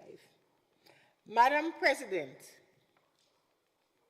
to ensure that our policy documents and planning framework evolves into tangible action, in 2025, our focus will be on the implementation of a new inclusive focus policy We will also focus on operationalizing the National Gender Equality Commission, which is a new oversight body to monitor the implementation of the National Gender Equality Policy and Action Plan, and to guide national gender responsive policy making. Alongside our policy implementation agenda, the ministry will continue to make advancement through the implementation of existing projects. This includes the next phase of the Blueprint for Gender Equality and Build Back Equal initiative to further women economic empowerment and community-level gender inclusion. We will continue to strengthen partnership with civil society and increase grassroots participation to amplify impact and expand project reach. Gender-based violence. In the coming year, the gender-based unit will focus on strengthening the national framework for GBV response and prevention. A cornerstone of this effort is to develop and put into operation a national gender-based violence strategic action plan, providing a coordinated roadmap for addressing gender-based violence across all sectors. Along strategic planning, the unit plans to establish and monitor enhanced GBV response mechanisms on the national level. For example, we'll be formalizing the interagency protocols and task force so that police, healthcare workers, shelteries, and community organizations can respond swiftly and effectively to incidents of GBV.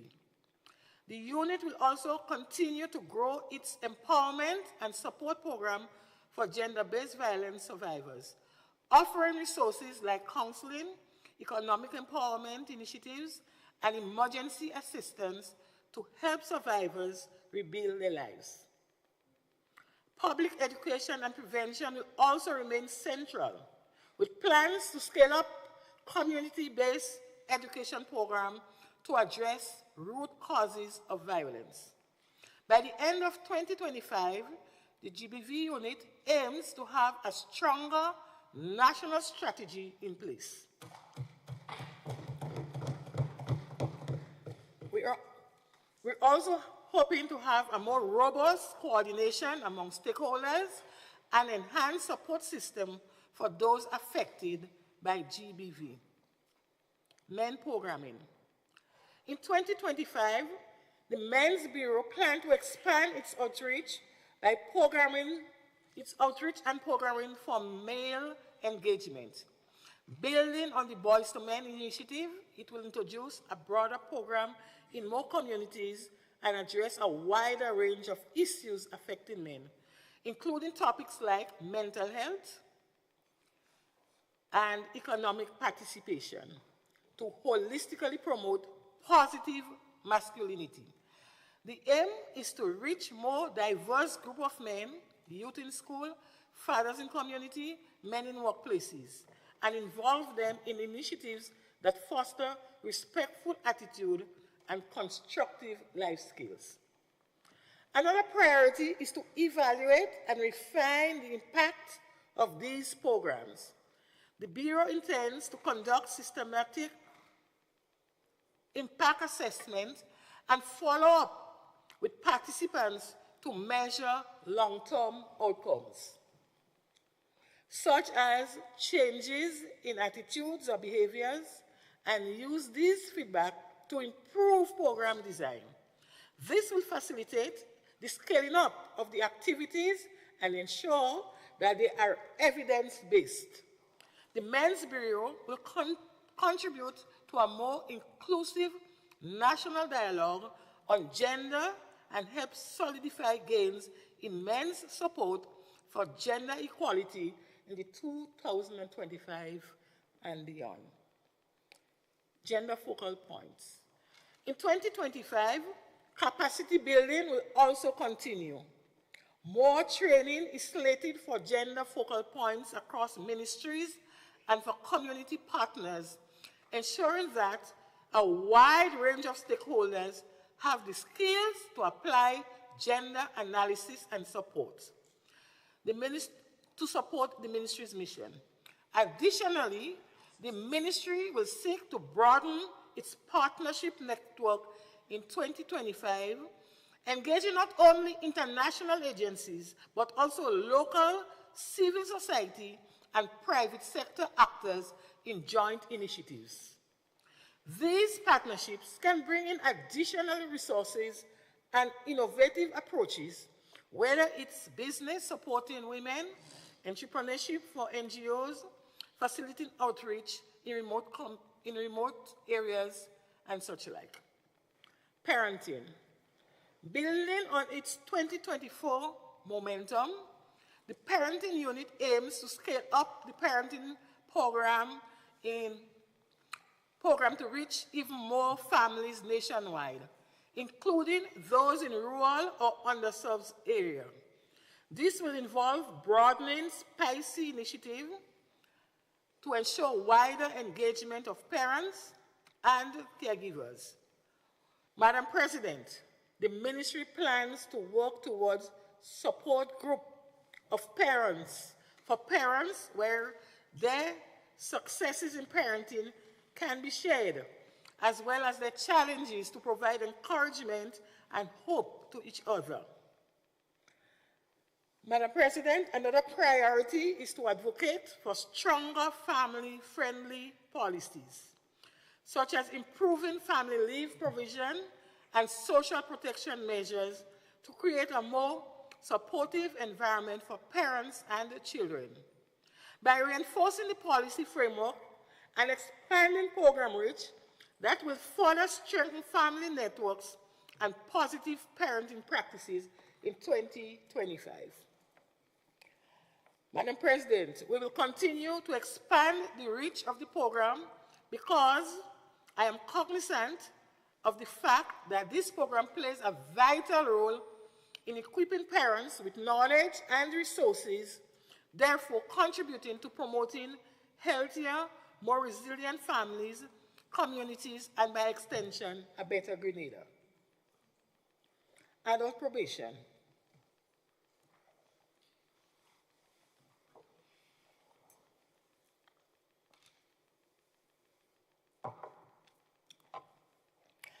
Madam President, the 2025 plans for the Adult Probation Unit include developing a standard operating procedures for the unit, developing and implementing program to meet the needs of adult offenders, a reintegration program for non-violent, low-risk offenders to prepare them for reintegration into the community after they are released from prison. Expanding the unit service to include the Magistrate Court of Grenada and conducting a review of the Probation Act, which was in place since 1960, and require amendments to bring it in line with the present probation sector in Grenada. Juvenile justice. In 2025, the Juvenile Justice Division will review the draft of the Juvenile Justice Policy, do amendment to the Juvenile Justice Act, implementation of the Aggressive Replacement Training Program for young offenders and youth at risk, implementation of Restorative Community Service Program. The focus on the program is to help offenders understand the impact of the action and provide them with a supportive mechanism to change their behavior. The division will also develop, design, and implement a juvenile justice management information system, establish a protocol between the police and the Juvenile Justice Division for the communication of arrest of juvenile to facilitate proper intervention and case management approaches. Develop a protocol for the assessment of children that have been arrested. This protocol will be used by probation officers as part of the intervention approach. In 2025, work will commence on the construction of the transition units for our young people exiting the care homes. These units will provide a halfway house for young people for a 2-year period where training opportunities will be provided. Mentorship, apprenticeship, career counseling, and the skills needed to allow them to be independent and productive citizens. So, Madam Chair, Madam President, as you realize, the Ministry of Social Development, Social and Community Development, Housing and Gender Affairs is a broad-based ministry spanning a lot of work and a lot of areas. For many people, they think social development is seed. And when you look at seed, nothing is happening in social development. But I think with this presentation here, people have a better appreciation of the vastness of the work that we do in social development. In conclusion, Madam President, as I close, let us remember that as we continue our journey in 2025, let us remember that social development is not merely a goal to be achieved, but a continuous process that requires our commitment, creativity, and collaboration. Together, we can have the opportunity to thrive, where diversity is celebrated, and where human rights and social justice is not just an aspiration, but a reality. Thank you.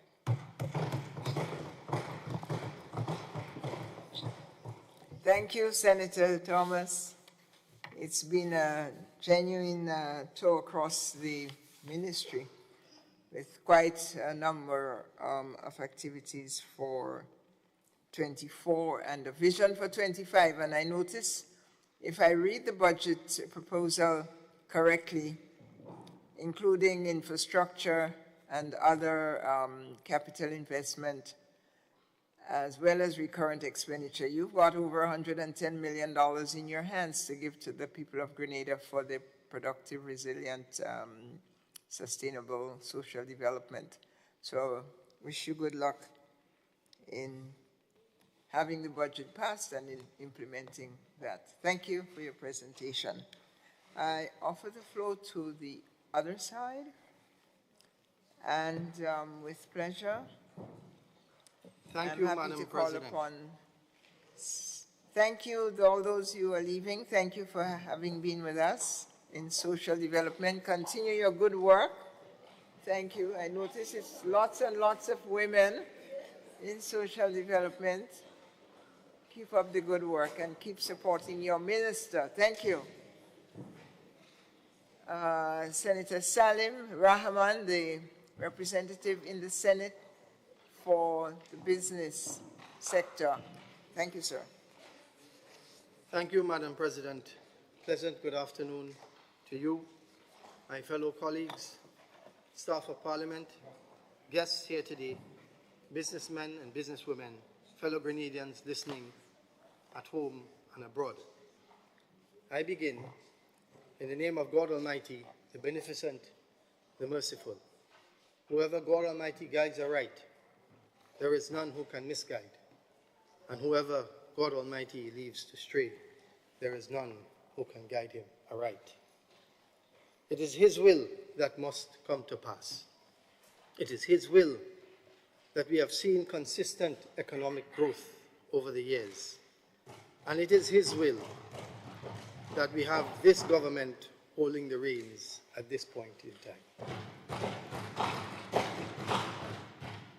Blessed is he in whose hands is the dominion, and he hath power over all things. That is taken from the Quran, chapter 67, verse 1. This morning I stand before you, not just as a businessman, but as a stakeholder, a citizen of our country, one who represents the interests of the private sector, the engine of growth, a sector that creates employment, a sector that drives innovation and trends, a sector that fuels growth. Businesses require the enabling environment one geared towards growth and development. We require an understanding and responsive government working together with us for the benefit of all of us. Madam President, we believe this budget attempts to do that. For example, the business community has lamented over the lack of skilled workers in Grenada. And what do we see? We see catered for in this 2025 budget a strong focus on education and re-education. TVET centers of excellence to boost our skills training.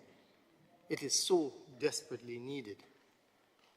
Free tuition for TAMCC students, free tuition for NULO students, and the intention to move toward the goal that from every Grenadian home, a university graduate will come. These are noble goals that the business community is happy to support. Madam President, if you want to transform a nation, transform the minds of the people of the nation, as said, the business community welcomes these initiatives. Only a few weeks ago, the Prime Minister, along with the Minister for Economic Affairs, met with members of the business community over lunch. They came upon invitation by the Grenada Chamber of Industry and Commerce. The Prime Minister encouraged greater involvement from the private sector in the affairs of this country. He was very open with us about his thoughts, ranging from rethinking our education system to the economy. And we were also very candid with him about our thoughts. The exchange was a very beneficial one. Building and maintaining relationships with those who pay considerable amounts of taxes is also very important, Madam President.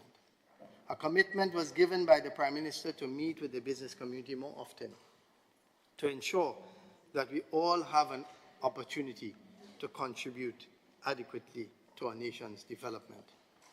Madam President, as a businessman, I am on the ground often.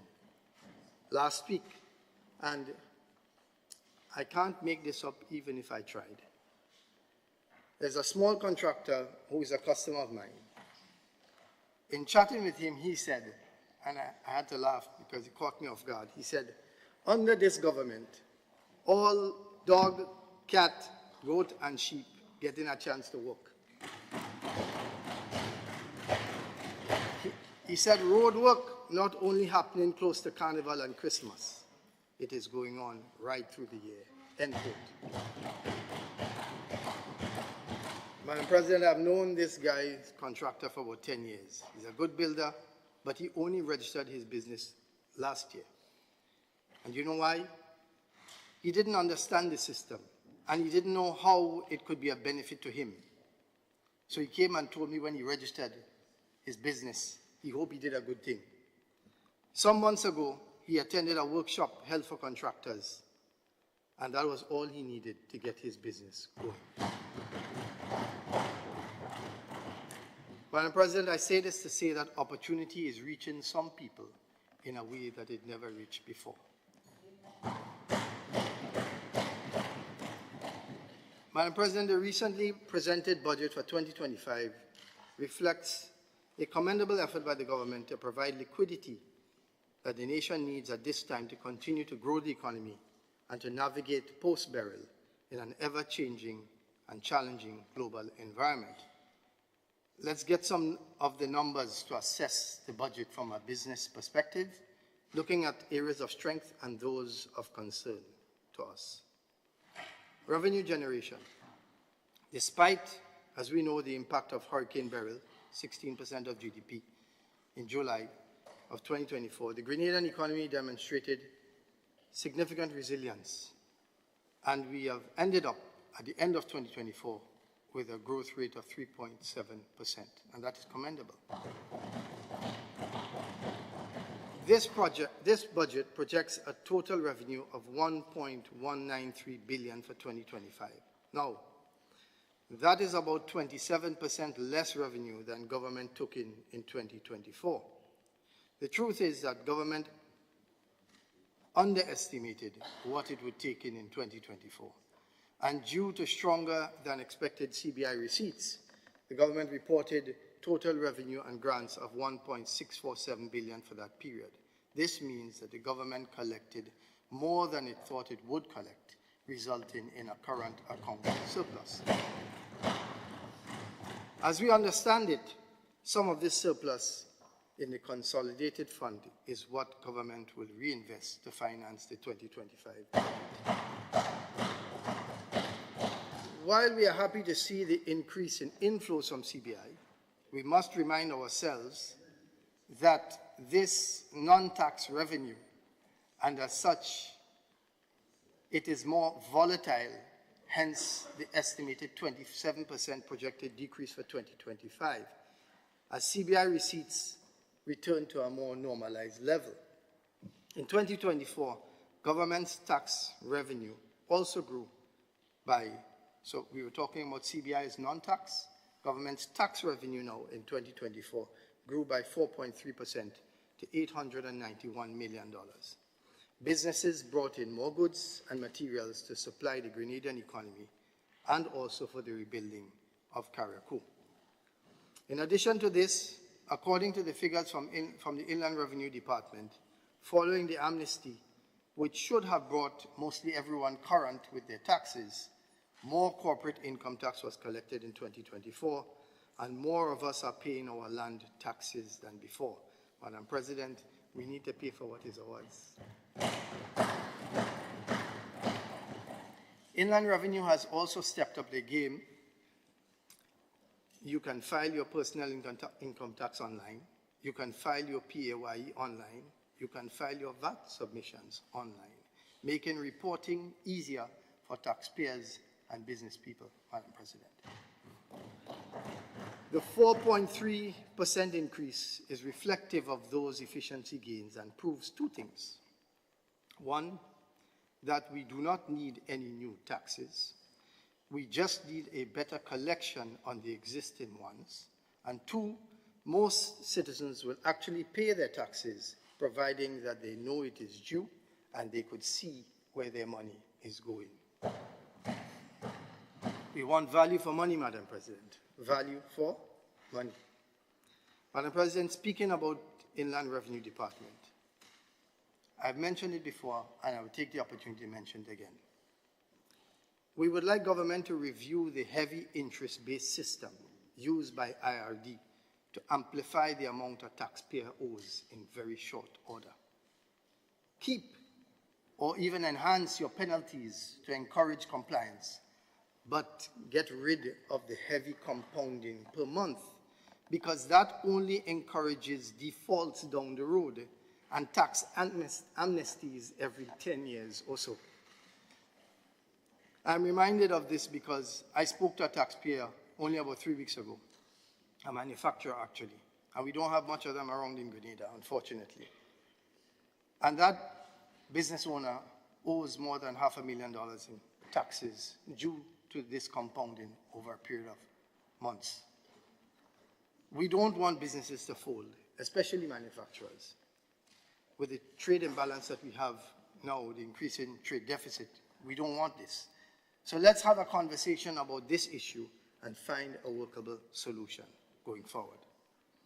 On the subject of the National Transformation Fund, we are pleased to receive a report for the first time entitled Report on Contingency Fund, based on an amendment passed in this House in 2023 that stipulates that 10% of CBI inflows to the National Transformation Fund shall be directed to the contingency fund. The first deposit was made in July 2023, and although the account is still in its early stages, with the passage of Hurricane Beryl, it is also relevant, and we commend the government for this saving initiative. Madam President, according to the Minister of Finance, the budget has been fully financed. Madam President, all of these useful programs being rolled out come at a cost. The following is noted from the budget document. Under Vote 22 of the budget document, titled Charges on Account of Public Debt, under interest charges, we note that the government budgeted EC $57 million for interest charges for 2024, when in reality, they paid out $122 million in 2024. It seems to me that they did not anticipate this sizable interest payment. The explanation we received for this in the notes is as follows. Interest payments, and I quote, interest payments jumped to $112.4 million in 2024, 116% above the budgeted figure of $57 million. The significant increase in interest payments is due to the CBI bonus payment to holders of the 2030 international bonds in accordance with the bond indenture agreement signed as part of the 2015 debt restructuring exercise. Madam President, these payouts more than double the interest payments for both 2024 and 2025. The figure this year is $129 million. Note that in 2026, interest payments is budgeted to fall back in line to EC $61 million. Madam President, we know that debt is necessary for a country, especially such a small nation as ours. However, the management of debt is so very critical. Madam President, Grenada's total debt stands at $2.2 billion. By comparison, in 2023, our total debt stood at $2.16 million, an increase of about $45 million or so for the year. If it were just the debt, the principal only, that would be straightforward. But the varied cost of different types of debt, varied maturity dates, and varying interest rates on that debt can cause countries to enter a debt trap if they are not monitored, if debt is not monitored carefully. We saw Jamaica struggle, for example, for about a decade when their debt to GDP ratio went up to 147%. After years of sacrifice, today they are back down to about 75%. Madam President, although we are pleased to learn from IMF's February report that our debt to GDP ratio is continuing on a downward trajectory, there is no clear statement as to the current percentage of debt as a percentage of GDP for the end of 2024 in the statements. I have not seen any. Stand corrected if there is. Assuming a timely return to the fiscal rules in 2027, public debt is projected to continue to fall, reaching the debt target of 60% by 2030, and it is my hope that we can beat that target. Debt is like if you go on a beach and you are wading in the water. If you're on the sand and not in the water, it's easy to move around. If the water is at your ankles, it's a little more difficult. If it's at your knees, it's more difficult. If it's at your waist, even more difficult. So imagine the body as 100%, and imagine our debt at 60%, and you trying to move through the water. That's just to provide a little imagery as to what the debt can do. It can actually cause you to drown. So that is why we have to be particular about it and monitor it closely. Madam President, Madam President, I want our citizens to understand this. We speak about value for money. When we speak about value for money, government intends to spend quite a lot in a very short space of time, especially this year, because we have already lost 2.5 months of this year. While we believe the budget is a good one, a concern lies with being able to implement the plans as laid out in the budget document due to time.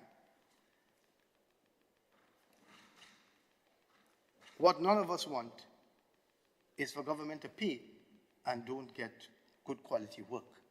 So a lot of sacrifice has been made since the structural adjustment program to bring about our finances back on track. Our debt as a percentage of GDP in 2014 was 94%. We have made a lot of progress since then. Programs being rolled out for the citizens of this country are indeed many, and many opportunities abound for those in the private sector, especially in the area of construction. Government needs to make sure that the contractors that they choose are so qualified, and they need to make sure that the money that they spend, the nation gets full value for every dollar. An advice to business people, irrespective of your sector, when you give government a quote, give them a competitive quote. I know that historically, government does take long to pay. So some people feel they have to raise the price because it will take long to get their money. But that is inflation. And I ask public servants to please process people's payments on time.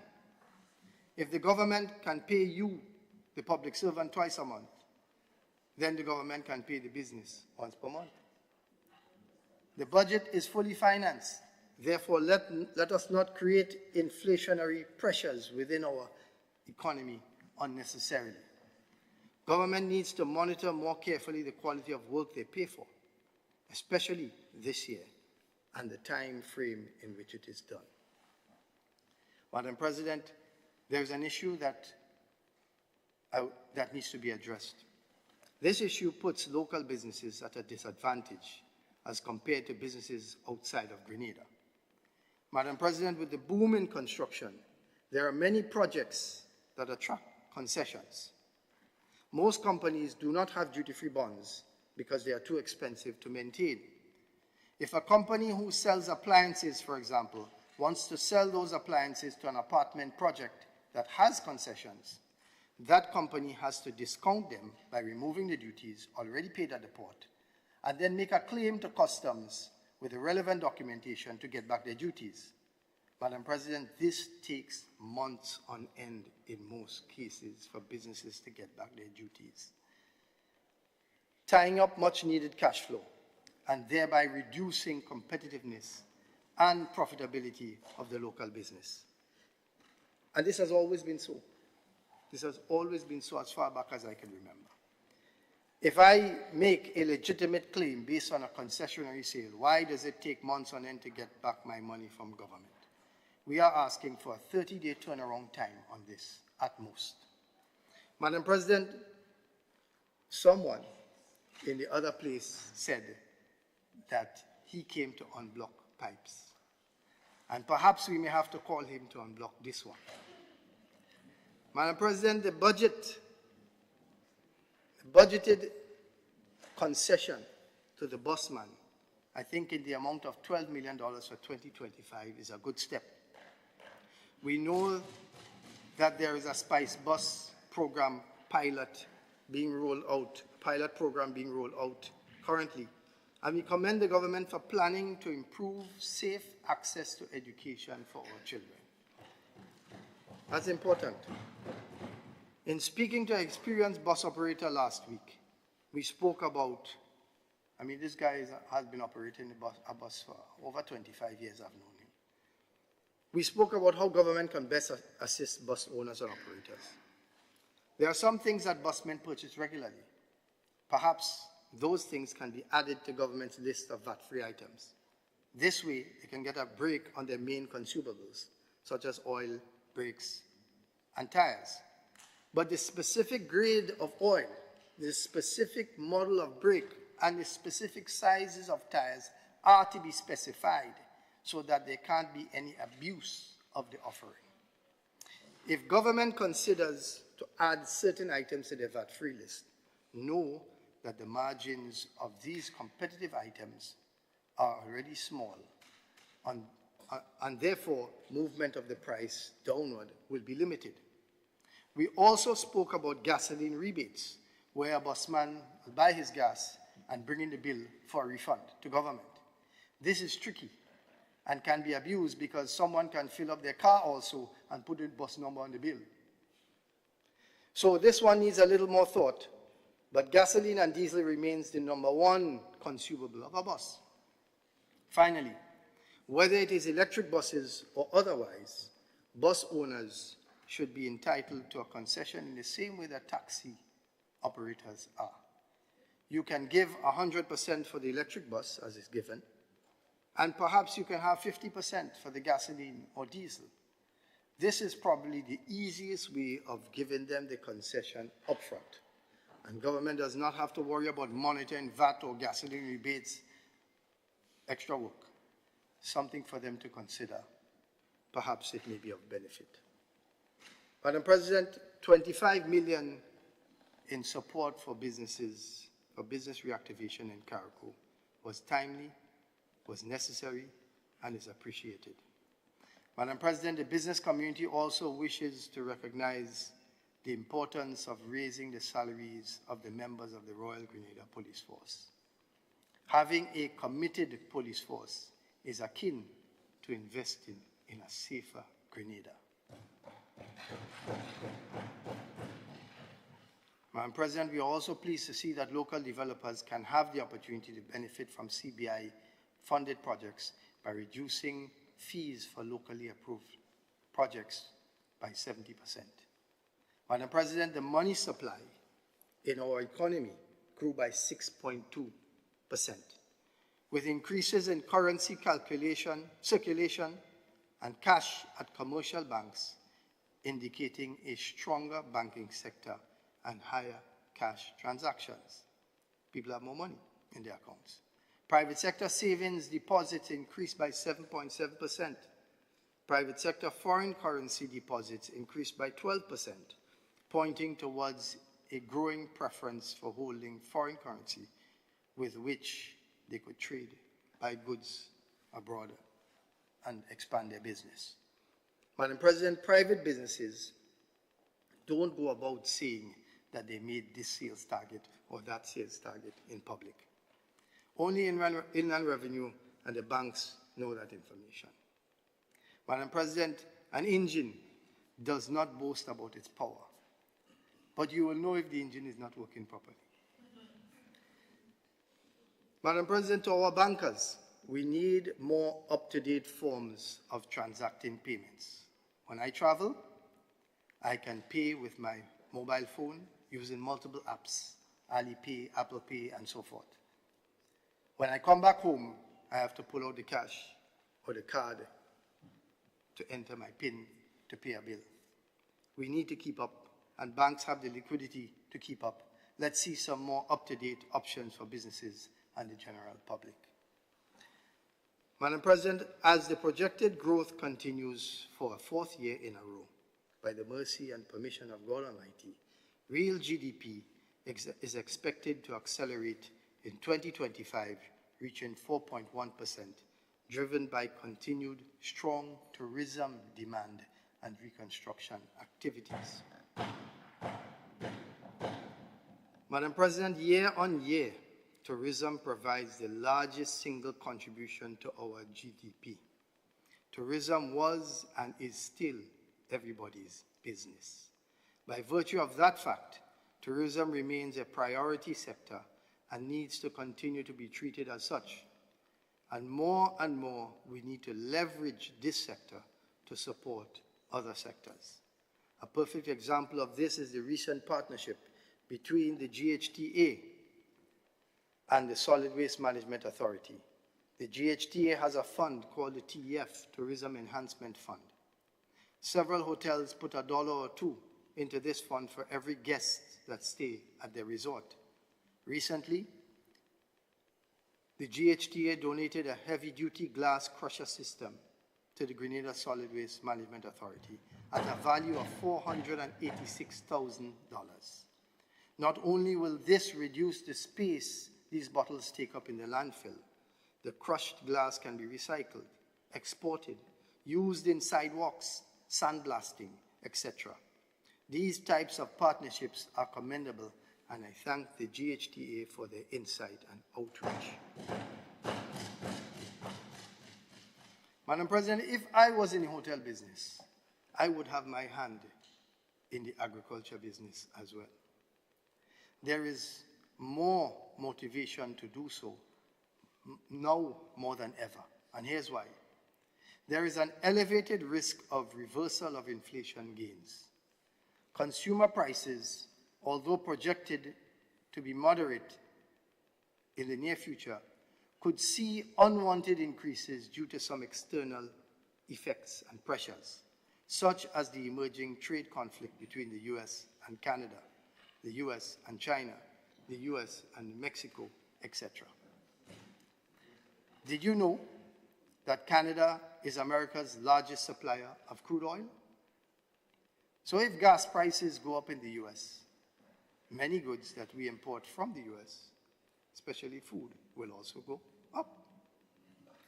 While some industries may ultimately gain from tariffs, some short-term disruption is likely and will be difficult to navigate away from.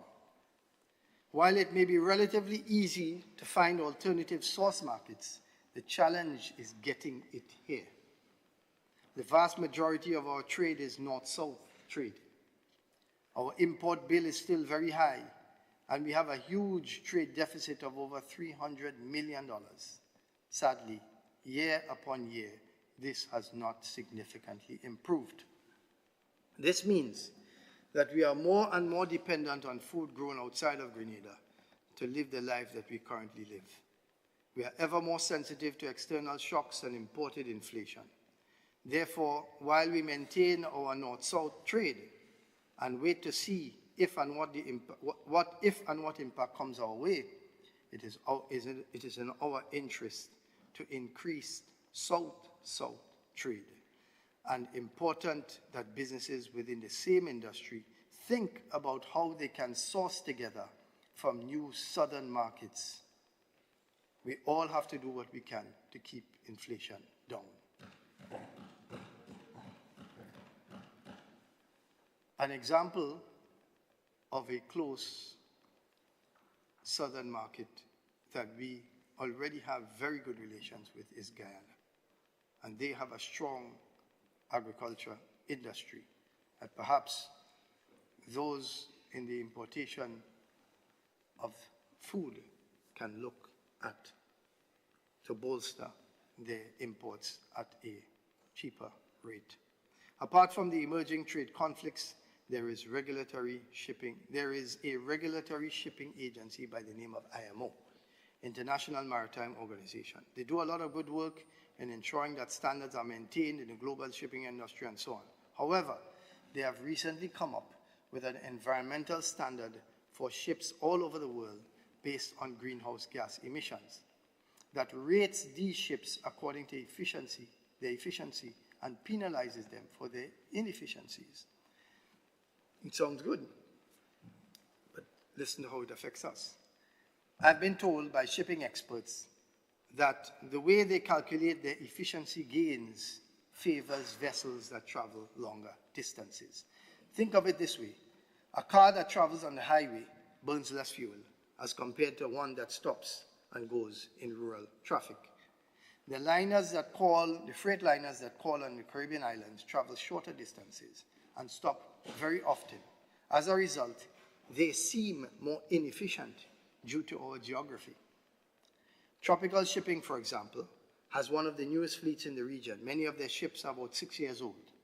They have made changes to their ships to reduce drag, and still they are at a C rating, A being the best, and E being that vessel that is not considered to be seaworthy from an environmental point of view. The point here is that any charges or penalties incurred by these liners will be passed on to the end consumer as additional charges.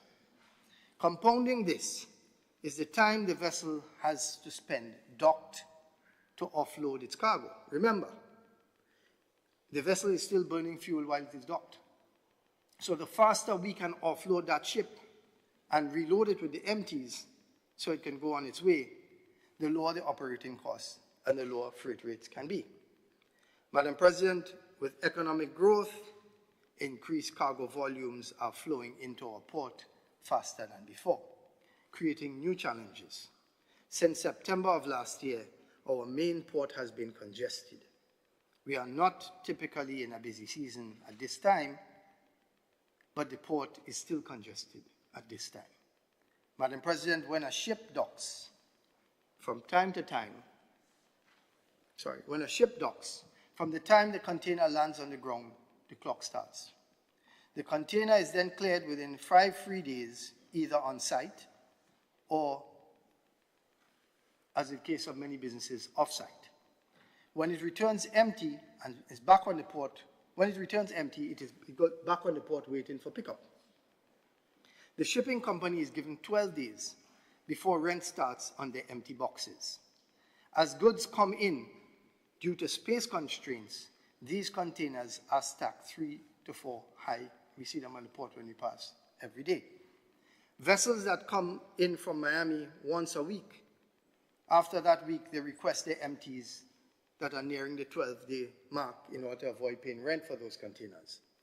The port now has to move other containers that are now on top of that container in order to get it out. This overworks the port equipment and wastes time, costing the taxpayers and businesses alike due to these inefficiencies. Some possible ways initially to ease this is as follows. 1, extend the operating hours of the port. Stagger the workforce so that daylight hours are maximized. Work can start at 6 a.m. and end at 5 p.m. But service to the public would be the same 8 to 4, 8 a.m. to 4 p.m. 2, increase the size of the port. Look for lands over an acre in size, 1 mile from the port. Engage the owners, lease or purchase land to store the vehicles that come in and congest the port. 3, the sheds on the port are quite high. Invest in vertical storage for barrels and brick bulk cargo. When you go in there, everything is at one ground level and it's always full. But there's space up. More challenging options will be 4 and 5. More challenging options will be expand the port into Tantine Plainfield, using the road that divides them as a port road only, and have your storage on the Tantine side. 5, select a new port site for a long-term solution. The top 3 can be implemented with relative ease. The other 2 would require consultation from stakeholders, should government have the appetite to do so. Madam President, in January, I met with a company owned by Grenadians, here and abroad, who have partnered with a US HR firm to bring in professionals that we may need when we need it, when there is a shortage of labor, from engineers to seasonal laborers. I personally believe that you can't scale agriculture in this country without seasonal laborers. As a matter of fact, for the new hospital, there will be certain skills that we will have to attract, skills that we do not have currently.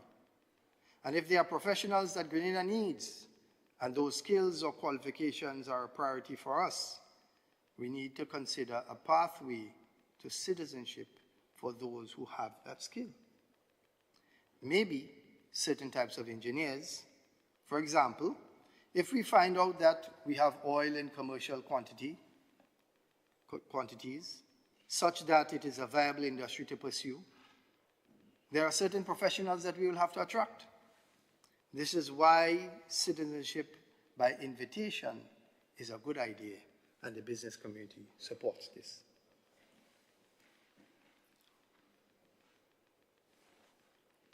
Madam President, agriculture has been lagging behind tourism, not merely because of a lack of incentives. We know that vehicle and equipment concessions are readily given. We know that tool concessions are given. We know that fertilizers are sold at concessionary prices. We know that the plant costs of the plant material are subsidized. And this has always been the case. The issue with agriculture is not merely concessions. The main issue, in my view, is management. And that is why the model must change. 5 questions: what to plant, when to plant it, how much of it to plant, who will plant it, and where it will be planted. All of them require a plan. And planning and execution is a function of management. Moving on. Madam President, cannabis. This is the first time I've spoken on this. I've held my tongue for quite some time. And I wish to say a little bit about that at this time. Marijuana for medical purposes is a proven good. And marijuana for the young developing brain is a proven bad or ill. This is not debatable. In the same way that we know that smoking now causes cancer, we know that marijuana is bad for the developing brain. How do we take benefit from the medical commercial aspect while safeguarding the minds of our youth? We have to have guardrails. And here are two that come to my mind. I heard some talk about your personal stash or whatever you want to call it, trees in the backyard, whether it is 2, 4, 6, or 8. I believe Trinidad has that, right? Madam President, the police have a hard time to get the buses to stop on the bus stop. How they will know what is in a man's backyard? This is an impossible task. So this, to me, does not make any sense. Currently, those who want to smoke it know how to get it. And they also know that it's currently illegal. So what is the point of having it in the backyard?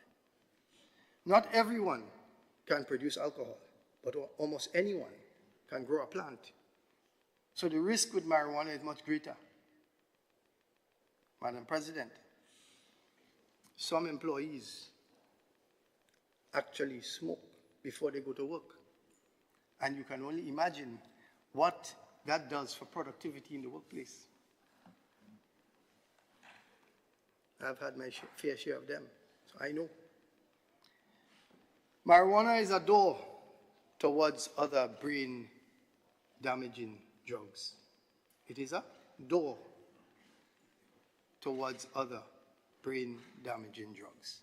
Madam President, I have seen at least 3 of my employees, for lack of a better term, trip off due to smoking.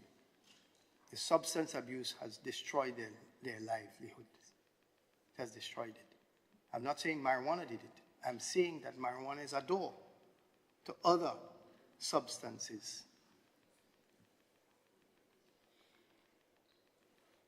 I will rest my case on that subject for now. Moving on to a moral education. A moral education. Madam President, no longer can we rely on parents only to teach their children morality. I'm speaking about basic morality. I'm not speaking about theology. No longer can we rely on parents only to teach their children morality because we have a lot of broken homes.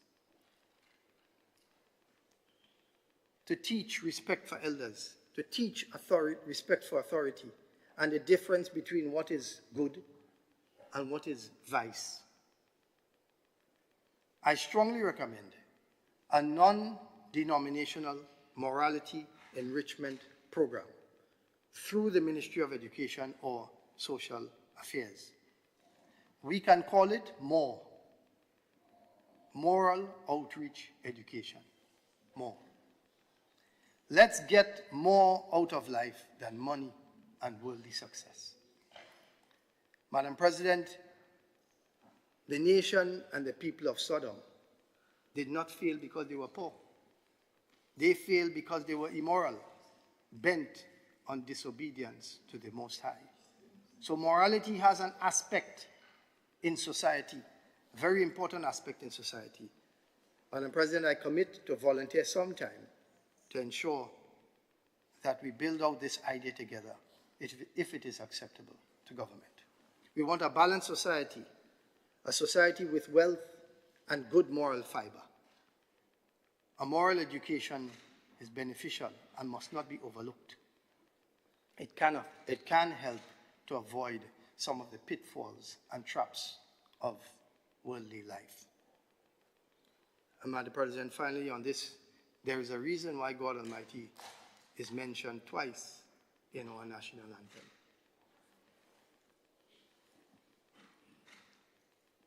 Road congestion. Traffic affects our productivity. Traffic congestion affects our productivity on a daily basis, especially in the south of the island. In addition to perhaps importation restriction on used cars being considered by government, there are other measures that perhaps government can consider. The moving of excavators and cranes and other heavy equipment should be moved between 6 p.m. and 7 a.m. That's an easy one. Just move it at night. Road repair work on main roads should also be done at the same time, 6 p.m. to 7 a.m. If governments can afford to light up the fields, the private contractor could buy a few lights to do his work. Right? If you could play sports in the night, we could do work in the night. Concrete and other heavy trucks should move about between 9 a.m. and 3 p.m. and also from 6 p.m. to 7 a.m. So 9 a.m. to 3 p.m. avoids the rest of us on the road until we find more suitable solutions and wider roads, until we find those solutions. Whether it is a business, a food stall, a vendor, a daycare, or a religious gathering, the main road is currently being used as a parking lot. There is blatant disregard for traffic rules, and I must say that I'm happy to see that I've noticed a greater police presence on and around key places of congestion, such as a sugar mill and also the bus terminal in town. Perhaps police presence also needs to be on the cliff or along the Woburn Main Road, as that other road is closed off.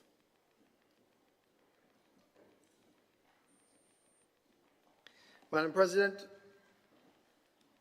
in some recent travels, I have noticed on the plane, they serve small chocolates, dark chocolate to be exact. And I've seen it on Virgin, and I've seen it on another airline, I can't recall. And these chocolates, we already produce them here. So whilst on the flight, I thought to myself, why are we not providing these airlines? Perhaps one of our chocolate companies may not have the volume to supply one airline, but surely if they were to make a product jointly, we could supply it. And to be honest, when I taste our product and I taste what is offered on the airline, there's no comparison. There's really no comparison. So we really need to look into these opportunities. You know, when they come to Grenada, we have to have something to provide the plane with, to stock the plane up for the journey back to the UK. And so perhaps this is an idea that came to mind. Perhaps we can take advantage of this. Labor. Madam President, who is not working in Grenada? We can put them into 3 categories. 1, they don't have the right skills needed for the job. 2, they don't want work, meaning poor work ethic. They do the bare minimum, and so they don't last on the job. And 3, those who are simply unemployable due to attitude and poor habits. Other than those 3, the vast majority of Grenadians of working class age are gainfully employed. As a matter of fact, labor is in short supply, and this is a sign of a growing economy. Madam President, in the private sector, we need more brokers. We need more accountants. We need more account clerks. We need more supervisors. We need more middle managers. These are just some of the jobs that are available and hard to fill.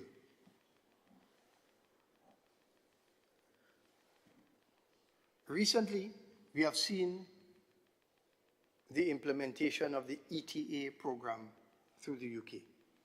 So any foreigner that has to travel to the UK has to register online through this ETA program. And I think the rate is about £8.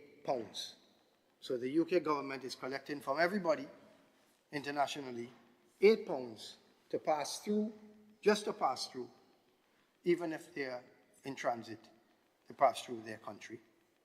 And I thought that perhaps CARICOM needs to consider an ETA program of our own. Our ETA can stand for Environmental Travel Allocation.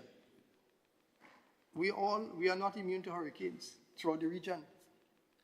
And perhaps at $10 in light of the impacts of climate change, not only relying on insurance payouts for future and possible more frequent natural disasters, I don't believe that anyone will change their mind on coming to the Caribbean over $10.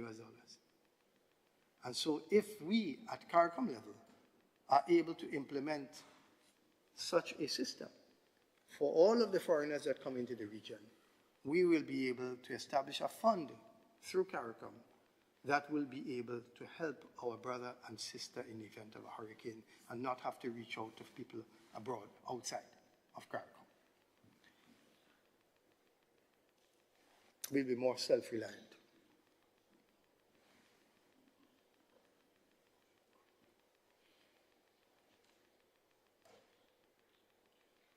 Madam President,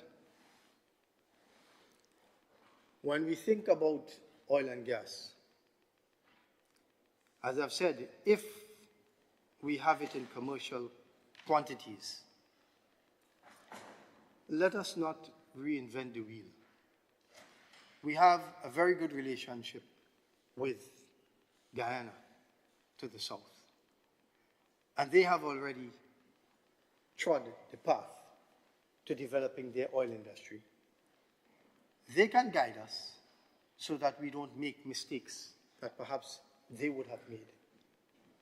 And if that opportunity avails itself,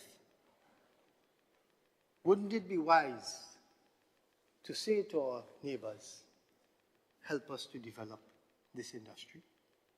Help us with your engineers, help us with your professionals to develop this industry so that we can make a success out of it, even if you have to receive something out of it. Madam President, half a loaf is better than none. And so that is providing, we have not heard from the committee yet that is doing the research, that is provided that we have, and as a layperson, I mean, if Trinidad have it, and Guyana have it, we right there in the mix. We had to have something, right? So my point is that let us reach out to our partners in the region, our brothers and sisters in the region, and have them help us so that we do not make costly mistakes.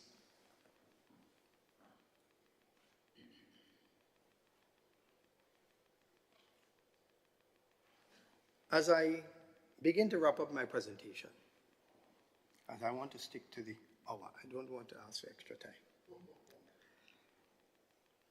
I wish to mention a few names of businessmen who have passed on in recent times. Their lives and their work have helped to shape our country and our economy in many ways. They have contributed to their sectors in many ways. There are others, indeed there are others worthy of being mentioned, but these three are within recent times and ought to be remembered for their contributions to Grenada. Number one, Mr. Royston Hopkin, founder of Spice Island Beach Resort. Number two, Mr. Michael McIntyre, founder of McIntyre Brothers Limited. And number three, Mr. Leiden Ramdani, co-founder of Ella Ramdani Company Limited. May they rest in eternal peace. Amen. Amen. I'd like to take the opportunity to thank the business community for their support and the opportunity to serve them in this house. I am open to criticism and I am open to correction. And the intent is to fulfill my responsibility without fear or favor, and to say it as I see it. And in closing, Madam President, I would like to read a quote from the scripture that I adhere to, the Quran.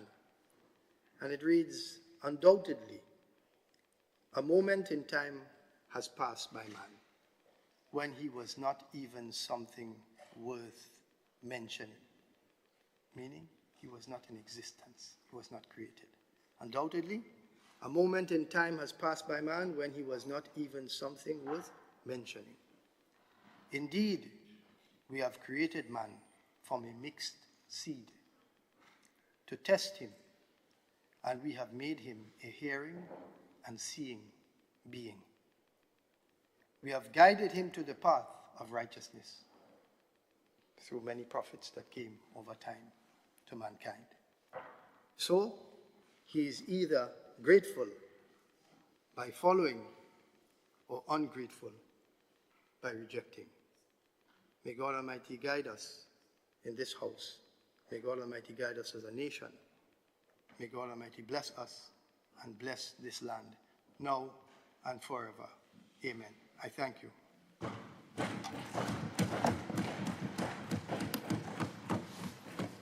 I thank Senator Rahman most of all for your opening and closing prayer and for all that lay between those two prayers.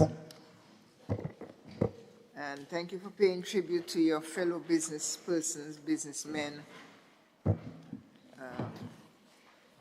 Like others before you, you too have made some recommendations based on your analysis and review, and I believe the other side would take that on board. Thank you also for staying on time.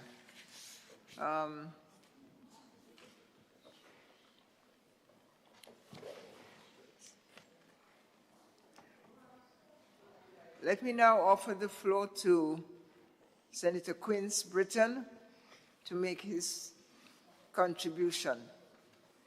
Senator Britton, 1 hour plus or minus. Madam President, when I look at the time, I see 4 o'clock. So I was thinking it was time for us to go home because I see a lot of people leaving. Nevertheless, Madam President, this is the day that the Lord has made. Let us rejoice and be glad in it. Psalms 118:24. Madam President, I too rise to support the 2025 estimates of revenue and expenditure presented on March 7, 2025 by the Honorable Minister of Finance, Honorable Dennis Cornwall, under the theme, Towards Vision 75, Grenada, Resilient and Rising.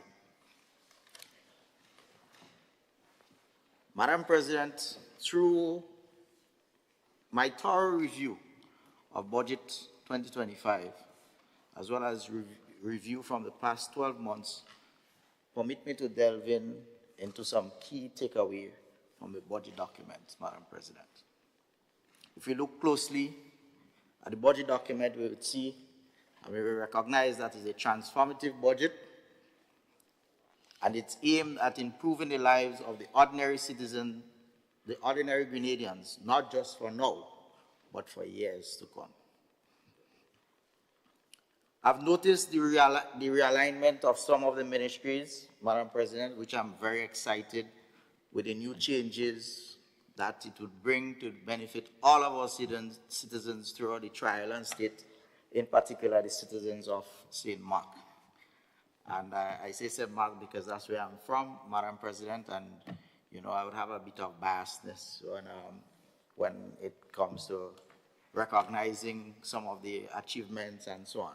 Though I'm not the elected MP, Madam President, so I'm very mindful of that, but I must record my thanks and appreciation to the various ministries for doing, assisting us in one way or the other, Madam President. Madam President, also permit me to quote from the budget document, which says, our leadership and composure in the face of disasters have not gone unnoticed.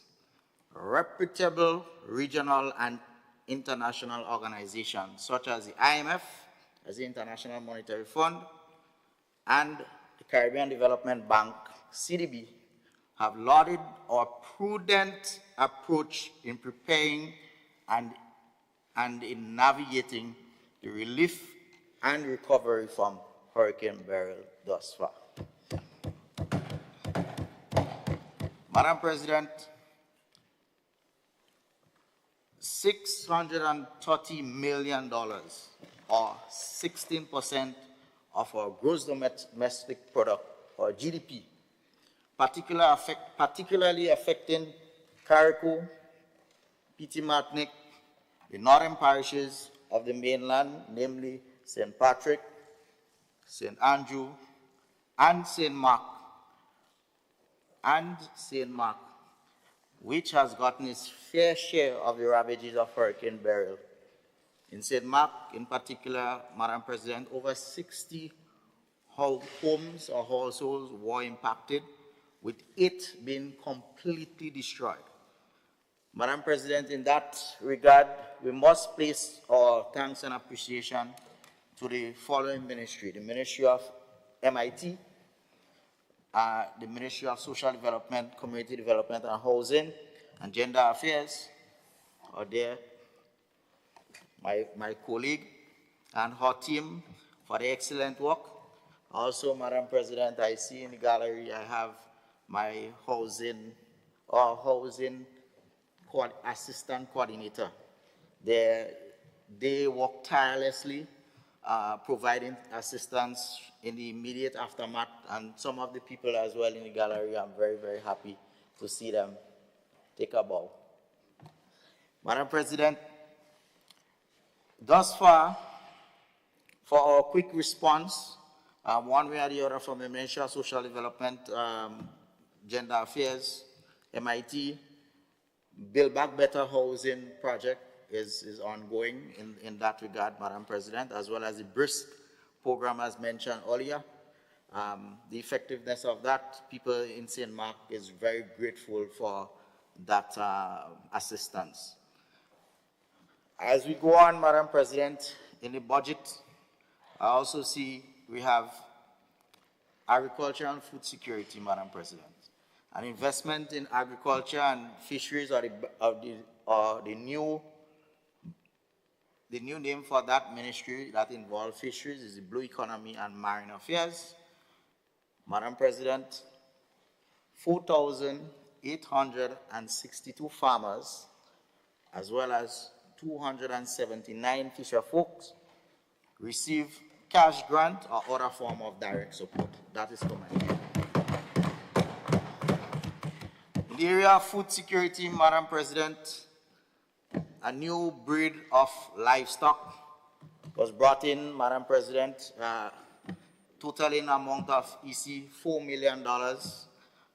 The Minister or the Minister of Agriculture is right here, Madam President, and when I heard the other place, when I heard he mentioned that the mortality rate, due to the whole traveling and so on, it was almost 0% of, any of those animal hybrid, goat, sheep, or pig dying because the stress that they have to go through from traveling from the changing climatic condition from one area to the other in the tropic, they normally develop something what you call travel fever. And so far, they have been surviving well. I got a first-hand experience to see some of the goats and the pigs, and trust me, they're ready to eat by next month. Huh? So that's the public official responsible for bringing them in warned us that they were not for eating. Yeah. And it turns out that he's sitting right behind you, so you better be careful. But I say all that to say, Yet, Madam President, that they look yet. fit for consumption, right? So let me just be diplomatic with how I use my words. So Madam President, together with livestock and poultry, Madam President, investment in that area, this is highly commendable. As we speak, Madam President, a team from the Caribbean Development Bank, they are on the ground as we speak in St. Mark. They were in St. John this morning, doing some assessments and so on. This week they're doing appraisal. Is a mission that is doing appraisal for climate responses and projects to being developed. Like I said, they were in St. John this morning, and I got an update that they are in St. Mark. That I look forward to, Madam President. In the area of youth and sports, Madam President, we receive support through the Ministry of Youth and Sports I don't know if everyone know that, but for every constituency has access to a community sports fund, and to the tune of $25,000, which in my view, Madam President, it goes a long way. It could do a lot more. We are tremendously grateful for it. We were able to sponsor every sports meet in St. Mark with all the schools, the different schools and so on, as we're making requests, whether it's medals, as the case may be, you know, Madam President. So we were able to make that intervention, and we are forever grateful through the Ministry of Youth and Sports for that kind of intervention, Madam President. So I just want to place my thanks and appreciation for that. Madam President, infrastructure, and again, thanks to the various ministries and so on, through the Ministry of Social Development, Youth, Social and Community Development, Housing and Gender Affairs. They assist in a number of different projects. The Ministry of Infrastructure as well, MIT, some of the projects which is ongoing right now as we speak in St. Mark, Madam President. Some, if you permit me just to name a few, greater access to the Alston George Park, the Victoria Beach area, catering to the needs of the differently able individuals with proper ramp and stairs access with rails, Madam President. That has never happened before. Since I was a child growing up in the community, seeing those things that needed to be addressed, Madam President, and imagine that. Since as a child, especially that boardwalk that we did right in the town of Victoria, next to the Victoria Hotel, that is very, very impactful, and the people in the community can attest to how impactful that was. So, Madam President, I give in all those details and so on because you would only hear those things coming from the government side. You would not hear that anywhere else, Madam President. So I have to record my thanks and appreciation, you know, to the various ministries for doing such. And I move on, Madam President, the basketball court upgrades.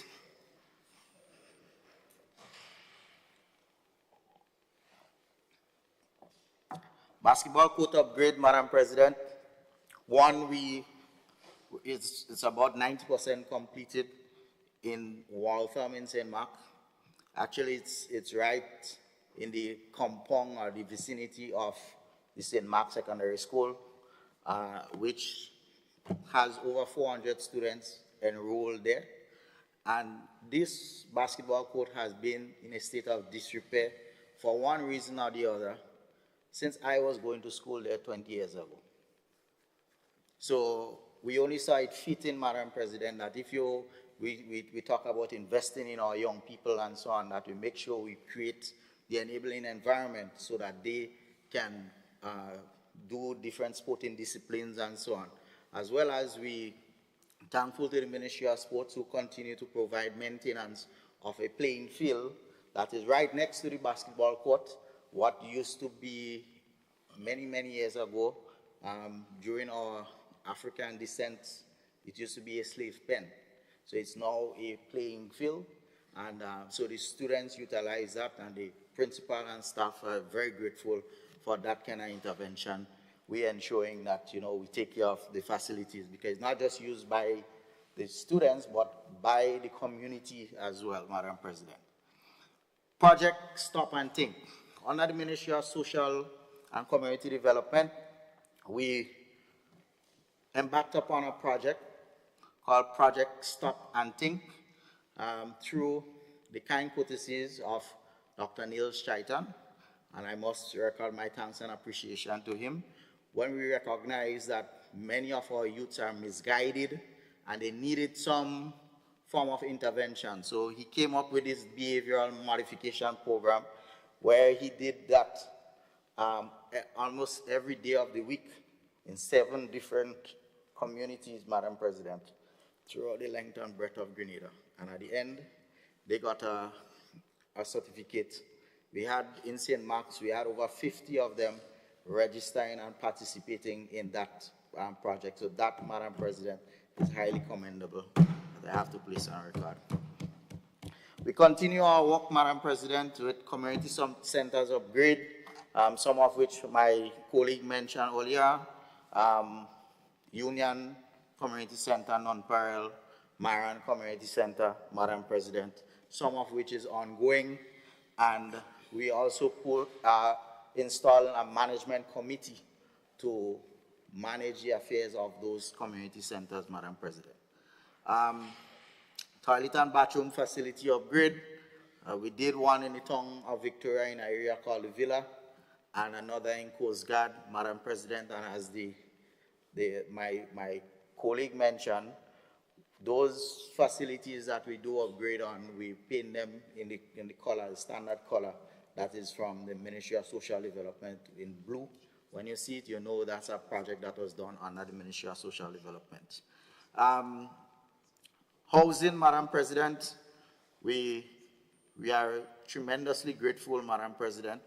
And like I mentioned before, my housing assistant is here, our housing assistant is here. Over 105 housing applications was approved, with 33 new houses constructed, 31 repaired, Madam President. Over 40 bathroom and toilet applications was approved, with 11 being constructed, all in 2024, Madam President, and some of which is ongoing, and we have more to come in this year's allocation. Thus far, Madam President, in 2024, over $1 million spent in housing assistance alone in our constituency or parish in St. Mark's. That is extremely commendable, Madam President. So we are grateful. Water and sanitation in homes. This project, Madam President, will commence very soon in St. Mark, which we are truly grateful is an initiative through Nation Builders. Already, Madam President, we have about 25 persons who have already applied, so we are going to continue our engagement with stakeholders to make sure that it's successful for this year so we can implement it very successfully. Quickly moving along in infrastructure, Madam President. Like I said, we'd only hear those comments and so on this side or in this house, Madam President, about the good things that are happening in constituency or in my parish, which I'm extremely grateful for, being as an ordinary citizen within the parish of St. Mark. We are grateful to the Ministry of Economic Development Planning through BNTF, Madam President, and if you would permit me to just segue a little bit, last week, like I mentioned, there's a team from the Caribbean Development Bank who funds BNTF, as well as the government would do their part funding on whatever project and so on that they identify.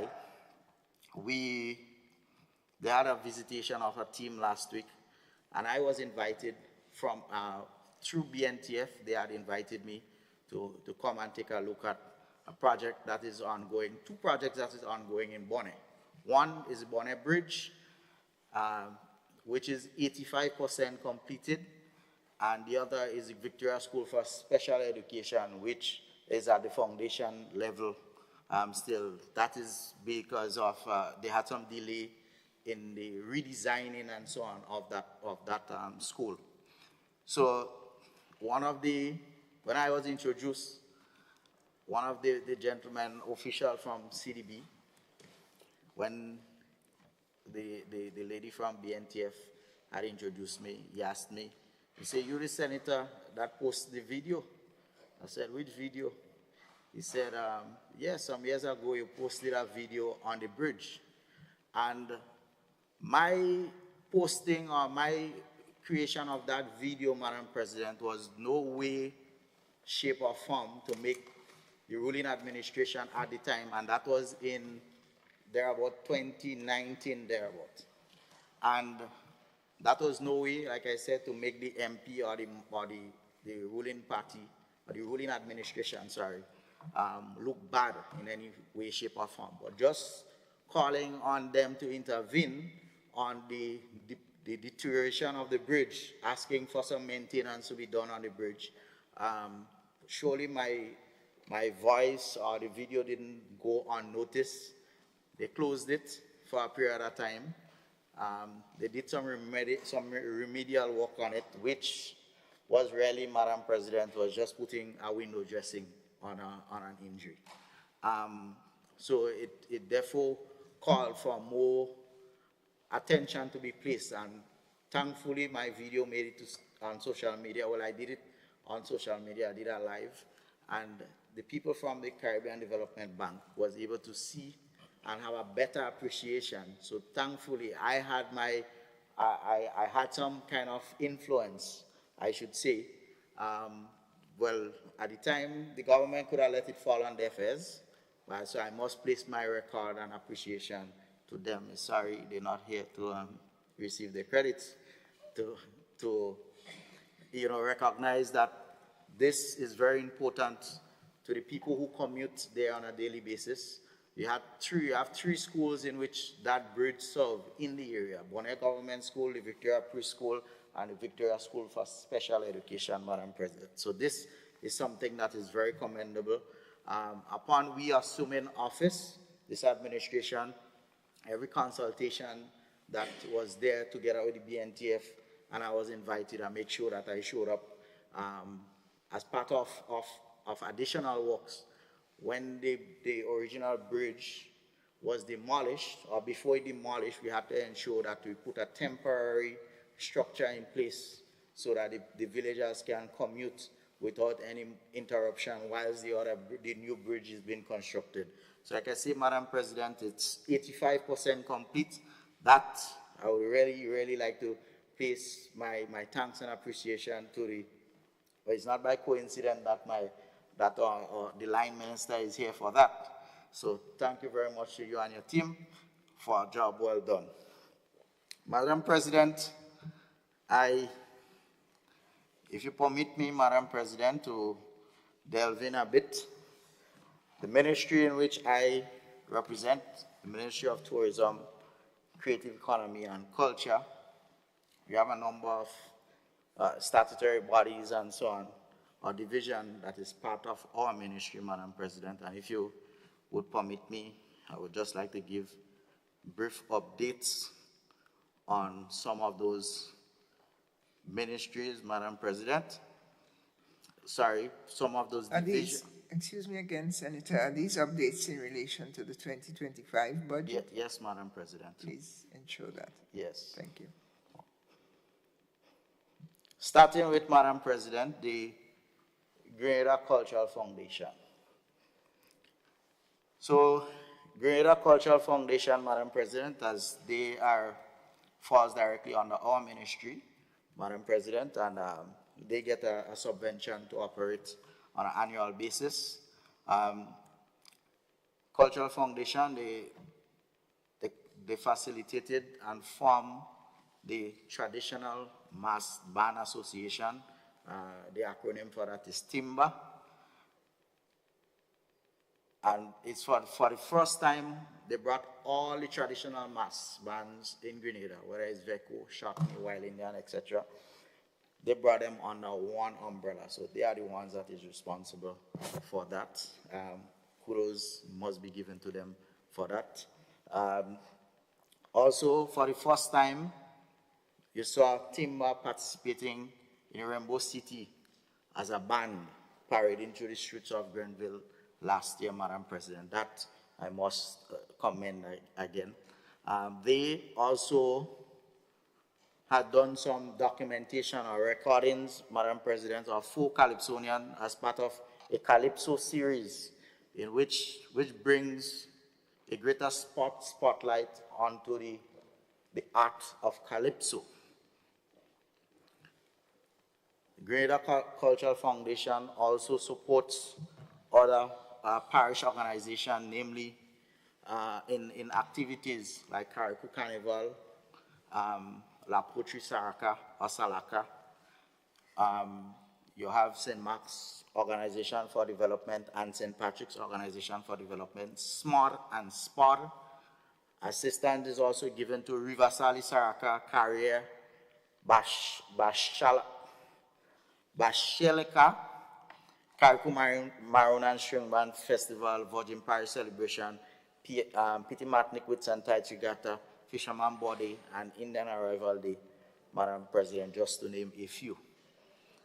The foundation also executed 2 activities on Emancipation Day. One was in collaboration with SEDU, that's St. Andrew's Developmental Organization, and the other in the tongue of St. George, Madam President. The foundation also collaborated with some community and parish groups to hosted the Tanti Tech Festival nationwide for the first time. GCF also facilitated a review of Carnival, which took place in the Trade Center and Spice Basket, respectively. The final report and the fact-finding was shared with the Minister, my colleague right there, Madam President, and we are looking forward in implementing some of those recommendations in 2025. And finally, on the Cultural Foundation, a delegation from the Cultural Foundation to the CEO as well as the chairman of the board went to Carriacou with a view to explore ways of building greater synergy and providing and preserving Grenadian culture, Madam President. So they work, though it's a small team, but they're very effective, Madam President.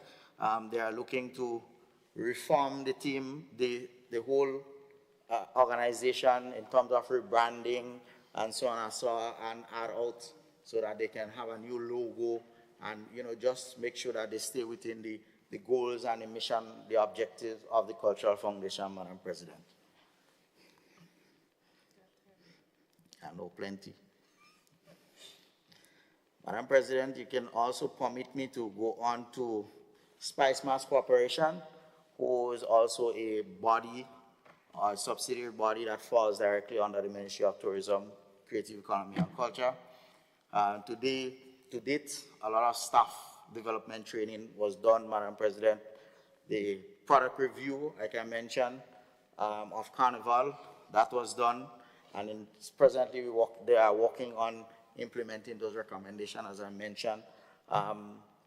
You have one of the activities that just concluded. They had the unveiling of 7 delegates to vie for the title of National Carnival Queen. They set up a committee to do that, did a casting call, etc., Madam President. That's how we came up with it.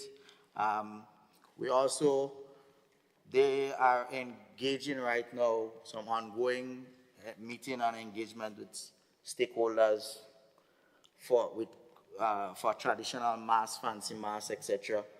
Some of which will take place this weekend, Madam President, and that I see is very, very commendable. And they are also trying to ensure that in building the capacity of the Spice Mass Corporation, they are working closely together with the ministry and to build some more capacity in the areas of for sponsorship, PR, marketing, social media, etc., etc. And last but certainly not least, Madam President, we have the official launch of Spice Mass, which would be not too far from now, is in May, the first Friday in May, the 2nd of May, which is not too far from now. I don't know if you would sit before that. I can extend an official invite to persons. Finally, I know I said last, but finally, the judges are taking cue from my learned friend on the other side earlier on. But I wouldn't go and speak as long as you normally do. Judges and artists workshop scheduled for next month, April. Registration and so on for that will commence in the coming week. Subcommittees for logistic production. And so we expect this year's carnival, Madam President, not just we market this year's carnival as one of the safest in the region, but an improved one from years gone by. We've already started an economic assessment, an economic impact assessment as to what's the value of carnival, because we cannot really put a value to say, well, government would invest X amount. We need to know, because everyone who, the stakeholders, we have from the hotels to the taxis, etc. So we are doing a comprehensive review as to how much money that is injected into the economy for that. And as soon as we have that, Madam President, we will make it public and so on. So we would, when government decide to inject some more money into it,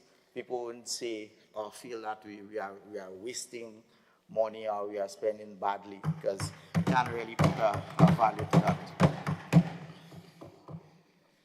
Madam President, as I quickly move on, and I want to delve in a bit on the museum. Museum also falls under our purview from that ministry, Madam President.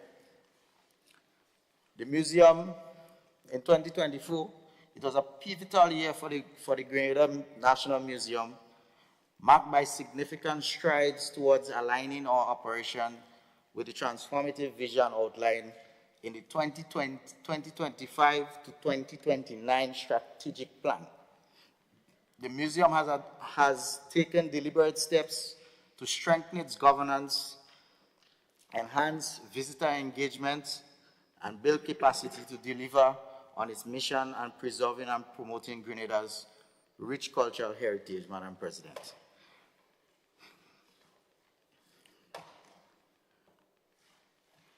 Madam President, the museum in 2025 will focus on implementing a strategic plan. The focus on the strategic plan will begin with the governance and the policy development. This institutional framework is necessary for the effective and efficient management in which will be crucial for implementation of the other aspects of the strategic plan that includes addressing infrastructure and community engagement. The museum has undertaken a number of initiatives, Madam President. One is they conducted extensive building repairs, because you know, I don't know when last you visited the museum, Madam President, you know, over the many years, I think because it's being a very old building, so we had to do some maintenance to make sure that, you know, we make it safe and so that visitors alike, both local and visitors alike, can feel comfortable and so on whilst they're there, Madam President. And we have a number of initiatives coming up for this year. One, let me just name a few, sorry. Caribbean Ties, Explore Regional Heritage and Interconnected Histories. An exhibition coming up called Say My Name. It's an exhibition focused on the lives of the enslaved Africans in Grenada. Ivan 20 Plus commemorates the impact of Hurricane Ivan and highlights resilience and recovery. Another one, preparations are underway. Preparations are underway for collaborative Carnival Queen from 1945 to 1975. That's an exhibition which will be done in collaboration with Mr. Ricardo Kings Douglas. Madam President, permit me to move on to the Office, the Grenada Office of Creative Affairs, commonly known as GOCA. Madam President,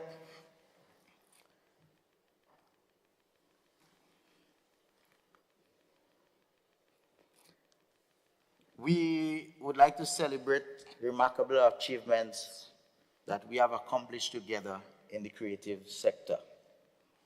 Through our unwavering commitment and innovative ideas, we have laid a robust foundation for growth and sustainability that empowers our creative community. When I say that, Madam President, concessions for creatives, empowering our artists. Let's begin with the concession for our creatives. A cornerstone of our efforts to support the creative community, this has provided 100% on essential tools of trade, equipment, and raw materials, allowing over 95 creative businesses to thrive. That, Madam President, is remarkable. This initiative has transformed the lives. In 2024, we granted a total of $1.4 million in concession, with revenue foregone, that's revenue that the government did not collect, of $750,000, Madam President. This isn't just a number, but is a lifeblood for our creatives, enabling them to reinvest in their business, upgrade their offerings, ultimately drive innovation within the sector. We are also empowering individuals who are creating jobs, Madam President, not just for themselves, but for their entire communities.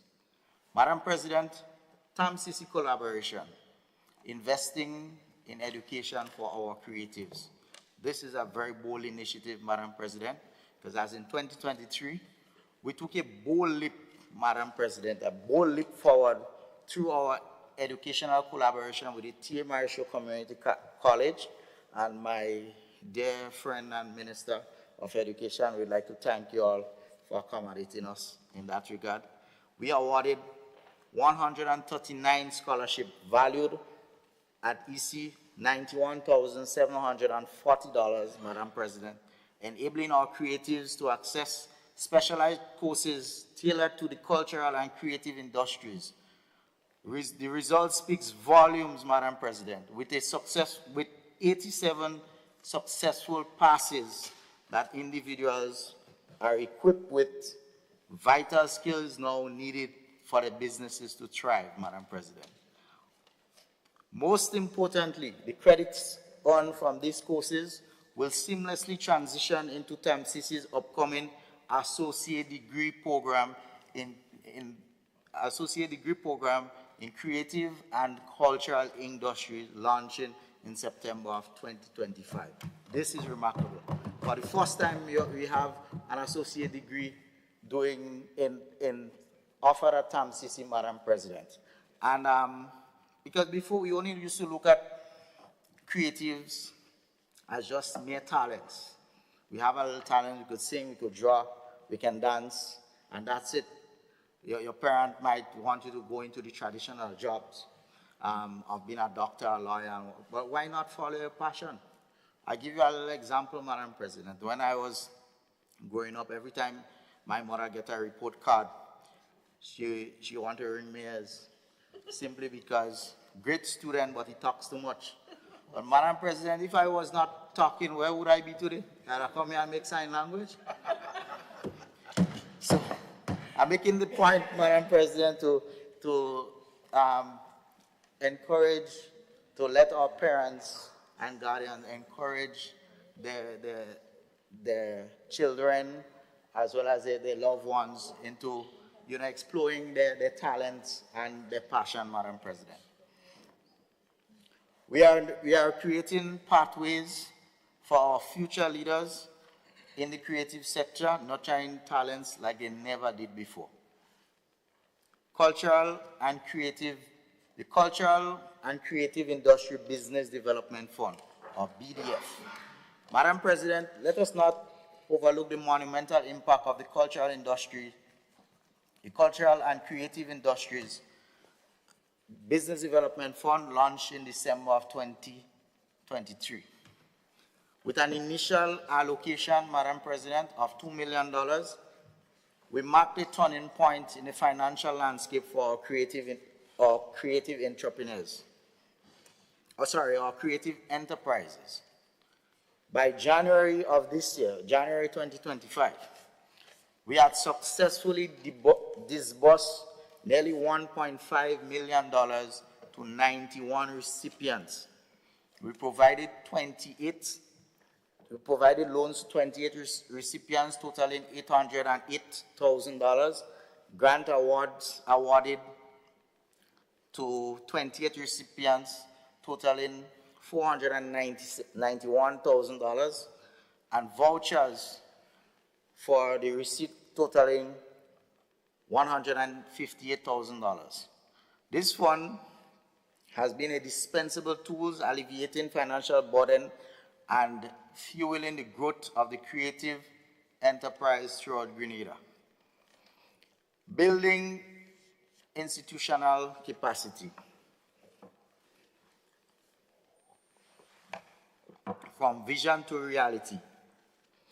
Madam President, we believe that building a future where our creative sectors are organized and empowered.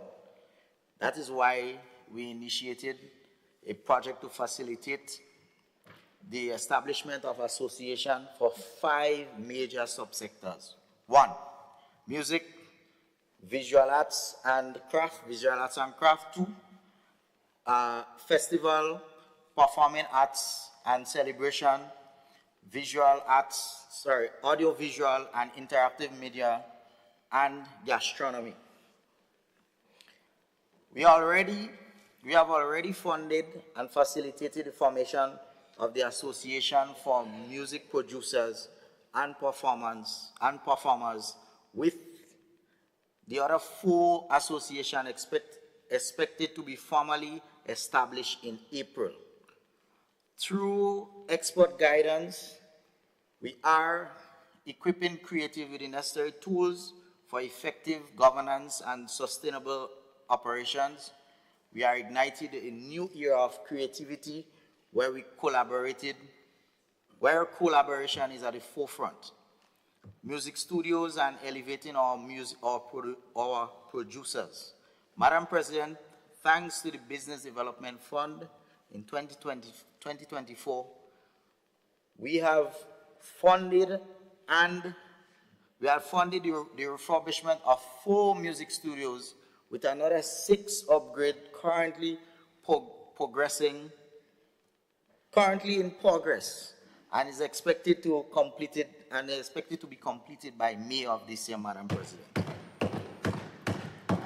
No longer will our local producers be confined to makeshift setups, and they will now have state-of-the-art equipment and the facility that they deserve. This, Madam President, is not just talk, but putting our money where our mouth is. For the first time, we are giving our producers the recognition and support that they have long awaited. These are the individuals behind many of our top nation hits. And with the support that they're receiving now, for them, the sky is the limit. Madam President, we are not standing still. We have completed extensive research and consultation, culminating the development of a 5-year strategic plan for the creative sector. This plan is our blueprint for building a thriving creative industry that benefits all Grenadians. Let us set the record straight. We are moving beyond idle talk. We are taking decisive action. Our creative community is receiving the structured support it needs to flourish, and we stand united with our mission to propel Grenada's creative sector forward.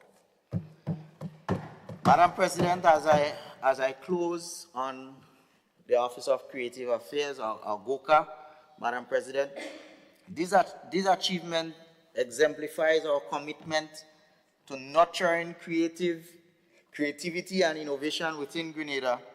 Together, we have laid a powerful foundation for the future of our creative industries, a bright future where every creative voice is celebrated, supported, and empowered. Let us continue this momentum. Let's champion our creatives and invest in them. So, Madam President, that was my presentation on the Grenada Office of Creative Affairs. I see some lovely ladies here. They are also a part of our staff, Madam President. So you guys doing a wonderful job. Continue the good works. On behalf of the Minister and I, continue the good works.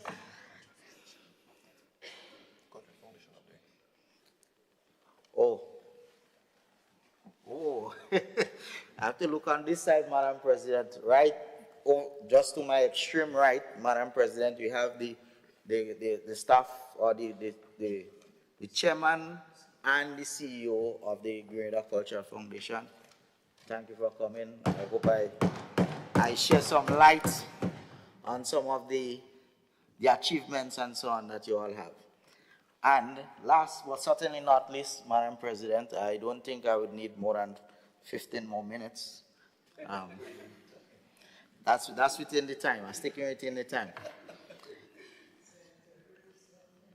Repeat yourself, please. Oh, Madam President, I was saying, looking at the time, I don't think I would need more than 15 more minutes, and that is within my time, my allotted time, based on my records. Yes, you are. All right, so you are within your. You have to commend me as sticking within the rules. Madam President, I move on to the Division of Culture, Madam President, and with us we have the Chief Cultural Officer.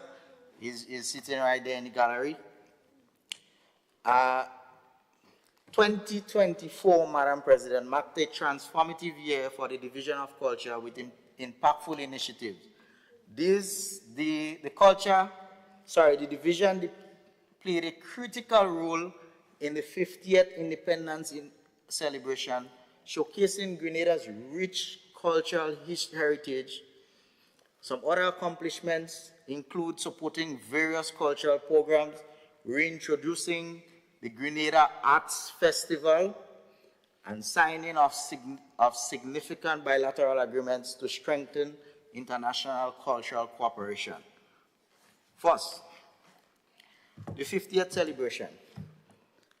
I don't know if your memory serves you right, Madam President. It was not too long ago, just about a year ago. We had a mass choir with over 30 students participating, showcasing Grenada's musical talent and unity. That, Madam President, that was thrilling, just hearing those lovely voices being harmonized. The mass movement where you had more than 400 members, including dancers and school children, took part in a large-scale performance as never seen before, emphasizing national pride and cultural expression. The Independence Calypso competition, celebrating Grenadian music through artistry, celebrating Grenadian music and artistry through national competition, further fostering pride and Grenada culture. Second, Madam President, signing of a memorandum of understanding, signed with the Ministry of Culture of Cuba to strengthen Grenada's cultural capacity. This MOU will facilitate training and cultural exchanges between the two countries, providing valuable opportunities for Grenadians to learn and grow in the arts. And I think you probably missed a little trick, Madam President, when we made our visit to Cuba to see what some of the culture and some of the cultural expression and so on was. That was to behold, Madam President. It was good. It was excellent. So now that we have that MOU signed, I really would like, to see or we making those kind of exchanges with we showcasing the talent that we have as well as they come in and showcase what they have to offer. Collaboration with the People's Republic of China. We worked in partnership with the Chinese Embassy to host the Wu Opera Cultural Troupe in 2 performances on November 9th and 10th at the Gateway Assembly. The performances showcase the richness in Chinese opera, fostering cultural diplomacy across cultural understanding between Grenada and China. The Festival of the Arts 2024. In 2024, Madam President, we witnessed a highly anticipated return of the Festival of the Arts, a vibrant celebration of Grenadian creativity, bringing together schools and community groups, showcasing their talents across various artistic disciplines, including song, dance, choral speaking, and music. The festival was held in 2 phases, from April to May and October to November. Over 30 primary schools and 13 secondary schools with three community groups registered, but with 26 of those schools ultimately participating, Madam President. The event climaxed with a winners in concert, featuring the outstanding performances from the winners in the various categories before a full audience at the Trade Center. Cash prizes were offered to participating schools, as well as the tokens of appreciation were given to the teachers who dedicated the time and effort to preparing the students for the competition. This was made possible through corporate sponsorship. And permit me to acknowledge some. I would start from the bottom up. Flow Grenada, Six Senses, Las Vegas, George F. Huggins, Independence Agency, Blue Bubbles, Event and Rentals, and the Investment by Migration Agency. The reason why I leave the Investment by Migration Agency for last, Madam President, so we see, even if whatever that we get from the Citizen by Investment program, we are investing it back into our economy, we're investing it into our youths. I've seen them participating, Madam President, or been sponsoring different events that, over the past several months, which is commendable. They have also, Madam President, sponsored about 4 of our steel bands here in Grenada, 3 which was unsponsored, and they had pledged some level of sponsorship, Madam President, and that is highly commendable, Madam President. And how does it relate to this budget? How does it relate to the 2025 budget? Yes, I'm moving, I'll tell you. It's still pan and culture. That's how it relates, Madam President. So, moving on, Madam President. I have how much minutes more, Madam President? Half an hour? All right, so let me just move on quickly, Madam President. What we achieved so far in 25, the Independence Monarch, where we had we changed the format of the Independence Monarch from just the Calypso Monarch to Independence Monarch competition. That is because instead of using the genre of just Calypso, you could have sing a comedy composition that is what we consider a groovy, like how you have Black Adam has his groovy, once it's relatable to the theme also of the celebration. And for the first person that was crowned was a female in the name of Jermaine Simon. We also collaborated with the People's Republic of China in hosting them at another event, Madam President, where we celebrated the 20th anniversary of the resumption of diplomatic ties between Grenada and China. A special concert was held in St. Patrick's featuring the Ningbo visiting troupe from China. A lot of local people attended and so on. We at the Division of Culture, Madam President, believe in recognizing our icons and so on, giving them the flowers while they're still alive.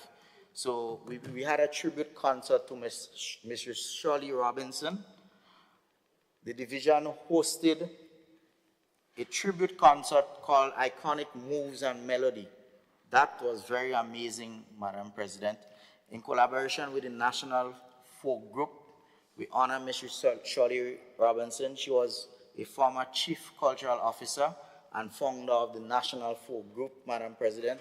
So a full concert was held, attracting a full audience at the Grenada Trade Center where we celebrated her. She was also very interactive with it. She also gave up a performance. She had a piece that she did, a performance piece, which was very, very remarkable, Madam President. Transitioning of the National Folk Group into the Grenada Performing Company. That, Madam President, is highly commendable. To further support the work of the National Folk Group and train a cadre of persons to be experts in the various skill sets and in the performing arts, the ministry has now registered the group as a Grenada National Performing Company. This, Madam President, this significant move will elevate the profile of the group, attracting younger talents for sustainability and allow for greater visibility and opportunity to showcase Grenada's cultural heritage, both on the national and international stage.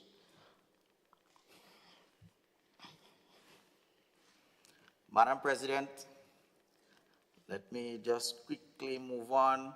A culture docu-series, Madam President, that would be, the division will work closely in collaboration with GIS, looking into programs and so on for the country. This initiative, facilitated by GIS, will provide an inside look into the programs and contribution of division officers, fostering deeper connection with the public, so people would know what it is that we are doing there together with GIS. A cultural delegation to Japan Expo 2025 from April 17th to 22nd. Madam President, Grenada, we will be sending a cultural group at the World Expo in Japan. Madam President, that event this event will serve as an impactful platform for Grenada to showcase its rich cultural heritage. Consultation for the Arts Festival for 2026, because we decide to do it biannually until we grow the capacity and so on, so that we can make it an annual event, Madam President. So we will review all the challenges that we had and look at ways that we can improve so that we could get the best of Grenadian talents and so on to showcase, Madam President. Building more capacity. The division is focused on building capacity to the reintroduction of programs in school, in the schools across Grenada, across the length and breadth of our tri-island state, Madam President, with an emphasis on voice, dance, steel pan, and calypso. Employing more cultural officers who will work and support the programs from the ministry and empower young people with the necessary skills and knowledge needed to thrive in the arts, Madam President. The procurement of steel pans and development of the steel pan ensembles. Madam President, the ministry will procure 100 pieces of steel pan to create 7 steel pan ensembles across communities and schools throughout the length and breadth of Grenada, Madam President. This is an initiative that I highly, highly commend, Madam President, because running and operating a steel band is not cheap. Hence the reason why I commended the Investment Migration Agency, Madam President, by they taking up the initiative to sponsor more initiatives to let our band function to its fullest capacity, because it's not easy to maintain a steel band, Madam President. So that's the correlation when I make, Madam President. I hope I provided some explanation. We also, Madam President, support for the school music programs. The division will continue to support the school music lab with new addition like music production and training. We also organize events such as the National School Orchestra Showcase, the Peter Phillip Drum Corps competition among schools, Take It to the Street Dance competition, and the Cameroon Folk Festival. These programs and events will foster the creativity, discipline, and teamwork among students and the community groups, giving them the opportunity to showcase their talents while preserving Grenada's rich cultural heritage. And lastly, Madam President,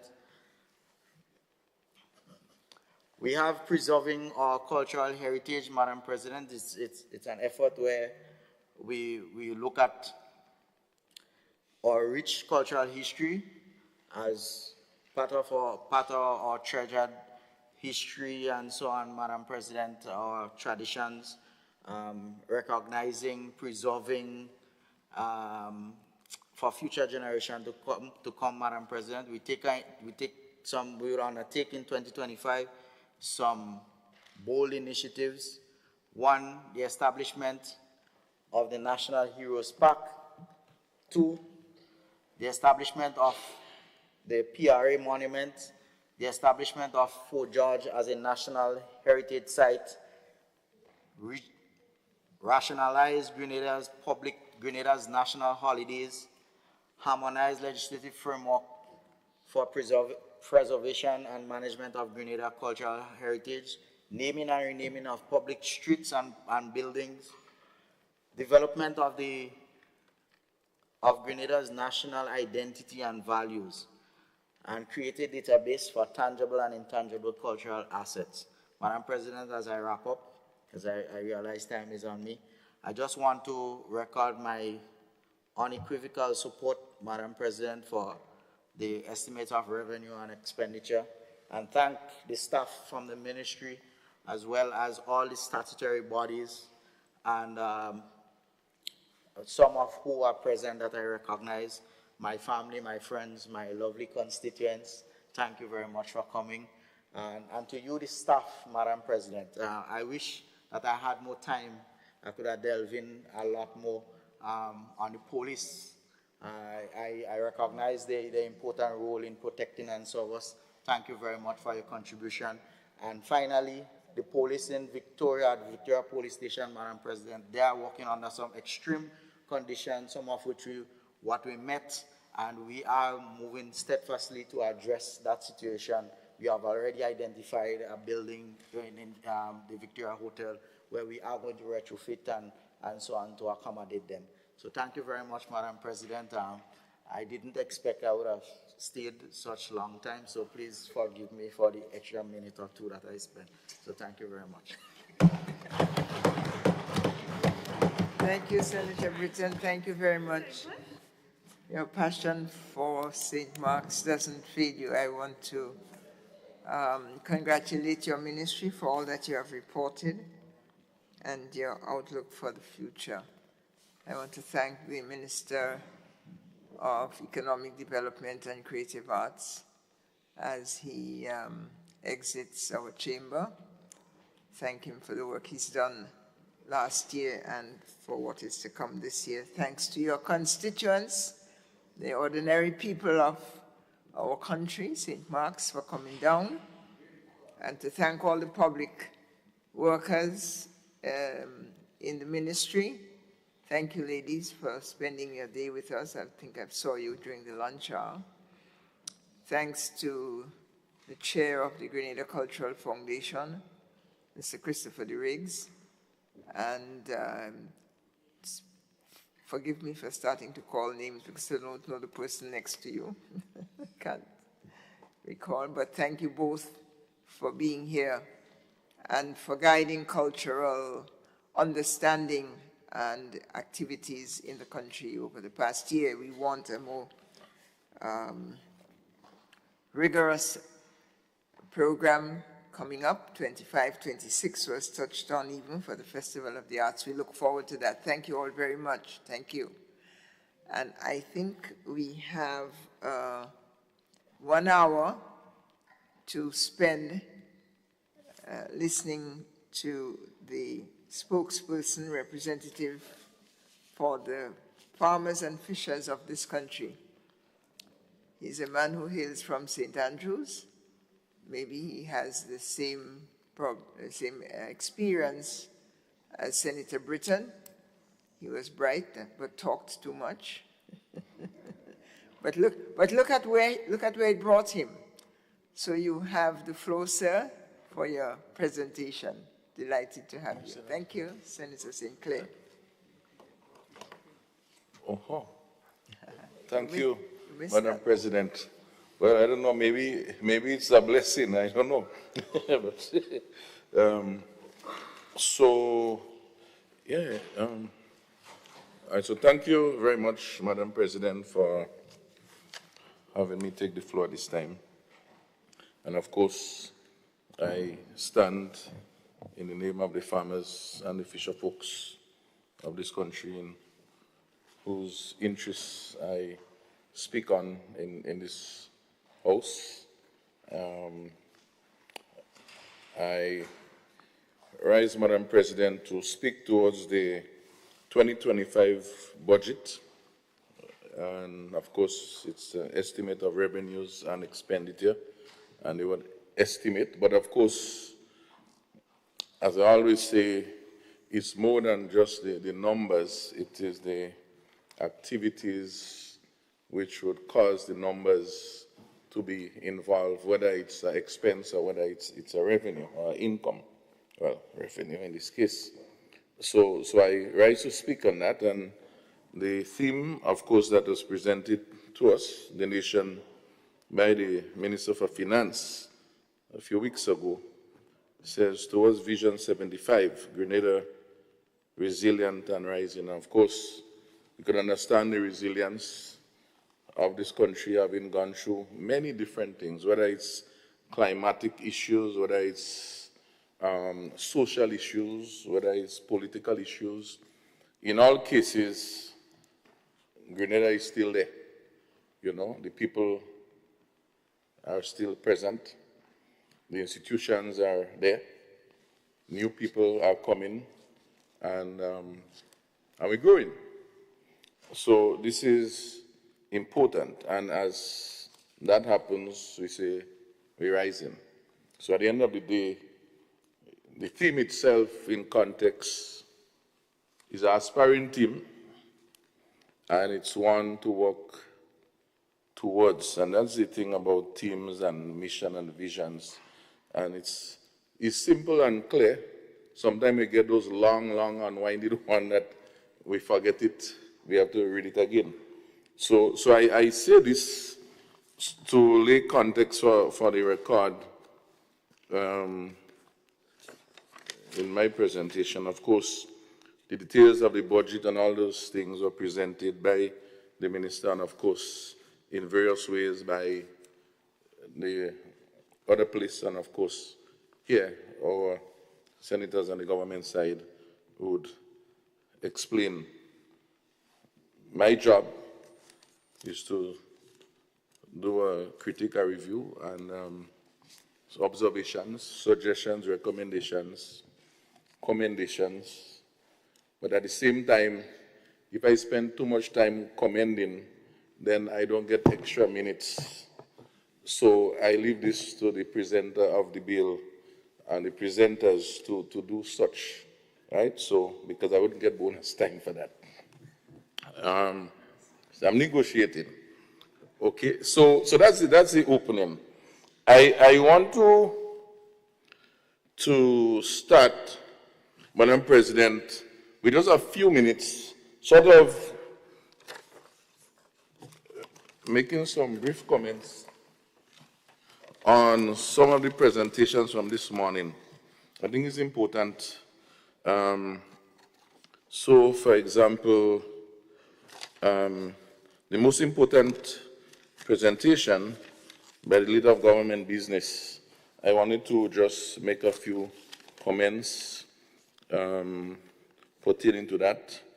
Of course, of interest in his presentation, the issue of the MNIB and privatizing and where it's going, and of course, farmers are anxious, wanting to know where are we. Of course, we're still not hearing. We're hearing that something happening, but we don't know what is happening. And maybe, I guess, there is no information about what is happening, so we just have to wait until whatever happening is announced. And I understand that. You can't really say too much if you don't have the information. But we know something's supposed to happen. But what we know is that to plan is very important. And so what we don't want is that this new system is set up and our farmers are not ready to produce, and 3-4 months go in and we say, well, farmers not producing, they're not ready yet, we better import our products. But we didn't get a chance to plan. It's not like even building a car, making a blocks. Fruits and vegetables and other crops take, 4 weeks, 5 weeks, 6 weeks. So the message is to my friends on the other side is to make sure that our farmers get early notice and early warning to start preparing for the market, And as I quipped to my friend Senator Rahman earlier on, speaking about agriculture is about management. And of course, he mentioned a long list of what to plant, where to plant, when to plant. And in his whole speaking, he forgot to mention market. And I said, oh, I forget to mention it. This is the most important thing. Without markets, nobody produces. There is no money. There is no possibility of income. There is no possibility of financing. So it's all about markets. That is what gives farmers confidence. That is what makes a man buy a bus. That is why it makes somebody open a restaurant, buy a sewing machine, buy a boots or cutlass to go on the farm. It's about the market. So let us not lose sight about that. And once you have market and you have money, you can then hire people to manage the business for you. So go to the bank and get more money. So this is one part. The other important part that was raised, the issue of the constituency office and the vehicles and even more money for them, I fully support that. In fact, I'm a main supporter of local government.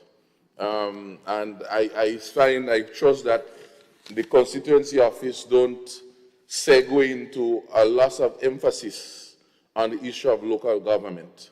In fact, my dear friend and former member of the lower house and Attorney General Francis Alexis, who I met many years ago when I was a teacher, went around the country educating persons about this. That time he was Minister for Labor and local government, about local government. And I challenged him then on a lot of things, as I like to debate. And the joke is, Madam President, a few weeks afterwards, he sent a vehicle from the Ministry of Labor, local government, with a big envelope, with all the bills and all the stuff. Say, go and read that. if you know more about local governments and so, I'm not sure if you remember that. And since there, we became very good friends. So I say this to say that my interests about local government is serious and not about now. It's about for the last so many years about this matter. So I trust that we don't lose sight of local government in that line. But I also endorse we need to get some more funds for the offices, and they are used wisely and for the productive purposes, for many outreach and so on, and it can be equipped in different ways. So I like the idea. The issue of the burial support income support for the farmers, well, that I would raise again, but of course we have over 4,000 farmers benefiting, almost 300 fisher folks. Of course, we urge them, as I myself was directly involved in a lot of this discussion with the Minister for Agriculture from almost day one on this matter, based on where I sit. And we work together on many things. And of course, we trust that the farmers have used the funds wisely in many ways. Because whilst, yes, we'd want them to use it to go back to the land, you know, if you are affected, your house is affected, you don't have food at the time, or you need medication, of course, some of these funds will definitely go there.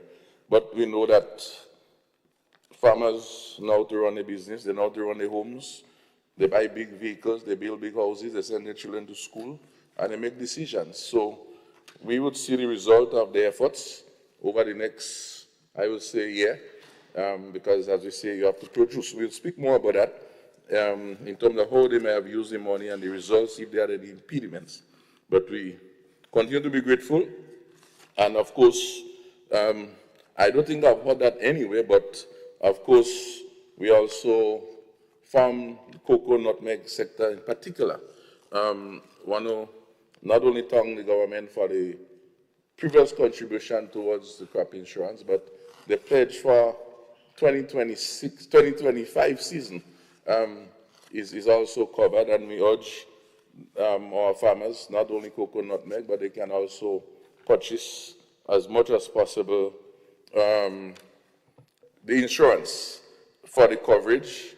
Myself and the High Commissioner representative to the UK have pledged to work together to do some promotion and media appearances to get persons to sign up at the Credit Union League so they can be able to purchase this thing. So these are very important points I want to connect while it's early so I could buy some time. As we go further, right, it was, I think Senator Rahman raised it, and is what's noting the issue about financing of the budget, but it sort of gave me interested, Madam President, because when I look at the excess, if what the Senator Rahman saying that this 283 million would fund the budget. The question we could ask for clarity is this money really sitting there to finance the budget, or is it going to really be, as fast as the money rolling into the cash flow purposes, it can be able to fund costs that would emerge during the year? So that is an important question, whether that money is sitting somewhere or whether it's rolling. I have my thoughts, but there might be another way. It might be sitting there, you know.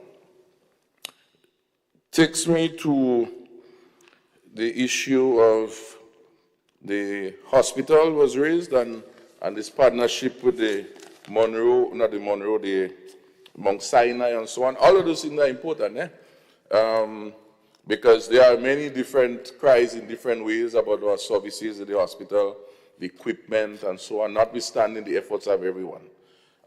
So we must not run away, and I think this is a bold acceptance that we need to do something. Of course, this cannot be delayed. It's a major project. It wouldn't happen in 1 year, because unless we would bring in maybe 1,000, 2,000 persons working day and night. We're not saying day and night is not possible, but the amount of persons to do this work. but we know just to design and the quantity surveying and all of those things take time. So we shouldn't in any way try to leave some false expectations in persons and then it taking long to happen. So we should say, okay, design going to happen in the first year. So we're very clear what we expect to see. Year 2, we go see this. Year 3, we go see that. So I think it will be very important, Madam President, to see some sort of project framework in a summary way as to what this thing is going to pan out to, because we're speaking about hundreds of millions of dollars to something that we should be able to see what the end product could look like. The issue of skills, I think this is very important, and we have spoken about it a lot. You know, TAMCC at that community college in particular, the training agency, and so on, they need to really collaborate and connect to supply proper labor for our workforce. And not because some of the folks are currently working and employed. No, it doesn't mean that they cannot learn new skills to be more productive and more efficient with new technologies. So I don't want us to leave here, well, you know, everybody working, they're good, but can they do more? Do they want some other capacity building?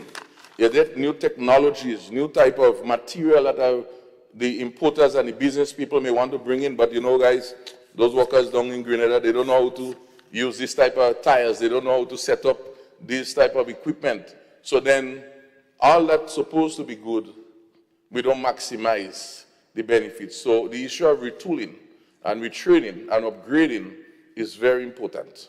I don't want us to lose sight of that, please. And of course, those who are not employed and not doing anything, we need to find them.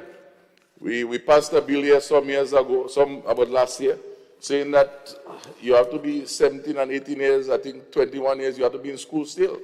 So where are these persons? Has the Ministry of Education found 20 persons, 40 persons who really should be in school and not in school? Why is the report card on that? And how do we add teeth to that for the nation building and rising and all of those things that we want to do? So we can just pass the law, pass the regulations, and then we don't do nothing. Madam President, the other point I want to get at is the renewable energy issue. I think is very important, and we see the private sector is providing a lot of technology, persons are going online and so on. So, but I think, again, the technician, the technical persons to be able to help some of these homeowners and so on, the business people might be able to do it and hire some of the more skilled guys, and there are even very few of them. And so I think that, for example, I know the ozone unit, for example, my friend Mr. Smith and those guys back then train a lot of persons to deal with this, managing this gas. I mean, using that in terms of, they have a model that they have used to unleash the skills. And maybe we need to find some way in using a similar approach to unleash that sort of skill set with the wider workforce to be able to implement a lot of this renewable energy technology. I think this is important. I speak to a lot of them, persons who are doing certain things right now, and it's like, they don't show, you have to research that. So it means that we have issues, and they may set up technologies that may eventually cause harm to persons' equipment and so on. So I think it's a wise suggestion to be taken on board. The linkage with tourism and so on, I've spoken about that this morning, and of course we have to do more of that. And I think my good friend Senator Britton speak to the culture and all of that. He speak about gastronomy and all of those connections is very important to build that linkage with agriculture, because the more people go out, the more people lime. They're only drinking rum and beers. They need food. When they get a little bit tipsy, they want food, you know. So where is this food? Where is this special chips or this special drink or special soup and so on? So I think there need to be a connection. And of course, I know he's well placed. You know, the food festival in Victoria is a very nice one. I've been there a few times. It's one of my favorite. So I think that there is connection. But at the same time, speaking even from my personal experience from the GCNA and the close working relationships with the Board of Tourism, actually, right now, this evening, 3 o'clock, we are in collaboration with the Board of Tourism at the Mount Cinnamon Hotel, is it? Mount Cinnamon Hotel, launching a special syrup that can be used to do cocktails. With the bartenders can use cocktails and so on, with some international mixologists. So it's a partnership among ourselves doing that, using some spice cocktail mixture, so on. So I'm saying that I understand that link and how we could bring it stronger. It's not just going on the watch a tree and the sun and the sun, but there are different ways we can make those sort of connection. And the issue of the increasing the amount of funds for that local tourism community projects, we need to more of that, and we need to work with our taxi men and so on. But at the same time, we definitely need to spend more time having the appropriate language, whether it's sign languages, different type of languages. I'm not creating a promotion, but at the GCNA, we have a museum in Bolio, and we have 4 languages interpretation: English, Spanish, French, and German. So even if my staff can only speak English mostly, if a Spanish person comes, the little that you can say to them, they can read the interpretation and so. But if we can train our persons in the language, different languages, Chinese, etc., then that would be very helpful to add to this whole product. So I'm saying we need more attraction, and all of those things are spoken about, but we have to have the back-end service to that.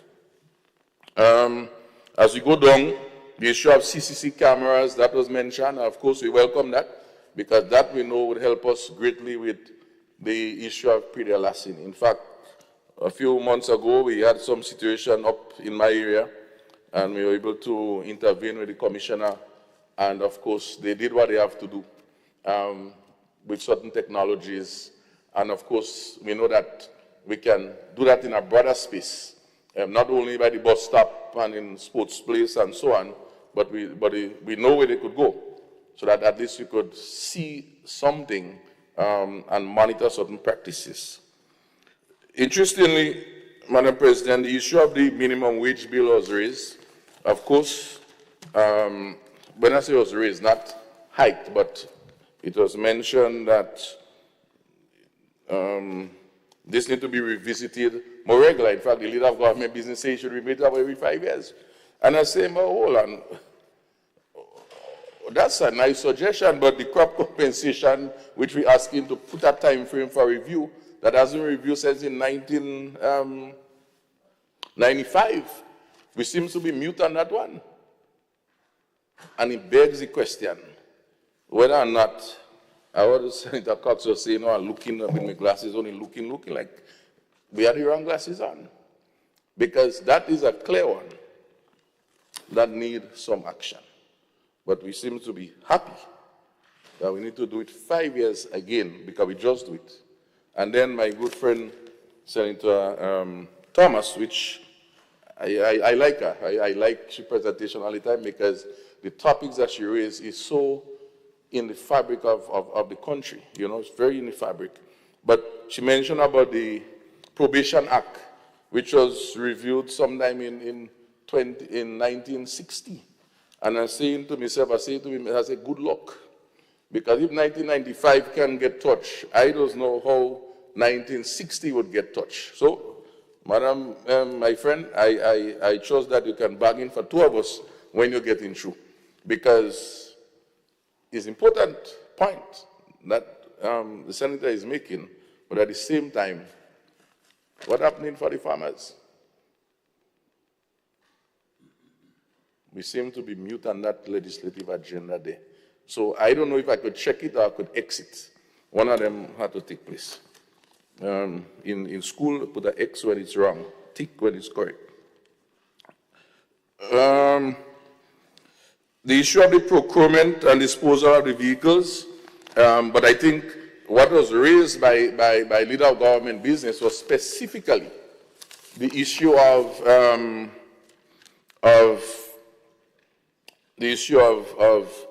the use, how the vehicle is abused, and that is an issue. We need to do better than that. So, Madam President, I also, and I will try to do about maybe 2 minutes quickly before I shift here. The disability issue and so on with the refurbishment of vehicles and buildings, all these are very good initiatives and so on. The issue of the population capacity, all of those are very good, very, very good initiative. The community development initiative is something that I endorse, but we need to make sure that the issue of the home economics and the homemakers club and all of those things, agriculture, little backyard gardening, so you build in all of these other components in it, such that we can better able to add more value to those initiatives. So these are just some comments I wanted to make regarding this. As I move, Madam President, to look specifically now, outside of the linkages that I raised, the issue of the Ministry of Agriculture portfolio in this budget.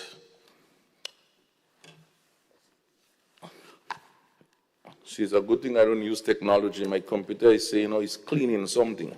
See, good thing I have paper. So we have a budget for the year on agriculture in the region of just about $32 million. Of course, fisheries, which was removed from it and joined up with marine, goes up to something about $6 million. So pretty much, it's just about the same as last year.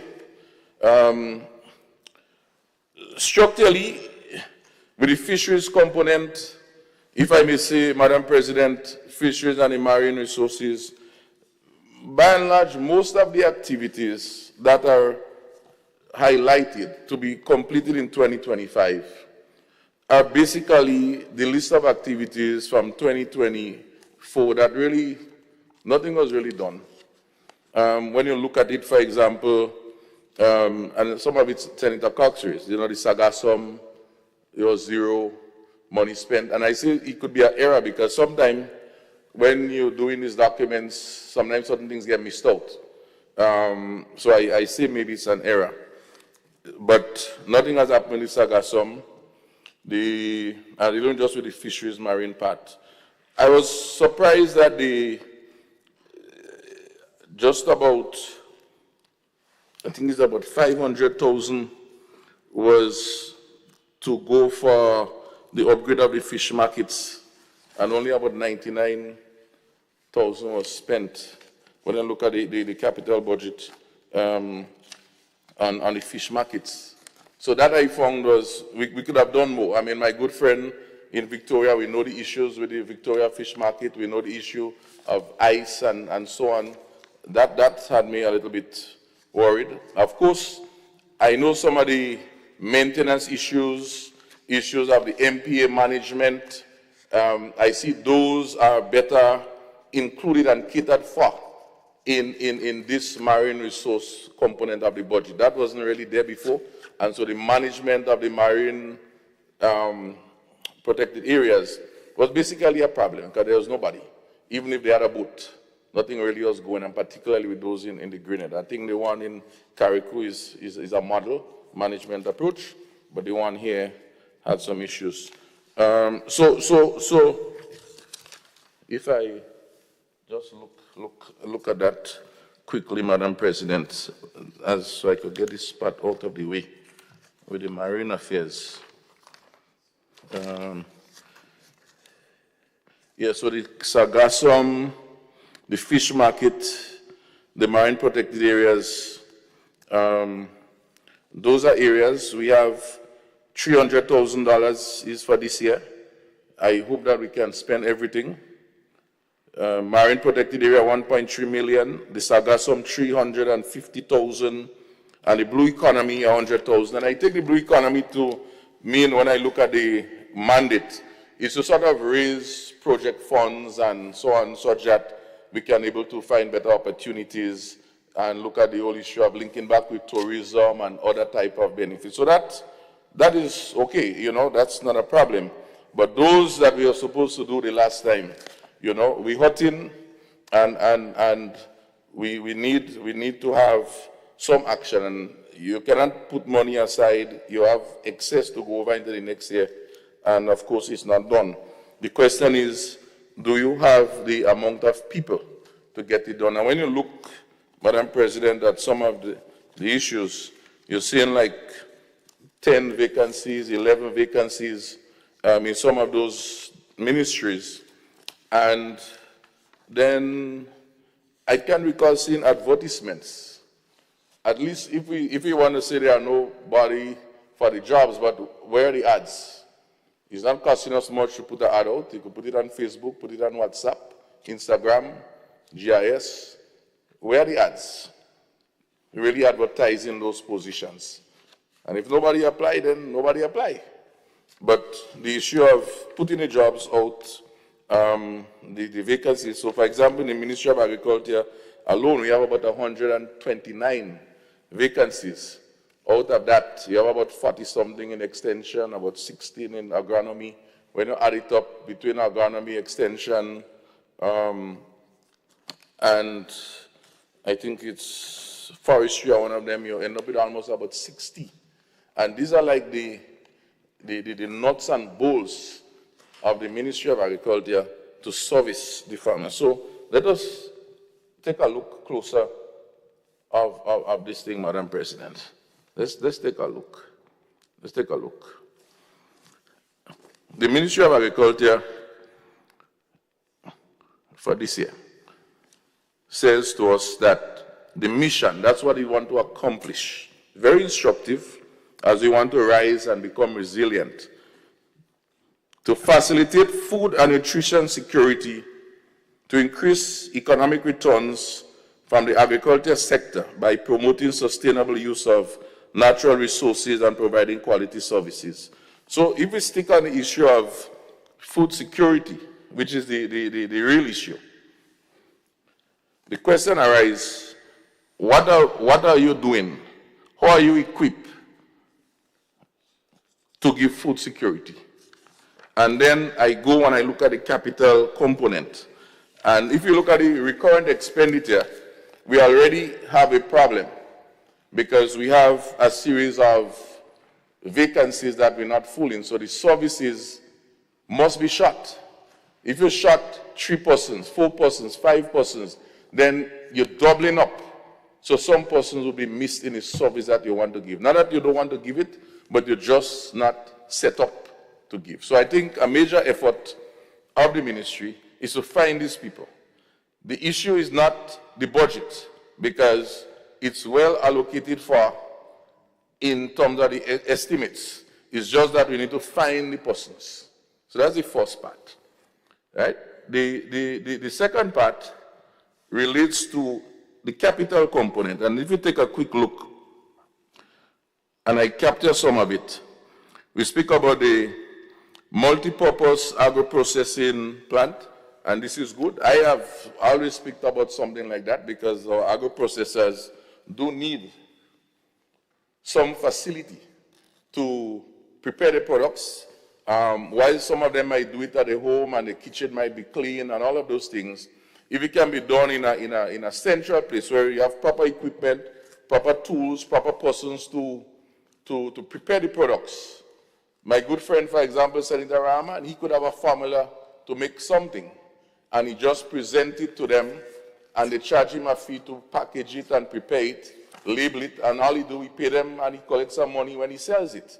So it's not just about agro-processors coming there physically and get service done, but other persons who want to do things may not necessarily have to have a facility, but it can be used. And then the integration with the produce chemist lab and so on, all the testing can be properly done and certified, such that it's produced in what you call like a food safe, HACCP-friendly environment, and you could be able to access markets. So this we fully endorse, but we can't take too long, Madam President. I don't know about you, but sometime I used to be baking bread. And when the bread take long to rise, you know what happened? Well, I think that's an experiment. Everybody need to try. In that regard, issue of research, I will just link it quickly. We see about $500,000 on research. This is really good. I remember there was a research director, Dr. Dottin, was there, and after he left, it was blank. I'm not too sure if there is a director of research, but it's good that it's budgeted. We need to put a team together who will look at research. And I think that this 500,000 should not just be research for someone sitting in the Ministry of Agriculture. It's national research, meaning that let's suppose you have a school, or some little science club, or some other organization wanting to do a research. They should be able to access, if you say $20,000 or $10,000 with a small proposal, so that they can be able to do some of the research that is in line to where we want to go, so that you're able to get more implementation, more execution, and more buy-in. You know, so this is what I want to suggest. This thing should not be sitting there and two persons didn't do some work in the ministry, so then next year we see just $75,000 used. And the next year now, what happened? It go down now to 50,000 because that's what they normally do. Because if you can handle 75, if you can handle 500 and it's 75 you could spend, we will give you 50 next time because we know that you could handle. But if we use that sort of approach, I think we will get more, particularly for research. The other area that we need to look at is the issue of the land bank. And this is a project I know that is on stream. I know there are a lot of young persons who already assigned lands and so on. And I know there are private persons who want to get involved in the land bank process. So I think this is an important issue. Other farmers, some of them are family lands, they're not settled, they want lands that they could have less stress and encumbrance around, not necessarily to buy, but at least to lease and to have access to. And so the longer we take with this, Madam President, is the longer we are endangering our whole food security. And this is my concern in the process. Just looking for something. Yeah, cover. Jeez. Okay. The other issue that we have here is the, wow, I didn't want to get there, but it popped up. Pretty larceny, Madam President. Pretty larceny, we see that they are increasing to 500,000. Last year, 150,000 was spent. That was allocated 127,000. What exactly was that money used to do? I don't know, maybe cameras, maybe some few things, but 500,000 for capital budget sounds good. I trust that we spend it. I trust that we spend it. Because if we don't spend it, all we are doing is that we are making our farmers suffer more. It may not solve all the problem, but it may just reduce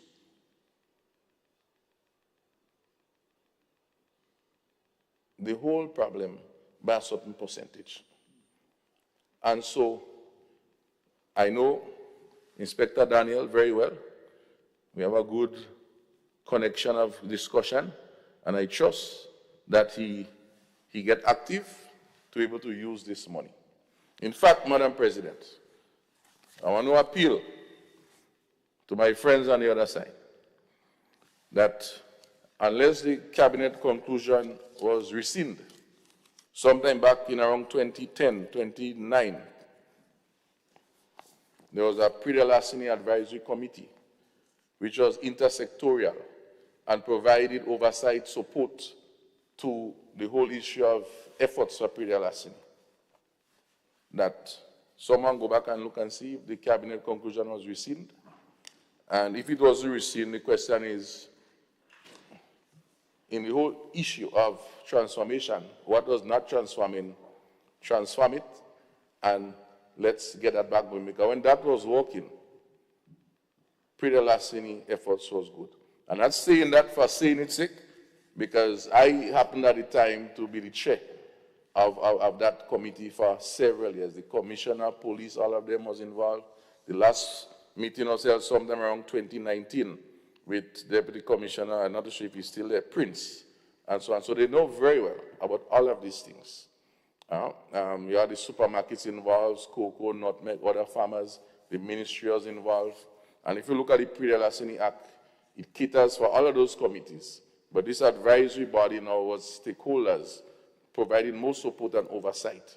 So in the issue of transparency and accountability, I think that we need to recall that and have it on the books, have it reinstated as soon as possible. Those things, to me, can happen with the stroke of a pen. That is not a long, difficult thing to take place. And I realize I keep my Pre-De La Sini issues very small. I think the commissioner, now present, my good friend, I think he understands with the response I've seen from him so far. And we want to move forward in this regards, in Pre-De La Sini.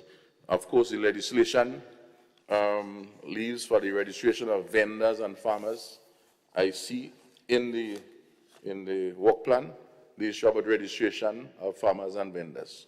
So at some point, we would want to find out from our good friends, through a question, how much are registered when. So I'm saying start preparing the answers as of now. Madam President, the issue of the youth in agriculture, that seems to be going okay. But interestingly, there's a project called Climate Resilience Agriculture Integrated Landscape. That's a very big project. Not 1 cent is spent in that. And I see them, the vehicle driving up and down, they're getting paid every day. But I think it's an error. It could never be zero. But we want to ask a question at some stage to find out how much money really was spent. Maybe it's zero, but it's showing zero. So we cannot afford to be having all these funds coming in, and these are not local funds. Are we not using it? Senator Cox speak about the same thing with the food security project, 9 million, only a few 100,000 was used. And then interest, that's my good friend Senator Rahman speak about this morning, is tying up in that. You know, because once you draw down the money, if you build a house, you take a loan for 10 million, the moment the banker cut the check, the interest start to run, you know, whether or not you start building or not building. So we have to be smarter than that. I'm not saying the ministers, but our administrators have to act prudently. Our accounting officers and so on have to save us money. The census is good to see. The census data seem to be up and running and it's ready, so we should see a census report soon because agriculture census is very important, Madam President, for planners, for investors, for direction and decision making. I mean, to operate without the agriculture census is like driving a vehicle and not even you don't have a gas gauge. Well, I can't even describe it. It's a big risk because you could be speaking to donors, you could be doing all sorts of stuff without understanding what is happening. And so it's available and it must be published and be easily accessible, which normally used to be the case, so that we could be able to make decisions. I see agriculture information enhancement, 50,000, and the whole issue of data is important for estimate for 2025. But in 2024, there was 200,000 and only 72,000 was spent. I don't know if that was sufficient to accomplish the task or if the task is unfinished. So this is questions we would have to find out. Because speaking about those things here, sometimes the presenters of this information don't have the background details. And I think this is the disadvantage. So we'd have to have some questions coming on that, Madam President. There's another big one, the government estates. And I'm a believer that we have to use the government estates as a strategic tool to produce food. It's one of our area that is government used to produce food, produce even a livestock or whatever it is, because you can do all your experiments, you can mass produce, and this is a very, all your research. The question is, are we really doing enough? There is some, but are we doing enough? I remember that little boy, I mean, Bellevue Estates and all of those estates, what was going on. And Bellevue Estates, why is not mentioned here? We need to find a way to get it back. We have gotten back many things in Grenada. We have legally find ways to get it back. And we need to get Bellevue Estate back because it's just there, sitting down in bush. I mean, I'm in the community. I mean, that's where I grew up. And I think it's a disservice we are doing to ourselves to let that place just follow. I mean, we cannot afford to be sitting back with our hands behind our back because of some legal entanglement. All legal matters can be resolved. We have very bright lawyers in this country who have tried big cases and have been able to be successful, whether it's through arbitration or negotiation, as the case may be. Because it's our asset. It wasn't sold, it was leased. So best we sell it, it might be easier to get back. Because we have sold things that we get back much easier. I'm just saying the facts. The issue of the farm roads, Madam President, I mean, that one was I laugh because you saw the report we saw for today from the fiscal midterm report. One of those major areas had to do with farm roads. We had $1 million earmarked for last year to spend on farm roads.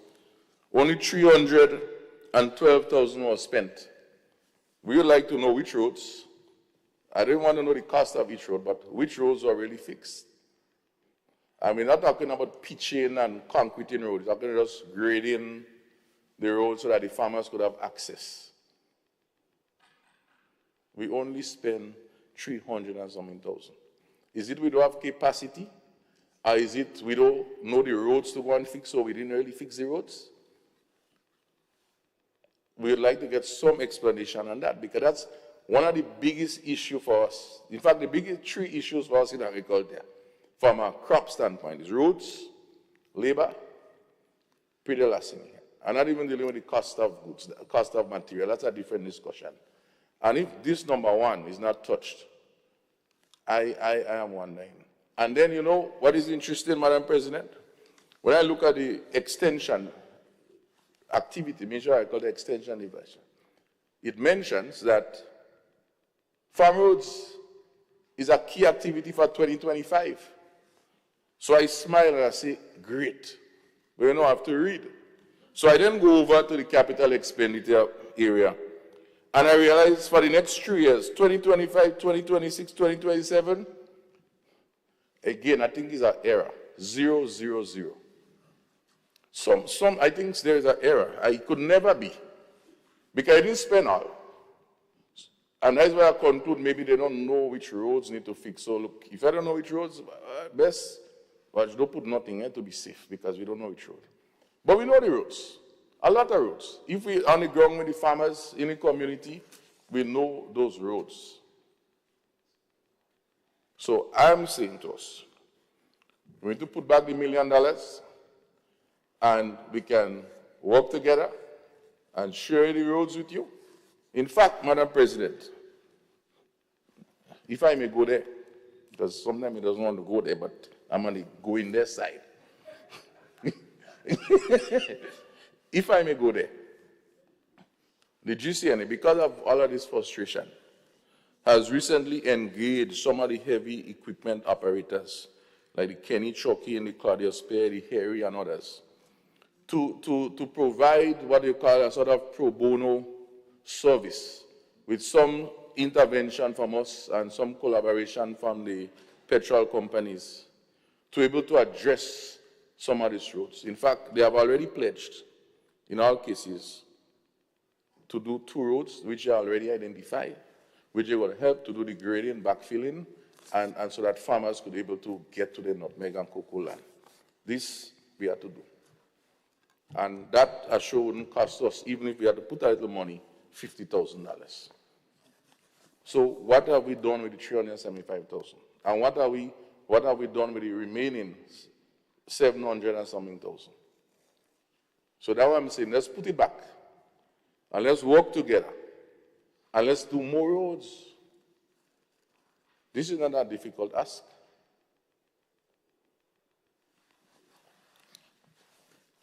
So farmers can have a better day, and they could be able to access the land, notwithstanding all the challenges that they've been having.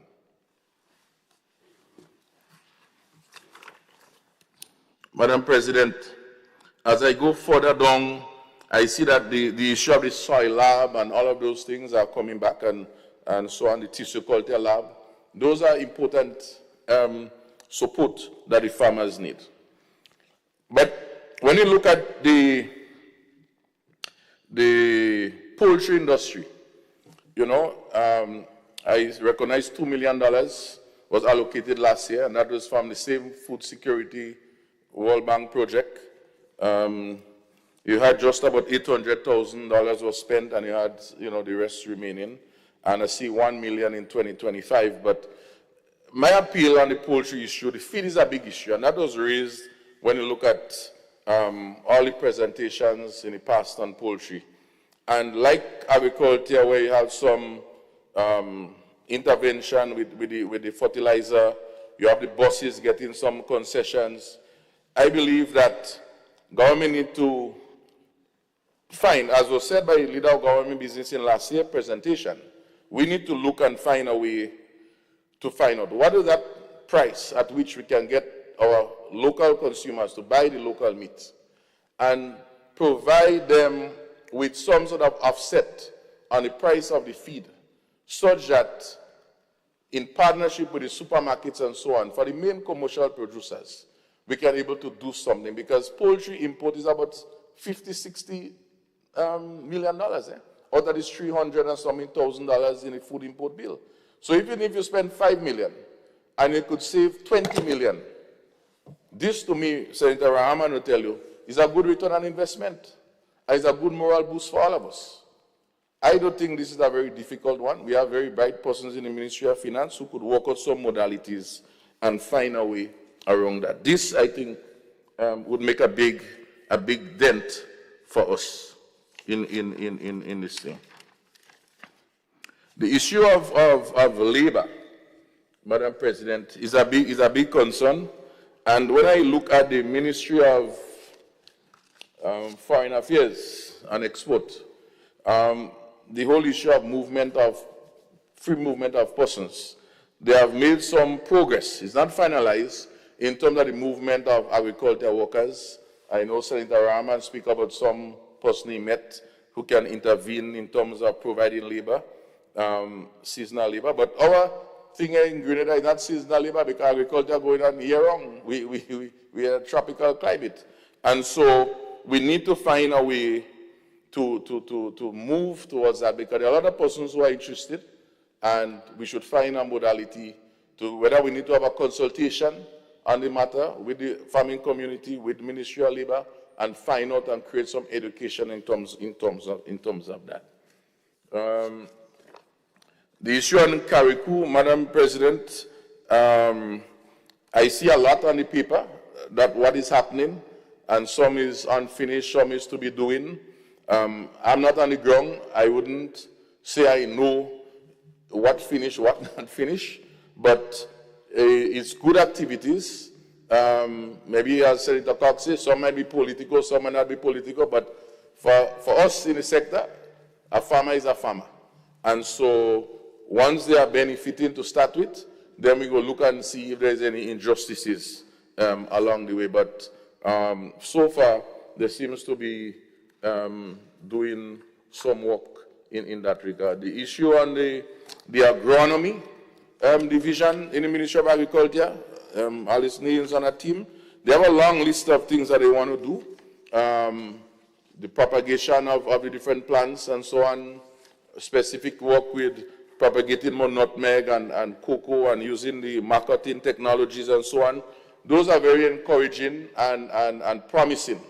And so the support I see for her and a team up in Maribo is good. But at the same time, she needs skilled persons. They have to hire back a retired person to come and help with the marketing and so on. But we need training, and the same point I raised earlier. So we need to have this thing done urgently, not wait for some program 3 years down the road and then not may take 6 and 7 years to bear. Be shooting myself in the foot, right? So the pest management unit, again, I think, again, they have some vacancies there, but we need to ensure that the early laboratory and testing ability is very important in the ministry, in the pest management unit, because pests, both coming in, and pests for going out is very critical. I see they made some progress with monitoring for fruit fly and all of those things. So we need to encourage them. But we know that they can do more if they get the support. They asked for some legislative review. And I know that this legislative review that they speak about with the Plant Protection Act and all those things is something that's been on the table maybe since Paul Graham was there. So that is way over 10, 15 years. I think that there's a call, and I think we have the ears of the Attorney General here, and the message can reach back where it's supposed to reach in order to help with this matter. Madam President, the issue of the FOH, I realize also in this year's budget that FOH, support for FOH at school gardening was zero, whereas last year we had a little bit of money. I remember a teacher meeting me a few years ago and say, Senator, make sure you raise the matter, we need some money in FOH. So if we want to get the youth involved, we want to get the young persons involved, how could we remove the money there? Now, if it's reassigned to in Ministry of Education, we cannot FOH in agriculture and the money sitting on in education. There is no money. So I mean, I like the new program and the new format for the budget. I think it's well, some of the software layout is a lot more friendly than before. So I don't know if things get missed out, Madam President. So I really think that in the Ministry of Agriculture in particular, they should take a look again and see how these figures that are there are going to affect them, because when it comes time to spend, they will not be able to spend unless they come up with special warrants, etc. So my next question asked is that I know we are in March. We are speaking on a budget that's supposed to be for the year. Of course, we know monies was spending because the supplemental budget was mainly capital budget when we discussed that last year. So whatever special warrants, etc., the question is how much money has been spent so far on what in a new space from January to March? Because it wouldn't be that from April, after this bill would have passed, you're starting up with this $1.9 billion spending. It's going to retroactive from January, February, March. So how much are spent? So we want to know how much remaining. Because next thing, half of it spent already. We don't know. And that's come back to the point that I always raise from since then. We need to really have a proper monitoring and evaluation as to where we reach. Even when we come back to a supplemental, sometimes you end up with new items. But the old items, we don't know where you reach. If you go to the bank for money, when you go back and you say, we need to get some more, the bank say, hold on, let me see where you reach with the money you had the first time. You want more in it? Okay, well then you give less. And this, I think, is my concern. Madam President, the issue of honey is a big issue. I know there was some activity done by the government and Trinidad and so on, particularly into Trinidad. There was some discussion at quoted, but we cannot only have discussions and friendly discussions, because I look at the report again, the medium-term report, showing that our honey production has increased. Of course, we can look at value added and selling in the local market, but of course it's always good when we export to help with the balance of trade. So we need to really act aggressively. The role of the embassies and so on, I think is good. I mean, I personally have interaction with China, the Ministry of Trade, Cuba, Senator, former Senator Noel, our good friend Ian Marshall in China, sending samples of different products and so on. And so we think this is good, but we hope that we can get some some results from that at some point, and not just sending product for sending product's sake, but it's a good approach and a good idea. The receptions we have gotten so far has been good, not just with products of the GCNA, but general feedback from that type of initiative that they are doing. So we welcome that. The issue, Madam President, of the Farmers Day, National Farmers Day, is something that I really applaud and endorse. But I see we had about $500,000 last year, and now we're down to $75,000 for this year. So I don't know if it's going to be a much scale-long activity. Because $75,000 for a National Farmers Day, really and truly, I sure by the time you get awards and this and that, might be more money. But we look forward to that day. And the recommendation I want to throw out also to Minister of Agriculture in that regards, that I think if it's every quarter, you know, whilst the farmers group may not be fully organized per se, but they are clusters. You know, you may meet with the north or the east or whatever district. I can't tell him how to do his work.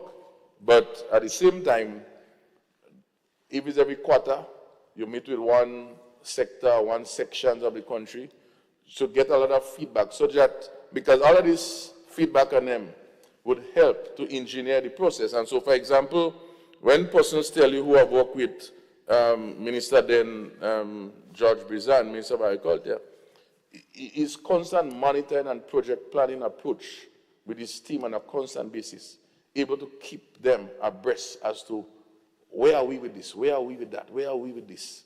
And this is, to me, part of the issue that leads to our implementation issues. We really should be discussing these things now to see we shot by this and we shot by that. Because in a software situation, real time, we could know with the click of a button how much money we spend already. That technology, that's what we're living in these days. And it will tell you whether or not project is downstream, a project is lagging behind, and then you have farmers waiting. I mean, for example, we had a good event a few weeks ago, and Minister said, I hope you say that, you know, because there's girls' trouble in the Senate. Well, he left, he didn't want to hear me. But, but my good friend, we spoke, we went and do something with GIZ and irrigation equipment and so on for farmers. But this was something that was supposed to be happening about 3 years before 2 weeks ago. You know, so you have about 200 farmers plus to benefit from that. This is good. But the question is, what would have happened to them all the time? You know, so I just raising these things because to me, some of the programs that are there, the activities. I just put my mic on as well. Yeah, just, if you get just 5 minutes, Madam President, please. That's my last point, and then I have some closing remarks I want to make, which is more closing. Thank you. Yeah. So what I was saying is that our program is not bad. Farm rules, pre-Lassini, all those things. But what we want is for it to happen. And if we don't have enough staff, that shouldn't be a problem because it's budgeted for. So let us put out the advertisements. Let us give the young people opportunities to get work. Some of them might be working somewhere else, but they may want to leave and come and work with the Ministry of Agriculture. Particularly now that they have the pension plan and everything is settled, now their mind is more clear, they know what they're coming into. I think we need to do that, and I think that to me is fair and just. Because you have a ministry to run, and if you're running it short, I mean, come on, you would do that forever? You will just fail. Like you want to go in a bad road, you don't have 4x4, but you still want to go. You'll never get there unless somebody come and pull you. So, Madam President, with that said, I want to use this opportunity to, as I close in my comments, to thank the farmers, you know, that they would meet me and say, good, keep going. You know, one meet me the last time. He says, see, I'm an NMP, you know, but I like how you just talk. You're straight and you're standing up for us. I don't know what you is. You know? No, it's, you see, you know, I don't know. I don't know. I'm fatigued, I don't know. Right?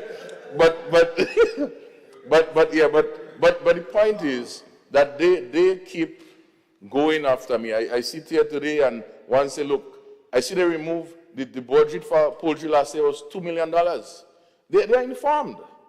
He said, but I see it gone into $1 million. What's going on? We want to know what's happening with that. And this keeps me on my toes so I can even lie to them. I can't even make up a story. And so I have to read to see I have all the papers because I need to be properly equipped to represent their interests. And so I thank them every day for the support, for the encouragement. I really thank them. I thank my staff where I work in the GCNA because, you know, for just the support in different ways that they are there and so on, the board of directors and the chair, for the support, you know. Support is important. They don't even have to say, yes, you're doing good, or yes, we support you, but the moralness, you know that, you know, they are there with you, my friends, and everybody, family, everybody, you know, that support me through this time. Inside here, the camaraderie, and so on, as we express our views to make things better. And with the Almighty God, as my friend will say, we know that prayers and strength will always take us through. But it's all about justice, you know. And I would close, I had a quote, but my computer closed, but it was by Mr. Diaf, who used to be the chairman, the former head of the FAO, the Secretary General. And basically you're saying that the whole issue of food security is about justice. And so I say this to say that the obligation and commitment of the Ministry of Agriculture to feed this nation is about justice. Justice to make sure that we get food. Justice to make sure that the persons who have to provide the food can get justice to provide the food. Because when there is no food, and when you cannot eat, is the most scariest moment in a man's life. Of course, not when you're intentionally fasting, of course. I thank you.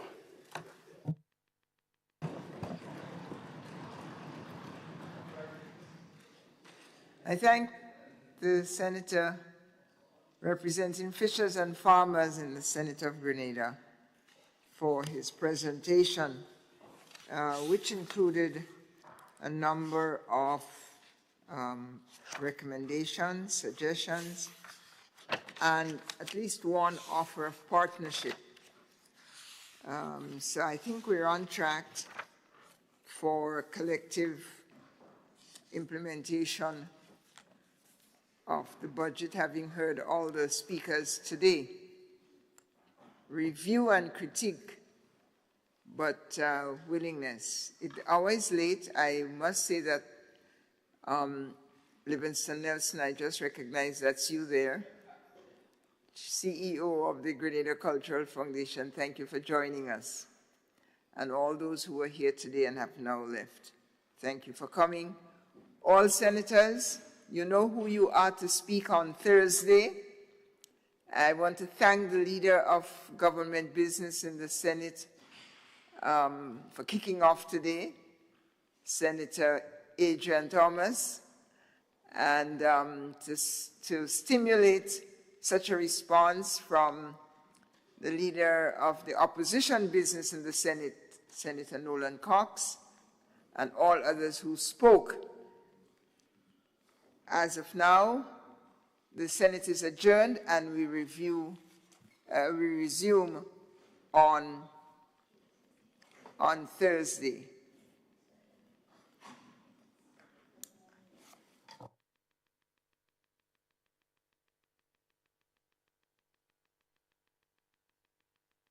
We don't have to take a vote.